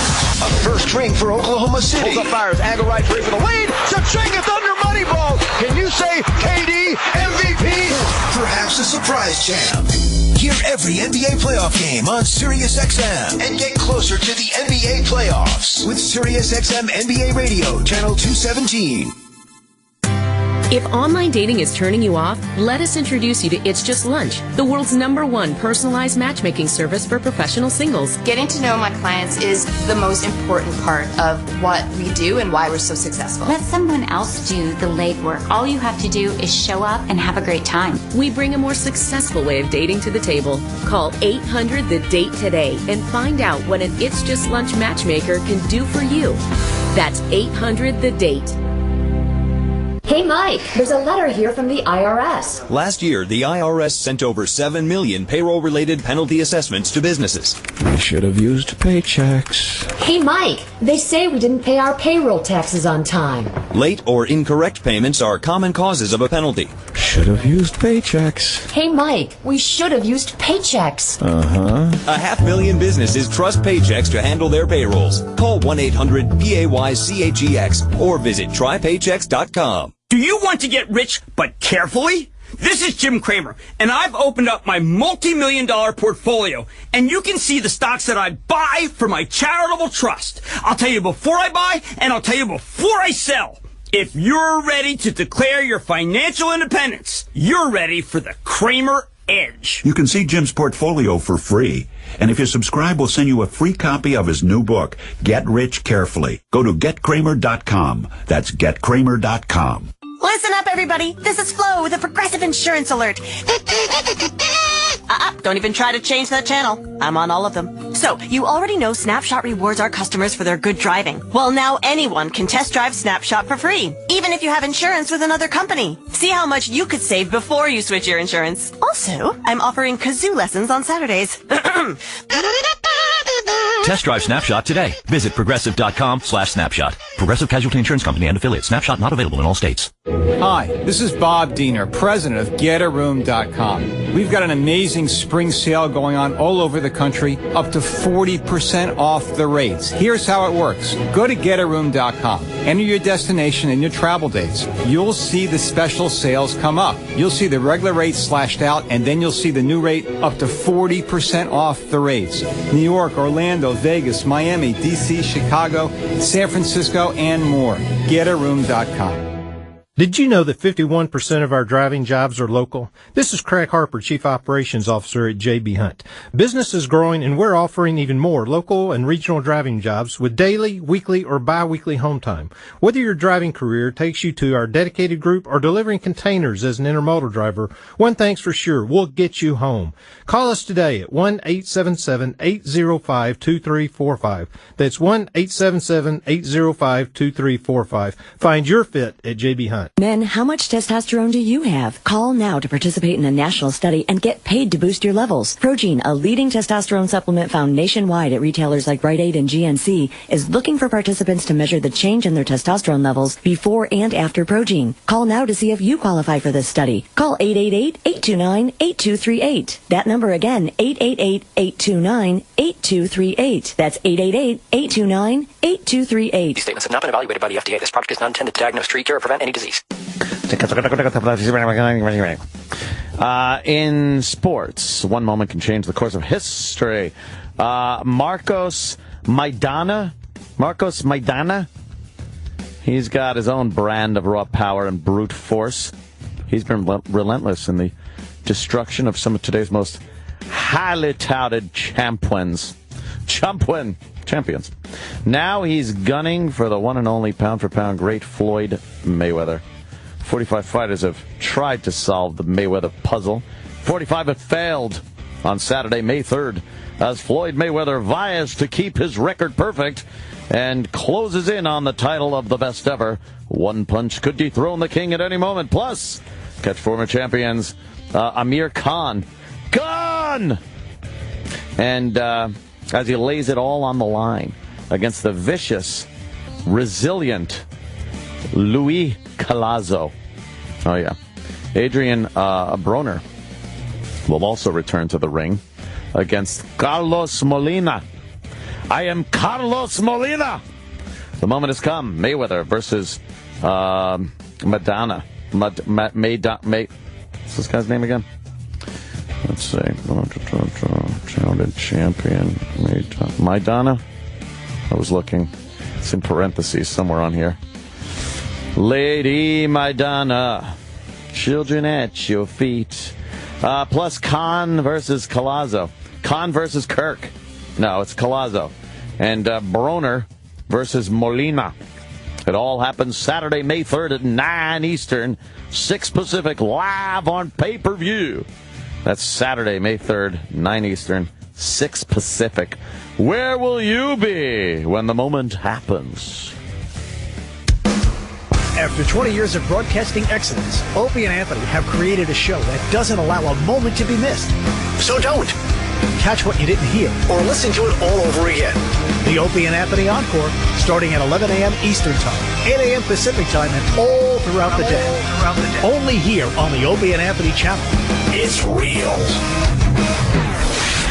Opie and Anthony have been creating broadcasting magic for 20 years. Dug from the O&A vaults, this is a 20th anniversary O&A radio gem. You know, I stole the Playboy with Florida in it. No way. Florida. No, Thelma. James! James! No. James, Opie's looking at me, James. Look, I got that big pack of hot dogs stapled to the back of my neck. James! Thelma was You said Florida. Everyone heard it. Opie had the hots for Florida when he was a kid. Come on, everyone heard it. Opie! Come here, give me some loving. Little brown sugar, Opie. James! That was only until Wheezy came along. All right. The beauty that was Wheezy. All right. Oh, if only I could be George Jefferson. I'll move you on up. Now you've gone too far, man. You said it, man. Yeah, how about that Aunt Esther, Opie? Shut up. Come here, heathen. I could never squeeze out syrup out of that Aunt Jemima bottle without thinking, wow, what a hot babe. I'd lose my syrup. Oh, man. Well, you heard it here, folks. Opie, hots for Florida from Good Times. Stole the Playboy. That Playboy I never saw, but I guess it's in Opie's personal collection. The one with Florida. James, I'm naked in Playboy. All right. Son of a... Look at the picture we got him on the wall. Check this out. James! Oh, man. There she is. Esther Roll. Wow. She is truly dynamite. Yeah, look at that. Yeah. That's chocolate thunder. James! Here's the picture, Opie. Are you feeling that tingle? Yeah. Here it is, Opie. Time to feel free. Not getting hassled, not getting hustled. Keep it head above water. Opie loves mama. Dynamite. Good times. Easy credit rip-offs. Good times. Surviving. Hanging in a drawing. Ain't we lucky we got 'em. Yeah. Opie's got good times in his pants. Woo, James! Now, JJ, I have company this evening. Opie's coming over. After James got killed, remember that? Yeah. She would have liked a guy like you. Shut up. You'd have fit good in the projects. All right. You'd have to suffer the scrutiny of Michael, the younger brother. Yes, yes. Remember how angry he was. That's right. I don't think Opie would have cut the mustard with his hair and everything. Mama, why you dating that white boy? He's very nice. Now, come on. Let Mama go out with Opie. James! Mama, he's the devil. Well, he sure is the devil in bed. Wait till I tell Walona what he did to me.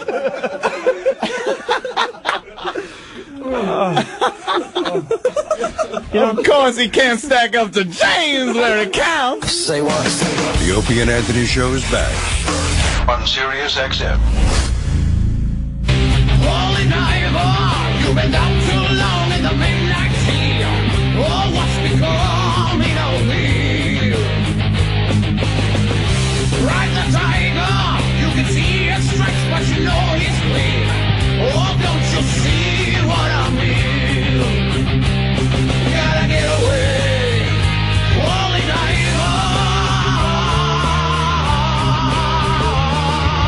yeah.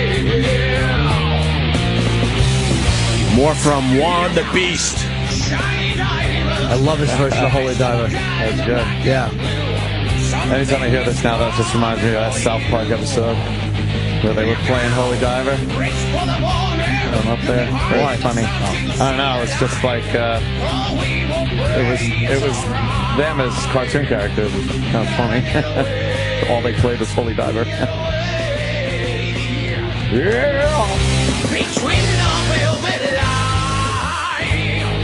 Jesus. Go to Juan the Beast on YouTube. He's got a lot of songs, man. Yeah, he's fucking great. We like him a lot. Brent in D.C. What's going on, Brent? Hey, what's up, guys? Hey. Brenty. What's up? Boy, he does Brent. Guns N' Roses, the Welcome to the Jungle, and it's really fucking good. Did we? Boy. He does Guns N' Roses, this guy? Did we do that one? Or we did Sweet Child of Mine, right? We didn't do Welcome to the Jungle. We didn't do Welcome. Yeah, he doesn't do Welcome to the Jungle. We're looking now. Yeah, it comes right up. He's standing like in a recording Nope, studio. don't see it at all, actually, on his YouTube page. Yeah, not here. You don't see it either, right, Sam? It's just not here. I searched Yeah, it's for not it, here. And, You must be thinking of another guy. Hello? Brett? Sir. I heard you! Wow. All right. What does he do special with Welcome to the Jungle? No, it's just he's just a good, All right, good let's voice. listen to He that has a now. good accent. All right. Just Google Juan the Beast. It'll come right up. Yeah, you do that. All right. We're busy. We're probably overdoing it with Juan the Beast. We at this are, point, but but what are you going to do? We make stars out of people. Yeah. That's right. No, we don't. we got millions of it.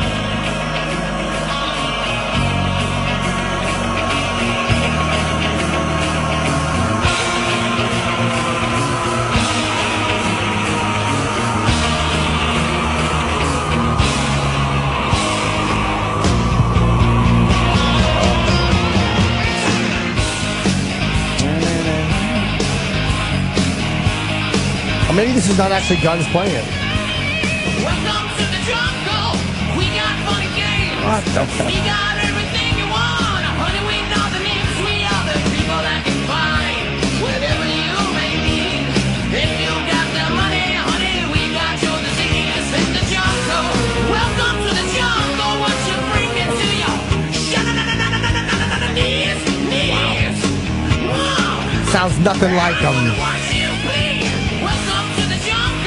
He's so good. Wouldn't you swear this was Axl, though? I would watch this guy fucking do a tribute band. Don't sound like him. Lead singer of a tribute band any day.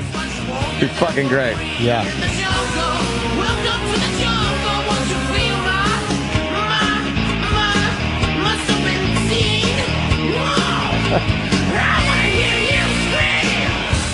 He's fucking... Holy shit. He's great. It's not good at all. Oh, come on. Doesn't sound like him. Wow. Amazing. It looks fake when he starts singing. It's like that voice coming out of him.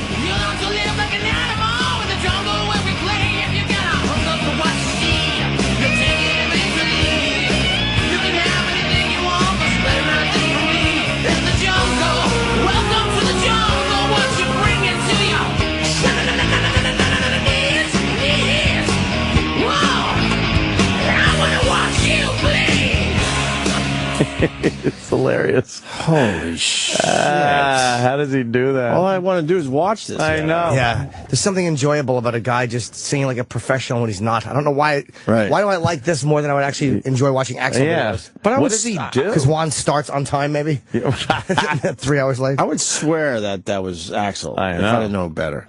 Can you do one more? Run to the Hills. I love Run to the Hills. Run to the Hills. People saying you got to hear Run to the Hills. All right. And then we'll Nothing finally, like Axl. we'll finally stop. Sounds like Axl. It's Juan the Beast on YouTube. Just jealous, Chip. Chip like someone else getting the attention. Yes. Is that the Facebook page too? Run to Juan the Beast? Yeah, I think so. It's all linked on our Facebook page Nice, and Sammy. Twitter, which Sammy! is O&A Show. Beautiful. Down, down, down. Oh, yeah. That's a good song. It is a good song. It's about running with hills in the background. Right. I know. White man came across the sea. He brought us pain and mystery. He killed the tribe. He killed the creed. He took our game for his own need. We fought him hard. We fought him well. Out on the place, we gave him hell. But many came. Too much for greed. Or will we ever be? Oh, yeah. Riding through the clubs and barren wastes, galloping hard on the plains, chasing the redskins back to the host, fighting the Lazarus game. Not for freedom, I'm stabbing the back, women and children and cows to town. Run to the hills, run for your life. Run to the hills. Run for your life. Soldier blue in the barren That's pretty good. Yeah. Holy shit. Very good. That's pretty good. Good job, Again, Juan the Beast. Axel-y sounding, but it's fucking good. Right. I'm just laughing. What happened? Apparently, Opie, you didn't notice something about Anthony on your Letterman appearance. Oh, what? What? I can't believe that we didn't notice this. How did we never notice this? What? I was hoping no one would I haven't ever looked at those see pictures in a this. few years. You know what? You're probably looking at your faces What? and your suits. It's amazing. Years later, And this Anthony- probably pops up, but I know what it's going to be. It's really. There's us 11. Oh, God. You got mommy shoes on. I'm wearing mommy's shoes. You wore mommy's shoes to Letterman? Look at that. Wow. Why'd you do that? You got mommy's shoes Why are you on. telling Dave I've never worn mommy shoes? And And he's laughing at you because he knows you're lying. And I certainly do have feminine feeties. Oh my God. Pussies in those heels, don't I? Yeah, wow, mommy shoes. Damn. What happened there? Huh. Fucking. Are we going to finally talk about the guy that wants to fuck a horse or what? Are we going to leave What? here without talking about this today? Guy that wants to fuck a horse. Yeah. Most people just fuck a horse.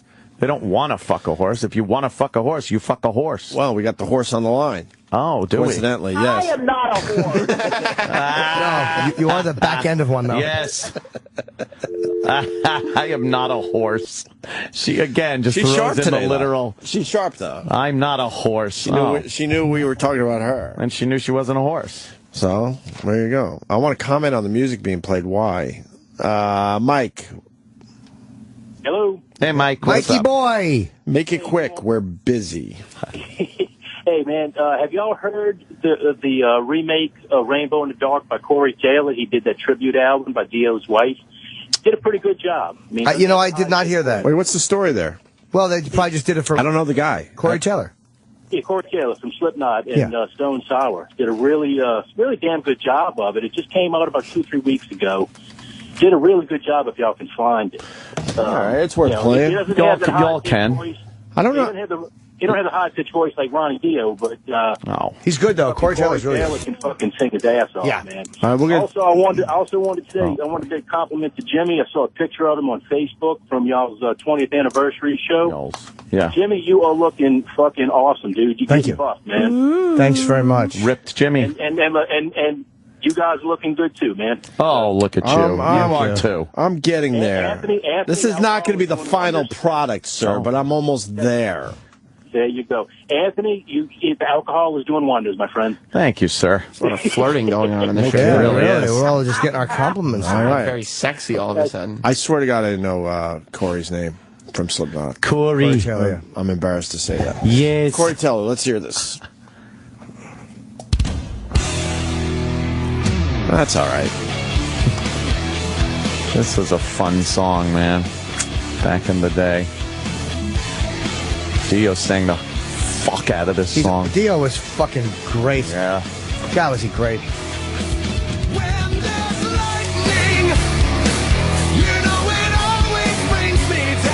Wow. That sounds good.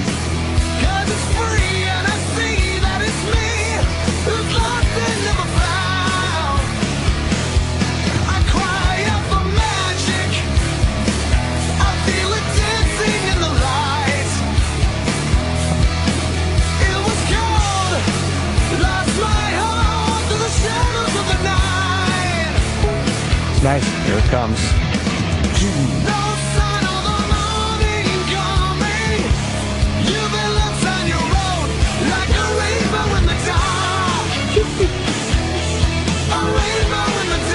I like it.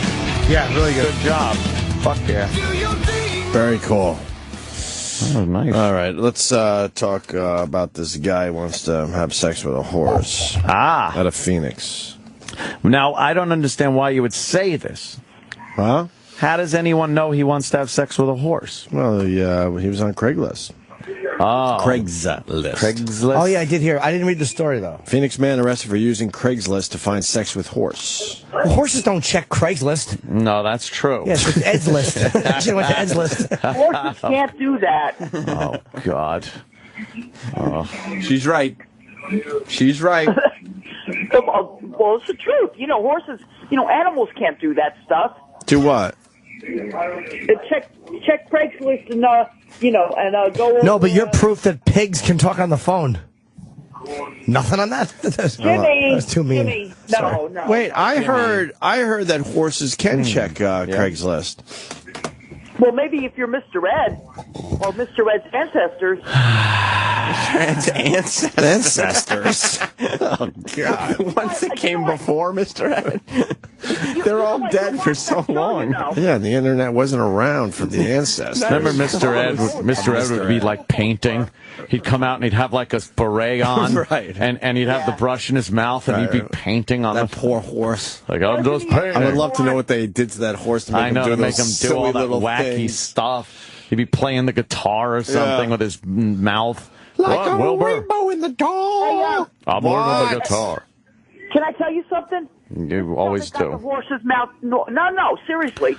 This is how they got the horse's mouth to move. They put peanut butter in his mouth. Little trivia for you right there. How can we get your mouth to stop moving? Yeah.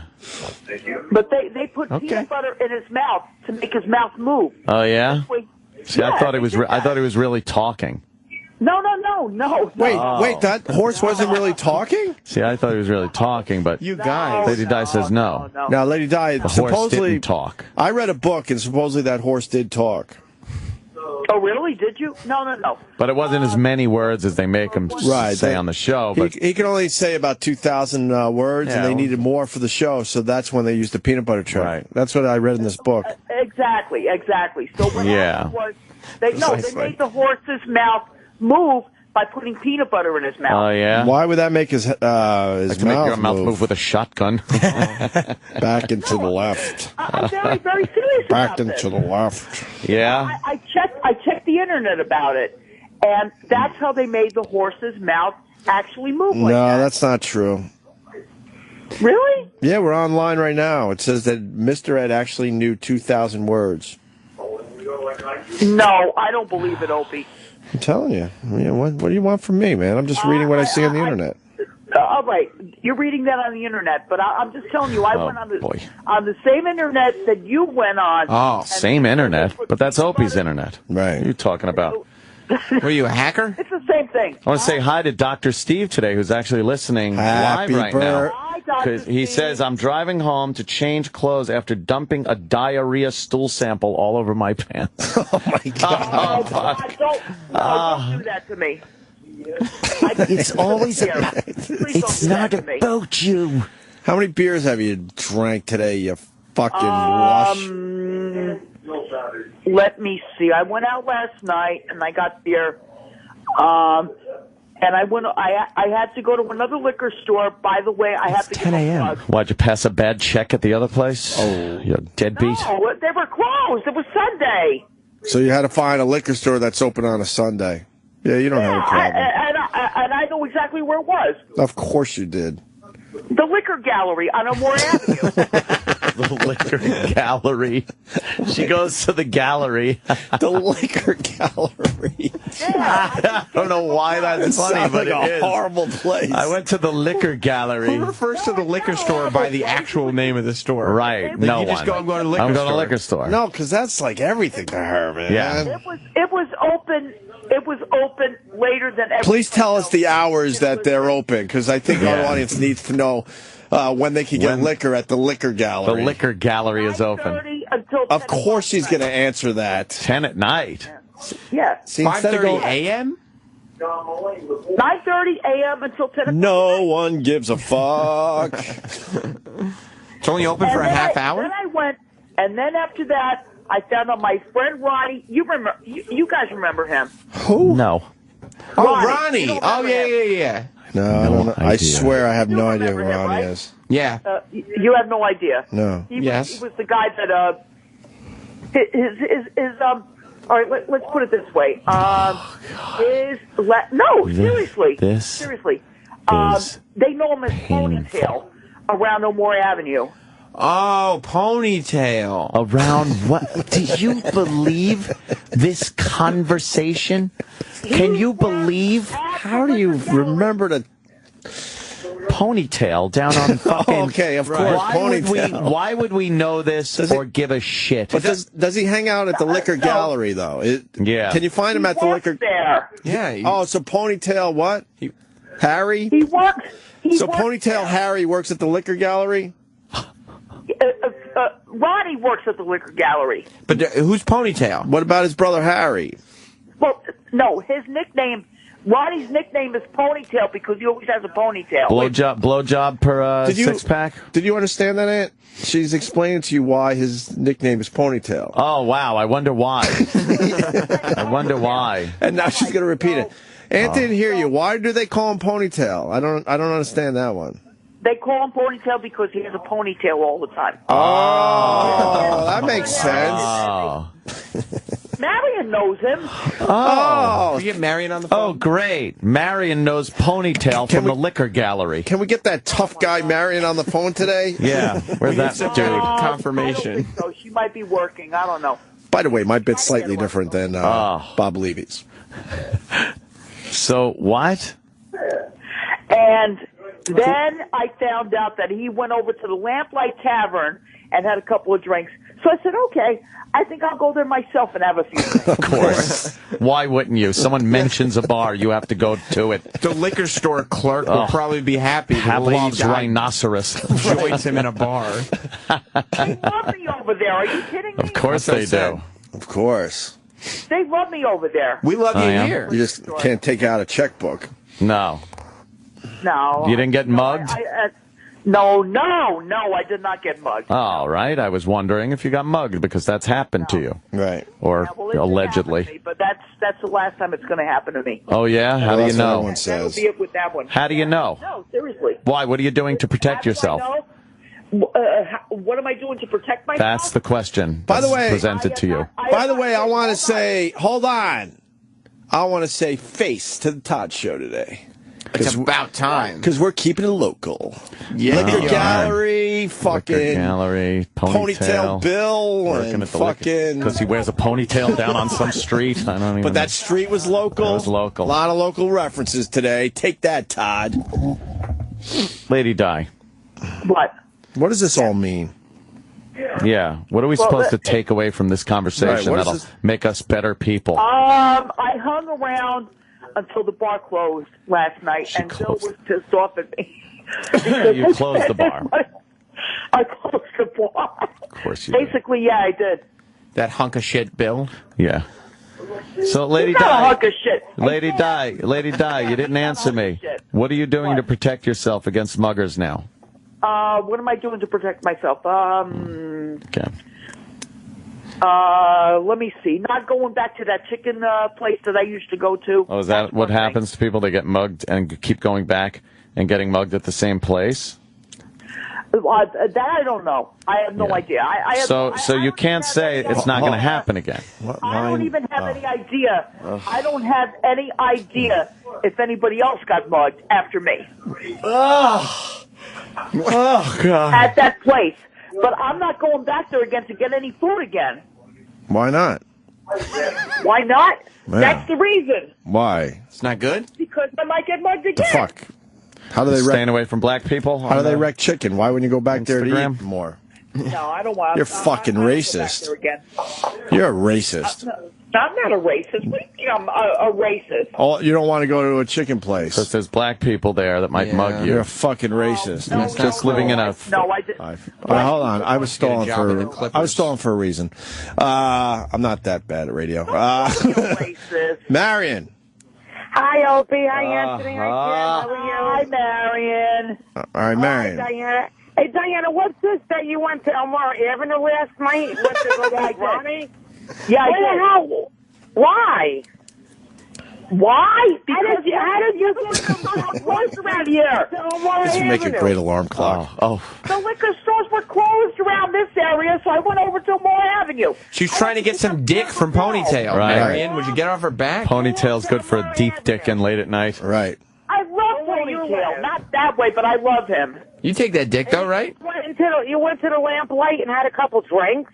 Yeah, what are you going to do about it, tough guy? Yes, I did. You tell her. Who gave you the money? Tell her to put up your dukes. Right. Who gave me the money? Bill did. No, Bill gave me the money. Bill called me last night and told me you keep stealing it from the ATM. What?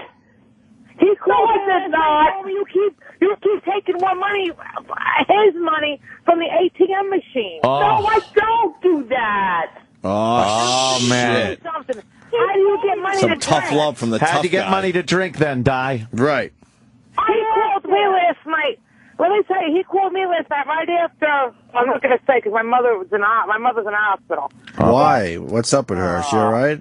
She got sick. But after I got off the phone with her, Bill calls me up and says, Marion, Yeah. you know, and I'm just looking up the phone with the doctors and nurses at the hospital for my mom. And I'm like, Bill, what do you want? Diana's taking money from me from the ATM. We got to get her into rehab. Right. No, we tried that. So now you're stealing money. You're stealing money Slow down. to drink. You took more. You took more than what he told you to take. Wow. Is that true, Di? Answer the question. He told me. No. Diana, he told me you went to Elmore Avenue. Whoa! Oh, shit. What are you doing? Whoring around and looking for... What are you doing whoring around Elmore Avenue? Oh. I'm not whoring around. Wait, what? Diana, it's the first time you went to Elmore Avenue in how many years? Wait, hold on. Hold on. I got to know what goes on that avenue. Marion. What happens on that avenue that she hasn't been there in a while? See, I don't know. But the thing is, she hasn't talked to this guy. Are you trying to tell us that she might be, streetwalker? She might be looking for money. Looking for somebody to buy a drink. Oh, so she's blowing people for money? I don't know what she's doing. But it's safe to say that you're thinking it. Right. Wait, Hold it a minute. Hold on a minute. I heard about you going to find Ronnie. Marion, hold on a minute. What's wrong with Ponytail Ronnie? Right. Ronnie's good looking. I want to tell you something. With the ponytail. Ronnie's a cute guy. Oh, man. That means Marion's dropping some truth bombs. Oh, yeah. All right, listen to me. I went over to Moore Avenue, first of all, okay, to get, to find an open liquor store.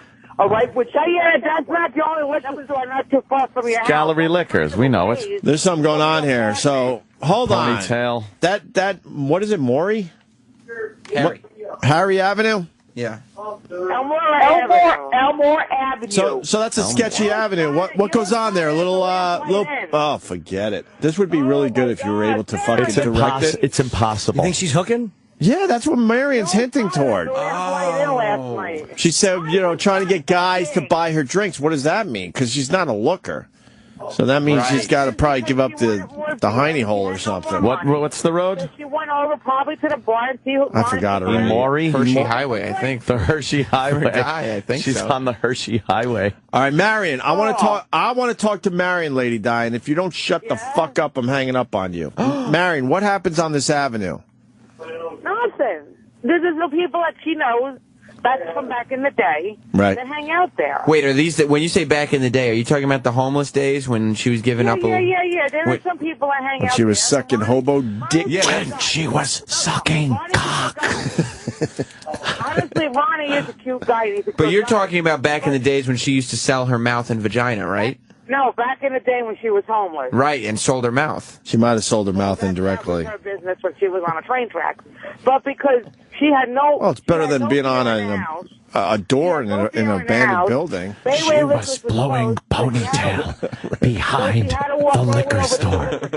Gallery Liquors. What's worse? What's worse? Yeah. Blowing hobo dick on the train tracks or laying on an abandoned door in a building and getting railed? That's fucking crazy. Which one? Or spending the 80s in the backseat of a car. In the back of a car getting ass fucked every weekend. Fucking horrified that you're getting dicked in the ass every weekend.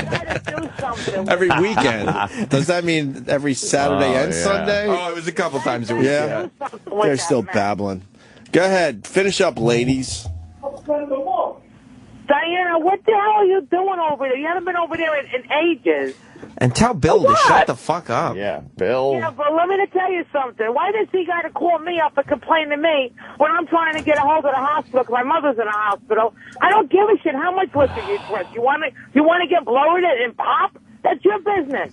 Want to get? Don't be going over on Murray Avenue looking for people to buy you drinks at the lamplight. Elmore Avenue, Elway Avenue, Wait. Todd has nothing on us. There's a lot of local references. I had my own money. Exactly what you did. You went over there to see if those guys that hang out there would buy you a drink. Oh, shit. That's what Bill told me you did. It's a little favor. Marion, come on. Diana, don't lie. I told you, never go out.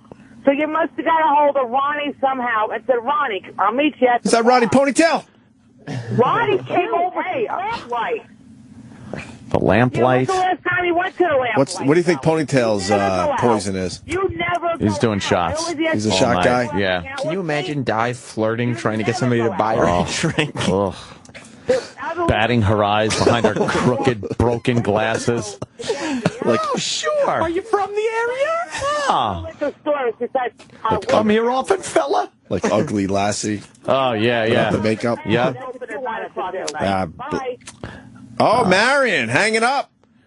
Lady Di. You just lost your best friend, Lady Di. Lady Di, listen. Lady Di. Listen to me and answer this question, okay? You're crazy. All right. Did you take out more money? Ponytail. Did you take out more money from the ATM than Bill told you? Did. All right. All right. Now, why did you do this? I did it to have a few drinks over at the lamplight. How much more did you take out than he said to take out? $60. $60 more? Are you what buying a fucking piece of shit? Are you buying crack? No. A lot of people saying, hold on. Bob's going to get involved here. Bob in Illinois. He knows a thing or two about a thing or two. Bob, go ahead. This crackhead behavior. When's the last time you smoked crack, Lady Di? Tell us when the last time was. The last time I smoked crack was, liar. I would say about 3. No, I'm not lying. Would you let me finish? Hold on. I want to hear what she says. When? 3 years ago. How many? 3 years ago. Holy shit, she smokes crack.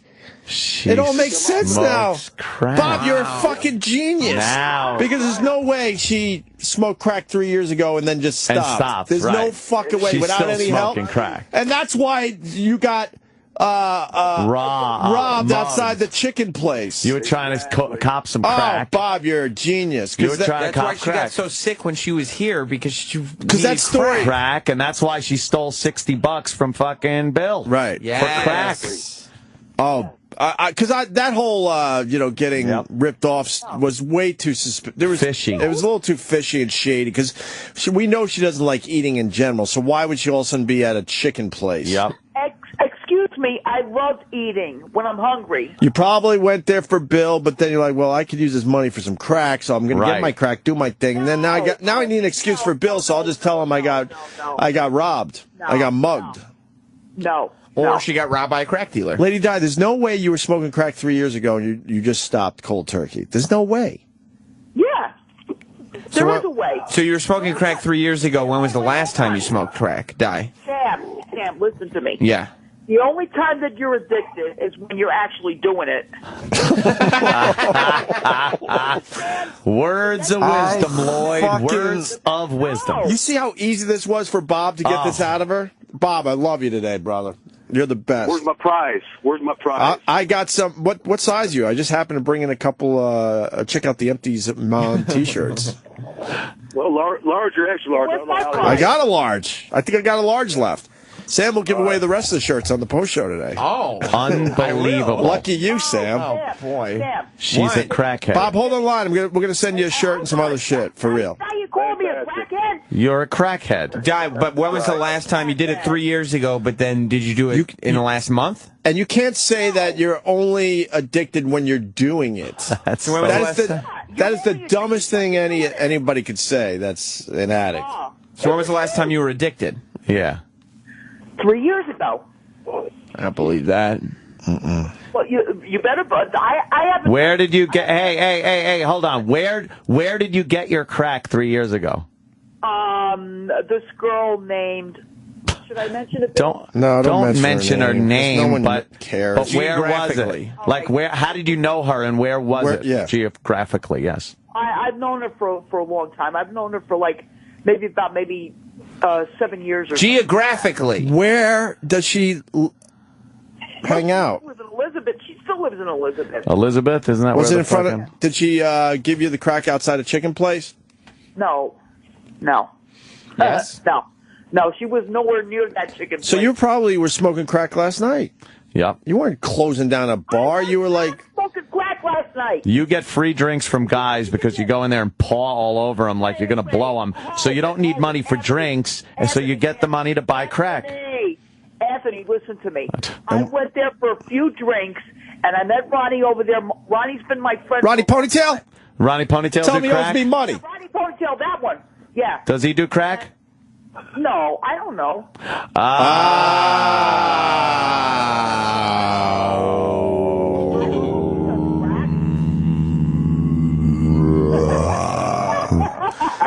It's like a movie.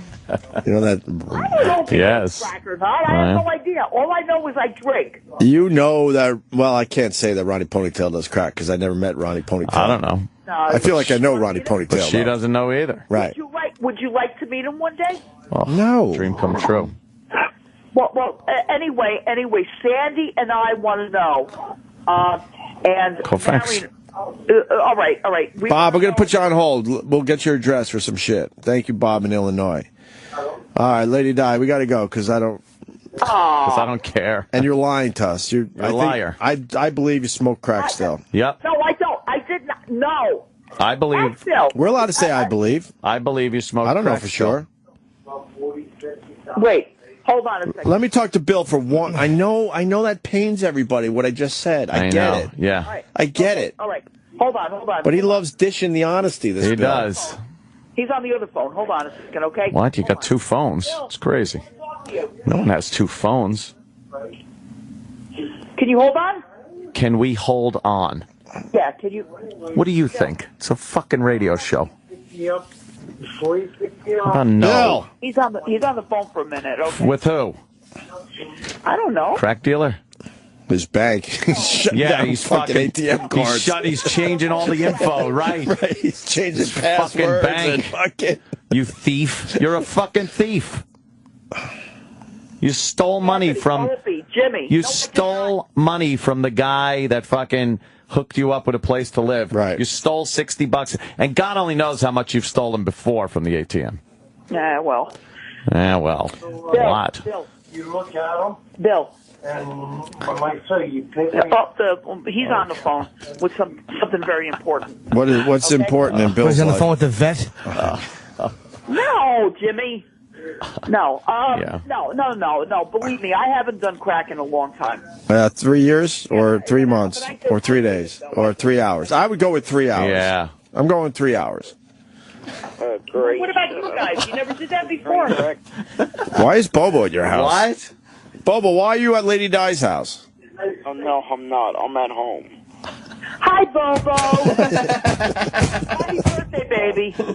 Hey, Lady Di. Why do you keep saying happy birthday to everybody? Because his birthday's coming coming up? You said happy birthday to 4 different people. It is, but Boba, why are you calling? you guys. Because we're friends. That's why he's calling. Bobo, when's your birthday? Tomorrow?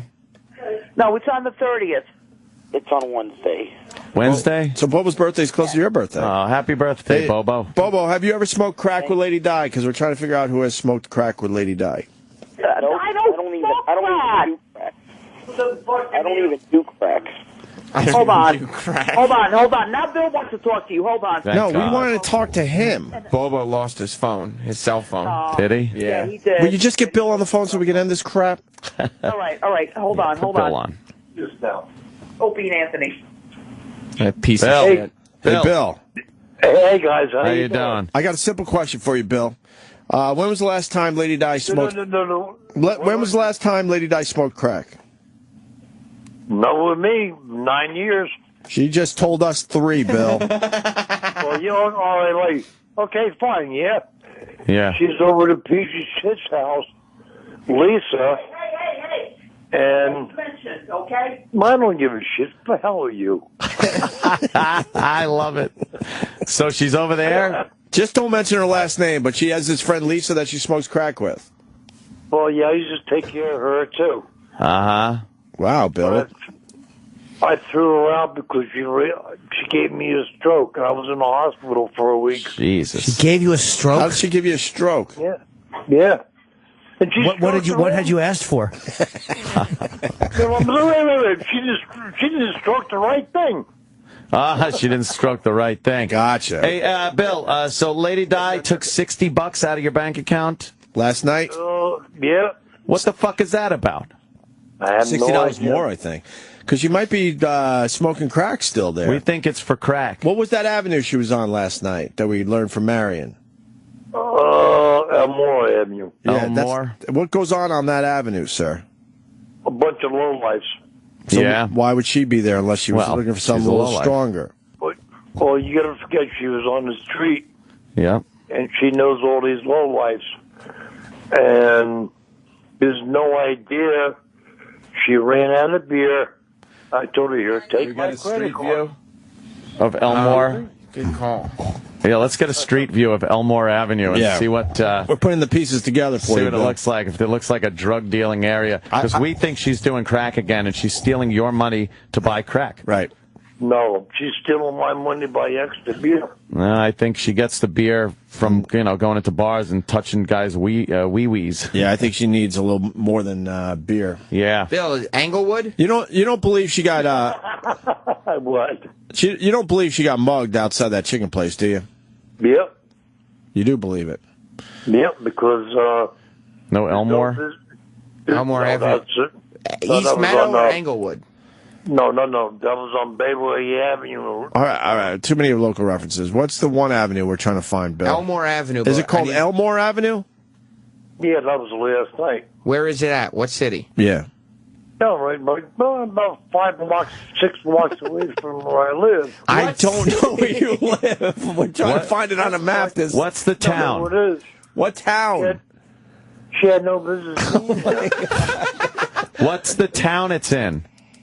Elizabeth. All right, Elizabeth. Which is next to what? All right, we might have found maybe it. Elmora. Elmora Avenue. Yeah, that's it, Elmora Avenue. I heard that. All right. All right, we're going to street view this shit.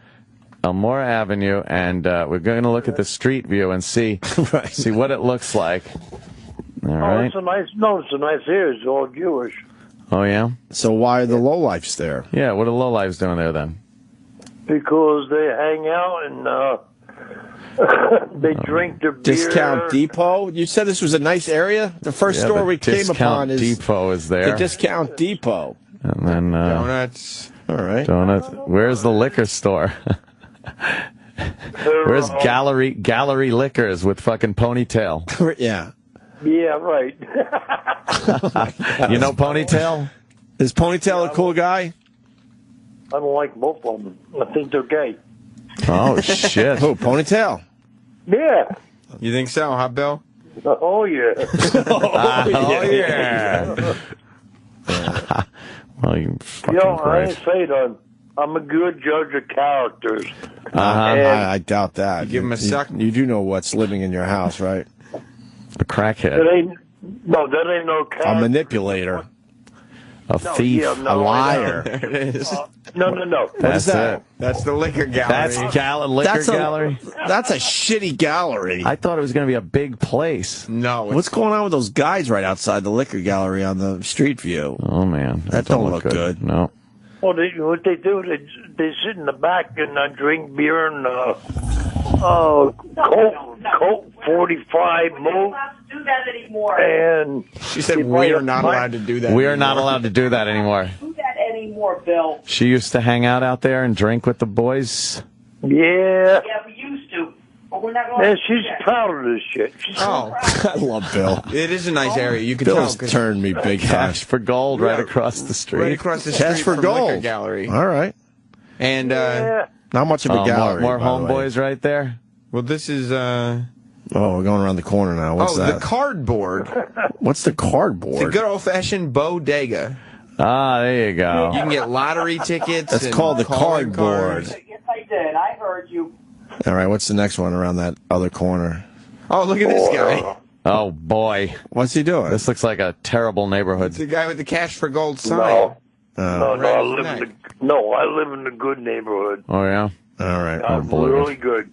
Well, make sure she doesn't start doing crack in your house there. No. You're going to start noticing shit disappearing, my Right. friend. You can't live with a crackhead. And she said she quit. She said she quit cold turkey 3 years ago. She can't even quit fucking drinking beer in the morning. That was because I threw Lisa out, and she got her a place. Don't mention any names. What's that slum bag? I wouldn't put my. It's probably the safest name you can mention, by the way. No, anyway, Bill. She would. Hold on. Jeff. Bill. Ask Lady Di the last time she smoked crack, because you think it's 9 years. Go ahead. Ask her right now. Oh, actually, it was 3 years ago, like you said. Okay. She was over Lisa's house. Lisa is messing around with you name it. Right. She went back to drugs. When she lived here, she was clean. Right. Okay, hold on a second. Marion wants in again. Marion, go ahead. We got Bill on the line. Hey, Bill, hey, listen, I'm telling you one thing.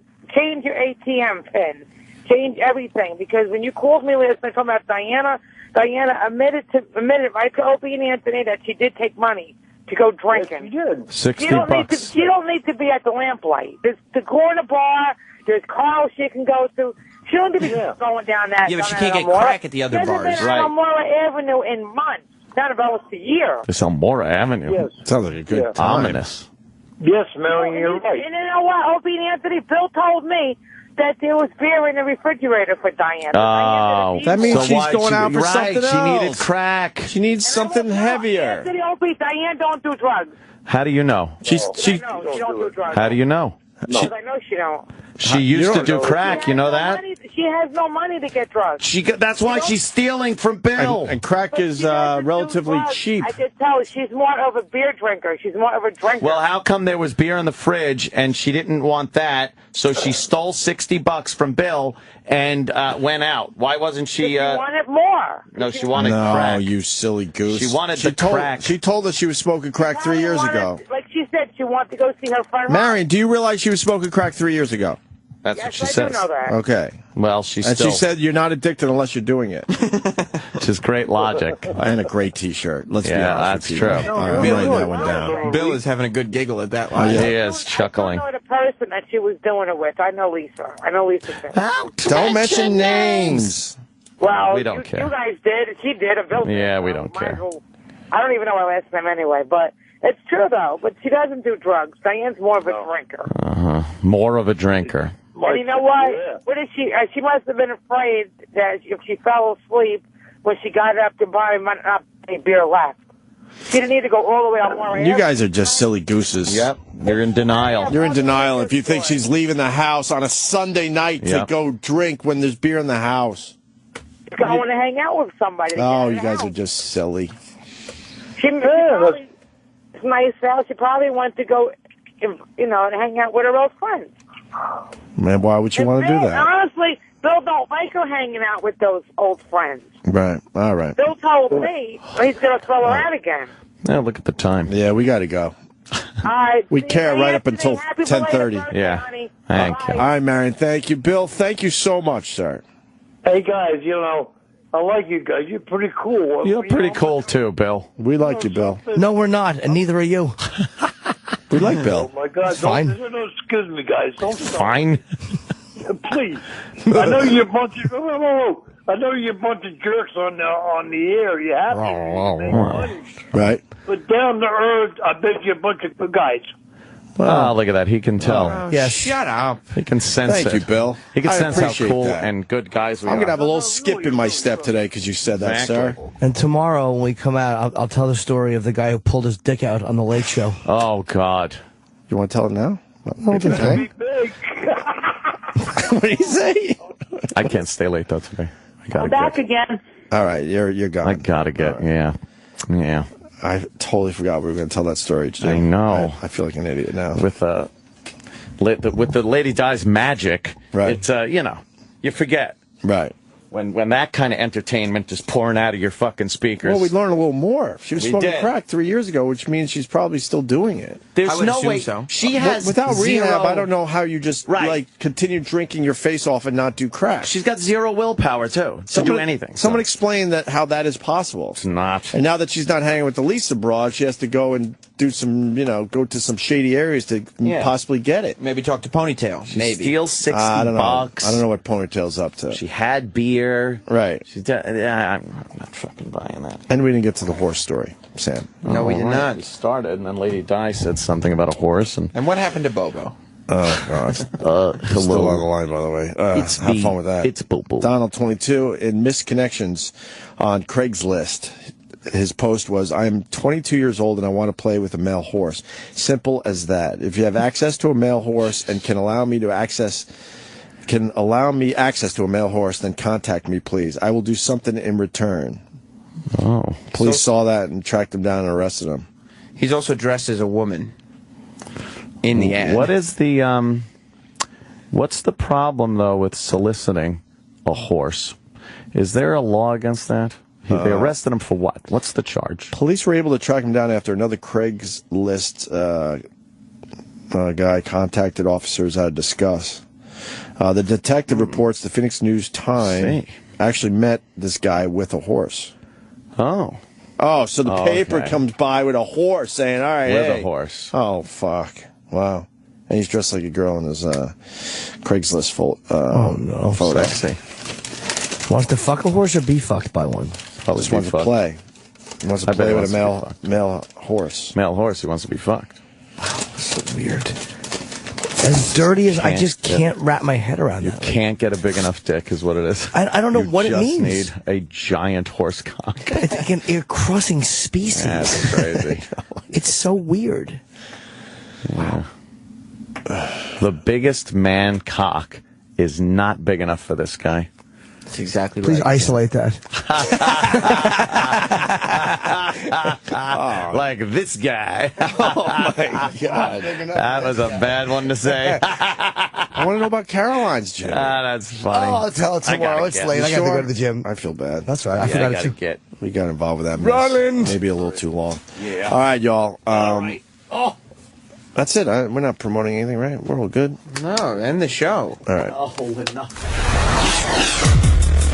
The Opie and Anthony Show is drawn to a close. Stay tuned to reflect, relive, and get the story behind the story of the finest moments of today's show.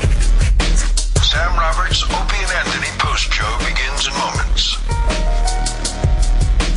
Sirius XM presents an exclusive town hall event with Golden Globe and Emmy award-winning actor Kiefer Sutherland. Join the director, producer, and star of TV's 24.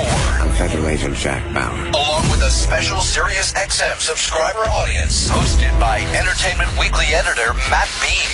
A town hall event with Kiefer Sutherland. Friday at 7 p.m. East, 4 West. On Entertainment Weekly Radio, Sirius XM 105. Or listen on the Sirius XM app. I need a data backup solution for my business to replace my current tape backup device. Do you want to spend a lot of money? No. Do you want to store and pay for replicated data? No. How about a solution that's difficult to install and use? No. Offshore automated phone tree support okay? No. Then yes, we can help. Barracuda Backup. End-to-end protection for physical and virtual servers, including data deduplication for storage efficiency and replicated cloud storage for assured recovery. Try Barracuda Backup free. Go to barracuda.com/yes. But wait, I've got one more data protection problem that I need solved. Okay, what is it? I need to archive emails to comply with business regulations. Do you have an IT guy to help search through thousands of PST files? No. Got time to install a complicated product or create detailed reports? No. You okay paying storage fees to save duplicate emails and images? No. Offshore automated phone tree support okay? No. Then again, yes, we can help. The Barracuda Message Archiver lets you store and find emails fast to avoid compliance and litigation penalties. Easy setup and single instance storage will save you time and money. And if you need help, you'll talk to a live human. Try the Barracuda Message Archiver free. Go to barracuda.com/yes. Data is everywhere. It doesn't care about borders or boundaries. Data doesn't care about anything, just the truth. And that's a good thing, because the truth is, data helps us do a whole lot of things better, from getting healthier to closing more deals. It helps us delight our customers and increase conversion rates. Data helps us generate more revenue and resolve tickets faster. Data helps us engage our audience and launch better products. It helps us build better software and make better business decisions. And yes, for those of you keeping track at home, that's a whole lot of better. Every single day, data helps you, data helps us, data helps everybody. And that's why at New Relic, we're proud to say, I'm a data nerd. You are too. We are all data nerds. Come join the modern software movement and see how data helps you at newrelic.com. Hey guys, Tommy Z-Man here, your cigar guru at FamousSmoke.com with a delicious new cigar to tell you about called Kismet. Hey, I've been in the cigar industry for some time, and I know a great stick when I smoke one, and I know an even better deal when I see one, and boy, this is it. Now, the word Kismet means fate, and trust me when I say that the all-new Kismet sampler that we have for you is pure premium hand-rolled destiny. This awesome 5-cigar sampler gift box has all 5 sizes, from a Robusto to the big boy 6x60. And to make it even sweeter, we're tossing in a Kismet cutter and lighter, all for the super low price of $29.95. That's 50% off retail price. This gorgeous stick is made from a blend of 6 Dominican-aged tobaccos and a shiny Corojo wrapper. The flavor and aroma is divine. Tempt fate, and this deal may run out, so click the radio button now at FamousSmoke.com. That's FamousSmoke.com. You'd never guess these guys are working hard day and night in some of the worst conditions on Earth. That's because no matter how tough the job, their equipment is the last thing on their mind. Shell Rotella T6 full synthetic engine oil is engineered for improved protection in extreme temperatures and up to 1.5% in fuel economy savings. Can your oil do that? Shell Rotella T6, the synthetic engine oil that works as hard as you. Are on Sirius XM. The Chicago Blackhawks have won the Stanley Cup! Every glass rattling hit. Level at the blue line! Every save. Miller did it again! He denied Voracek, and the game goes on! Every turn of the red light. Crosby shooting, scoring! Oh, slap me, silly Sydney!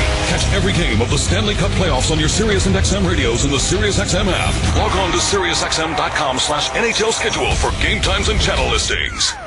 If you're in the market for a fantastic franchising opportunity, one that is redefining the earnings potential of one of the longest-standing business models out there, Retro Fitness gyms are great investment opportunities. Do I need to work inside my gym? I already have a job, and I'm really looking for an investment opportunity. Retro Fitness is a manager-driven model. They'll train your full-time manager to run your club, and they provide all the proven systems and tools designed to keep you in the driver's seat. I'm looking for something turnkey. From real estate site search, construction, and project management to club operations, training, and marketing, Retro Fitness has been value engineered to help you jump from startup to profitability as quickly as possible. I'm looking for something that's hot right now. There's a huge demand for high-value, low-cost gym memberships, and Retro Fitness has nearly 100 gyms open already. With a proven brand like Retro Fitness, you're poised to meet the burgeoning demand immediately. Let's go Retro! Get Get started building your own gym empire today with a Retro Fitness franchise. Details at retrofranchising.com or call 201-867-5309. Here's a question. What's the most important holiday?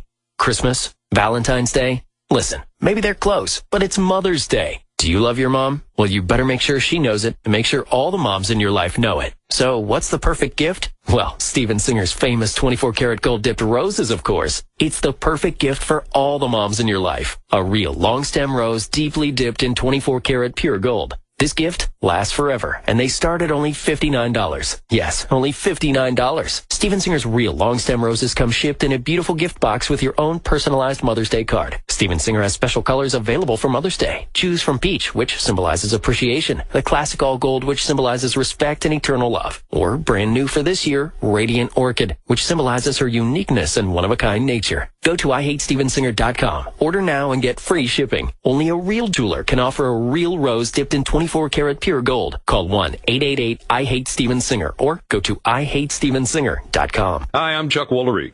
Here's something surprising about mouthwash. The burn doesn't mean it's working, and neither does the cool sensation. The fact is, if you want real, long-lasting, fresh breath, you need an activated mouthwash. Smart Mouth mouthwash has two solutions you combine right before rinsing, activating the power to eliminate bad breath for a full 12 hours. That means fresh, clean breath all day with just one rinse of Smart Mouth. Rinse at night to prevent morning breath. It works. Get Smart Mouth today in the green and white boxes at stores everywhere. We all want a home that's ideal, in the right area with curb appeal, somewhere that's serene. Yes, that's the one we see in our dreams. But there are things that can affect you later, like an inspection, closing, or noisy neighbors. You need someone there the whole way through, not to find the perfect home, but one that's perfect for you. Find an agent who knows at RE/MAX.com. RE/MAX. Dream with your eyes open. Each office independently owned and operated. Did you know 1 in 3 small businesses pay a penalty to the IRS every year because of mistakes on their payroll taxes? Don't be a statistic. Use SurePayroll.com to run your payroll, and your payroll taxes are taken care of automatically for you. You've got enough on your mind. You shouldn't have to worry about complicated tax laws. Let Sure Payroll make it easy. Call 877-954-SURE or visit SurePayroll.com today. That's SURE Payroll.com. Unfortunately, the Opie and Anthony show is over. Fortunately, we have a hard time letting go. The stories behind the stories. The backstage drama. Everything that made today unforgettable. Call 866-WOW-1-WOW now. And look back on another legendary day of broadcasting. This is the Opie and Anthony Post Show with Sam Roberts. Yeah, it is.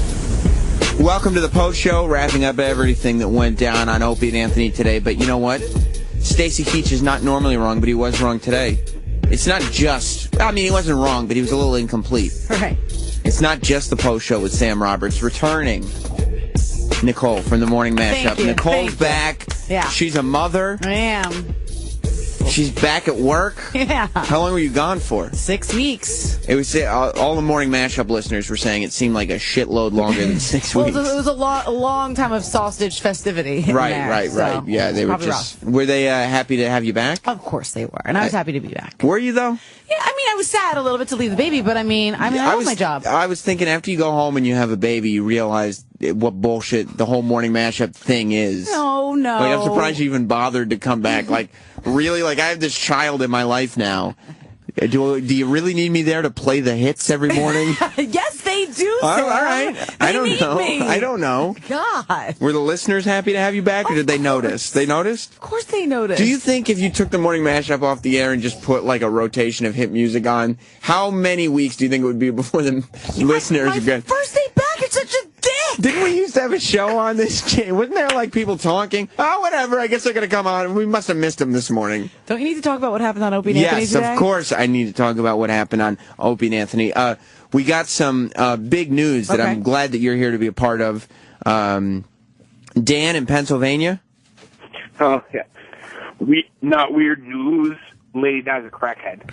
Lady Di, we found out, smoked some crack. But that you had to have known that before. Well, we didn't have it confirmed. You'd assumed. I mean, one could assume. Did you assume? I mean, I assumed something was not right. There was some sort of drug use. Now that you have a person in this world that you created, do you look at Lady Di and go, how do I stop? It's so funny that you're... Wait a minute. Hold on a second. Hey, Lady Di. I'm not a crackhead. Oh. Okay. That's so mean, Sam. I didn't know she was on the phone. Yeah, she's on the phone. Di. Nicole, congratulations on your baby. Thank you, Oh, sweetheart. isn't that nice?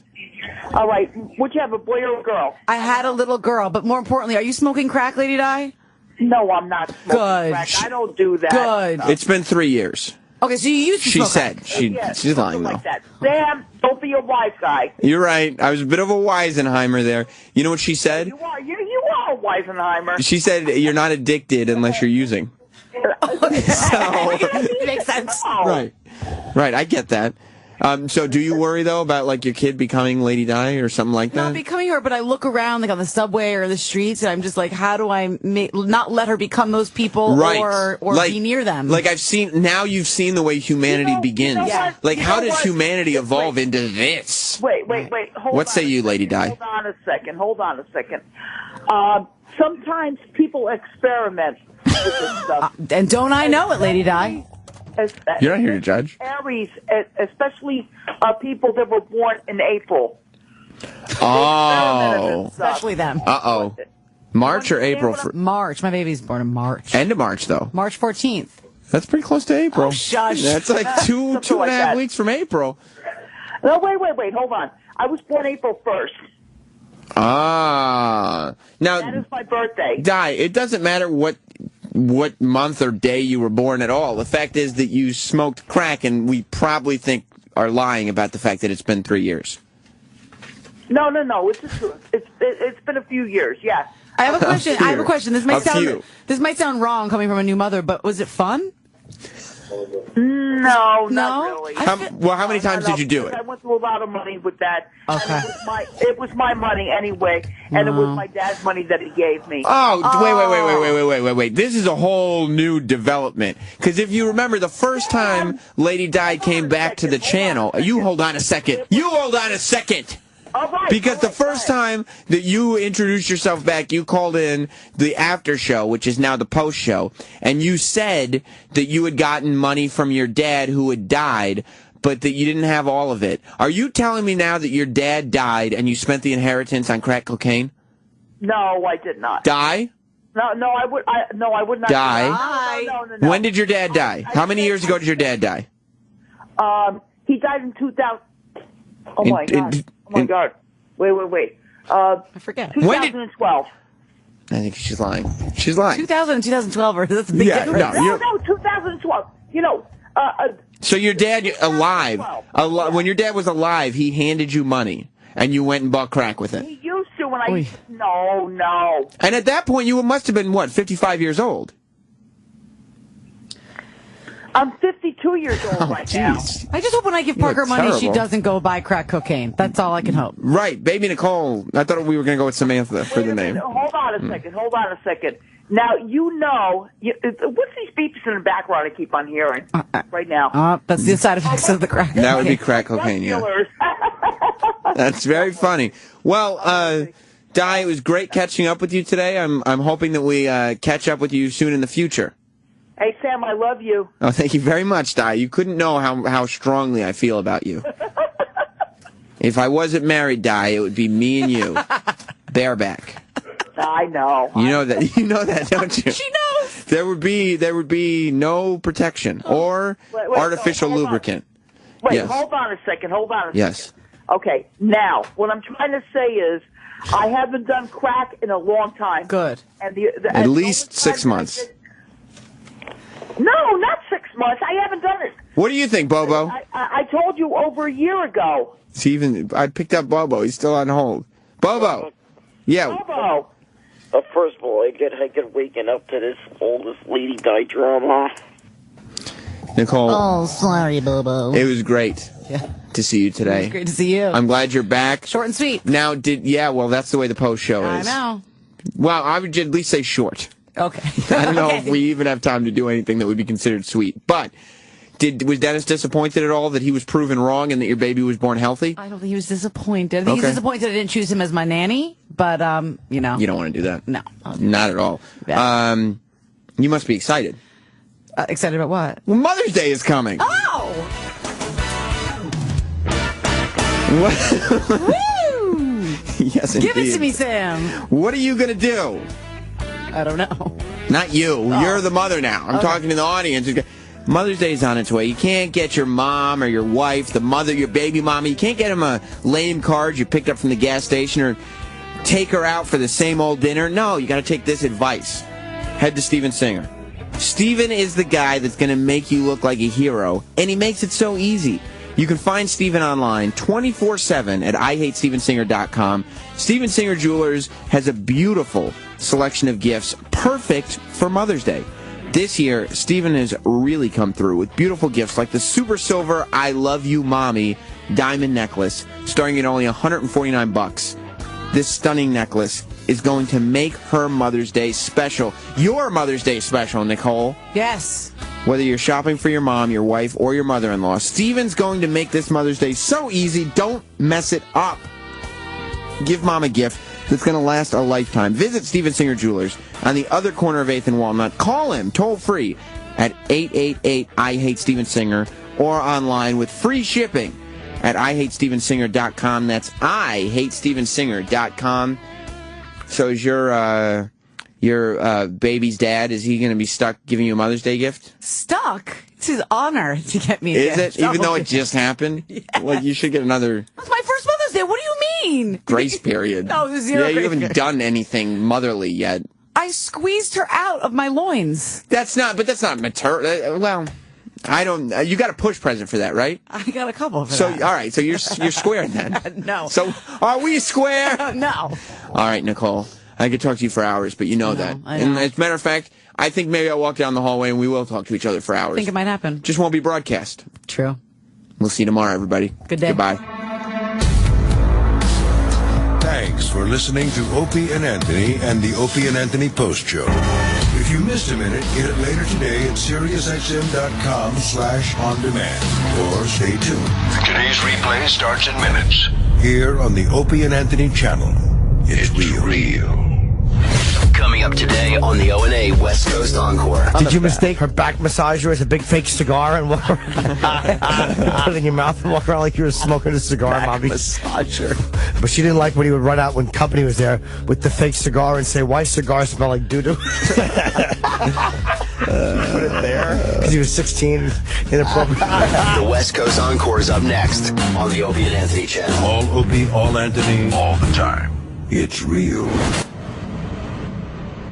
Be honest. Will owning a bigger TV help you get ahead in life? Will another pair of shoes make you a better person?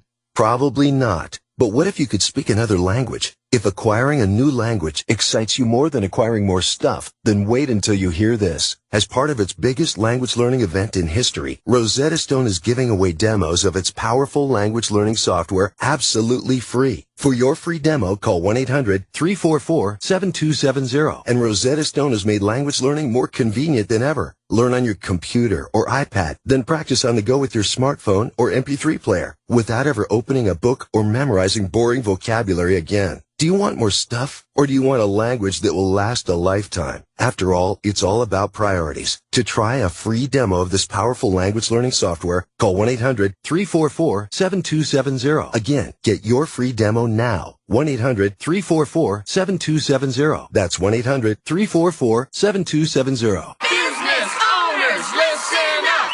Give me an L. Give me another L. Give me a C. What's that spell? Incorporation, protection, success. Incorporate your business. LLC. If you're about to start a business, these three little letters can make the difference between making a fortune and losing everything. Because if you're not incorporated and someone sues your business, you can lose it all. Your home, your car, even your life savings. That's why LLC.com is now giving away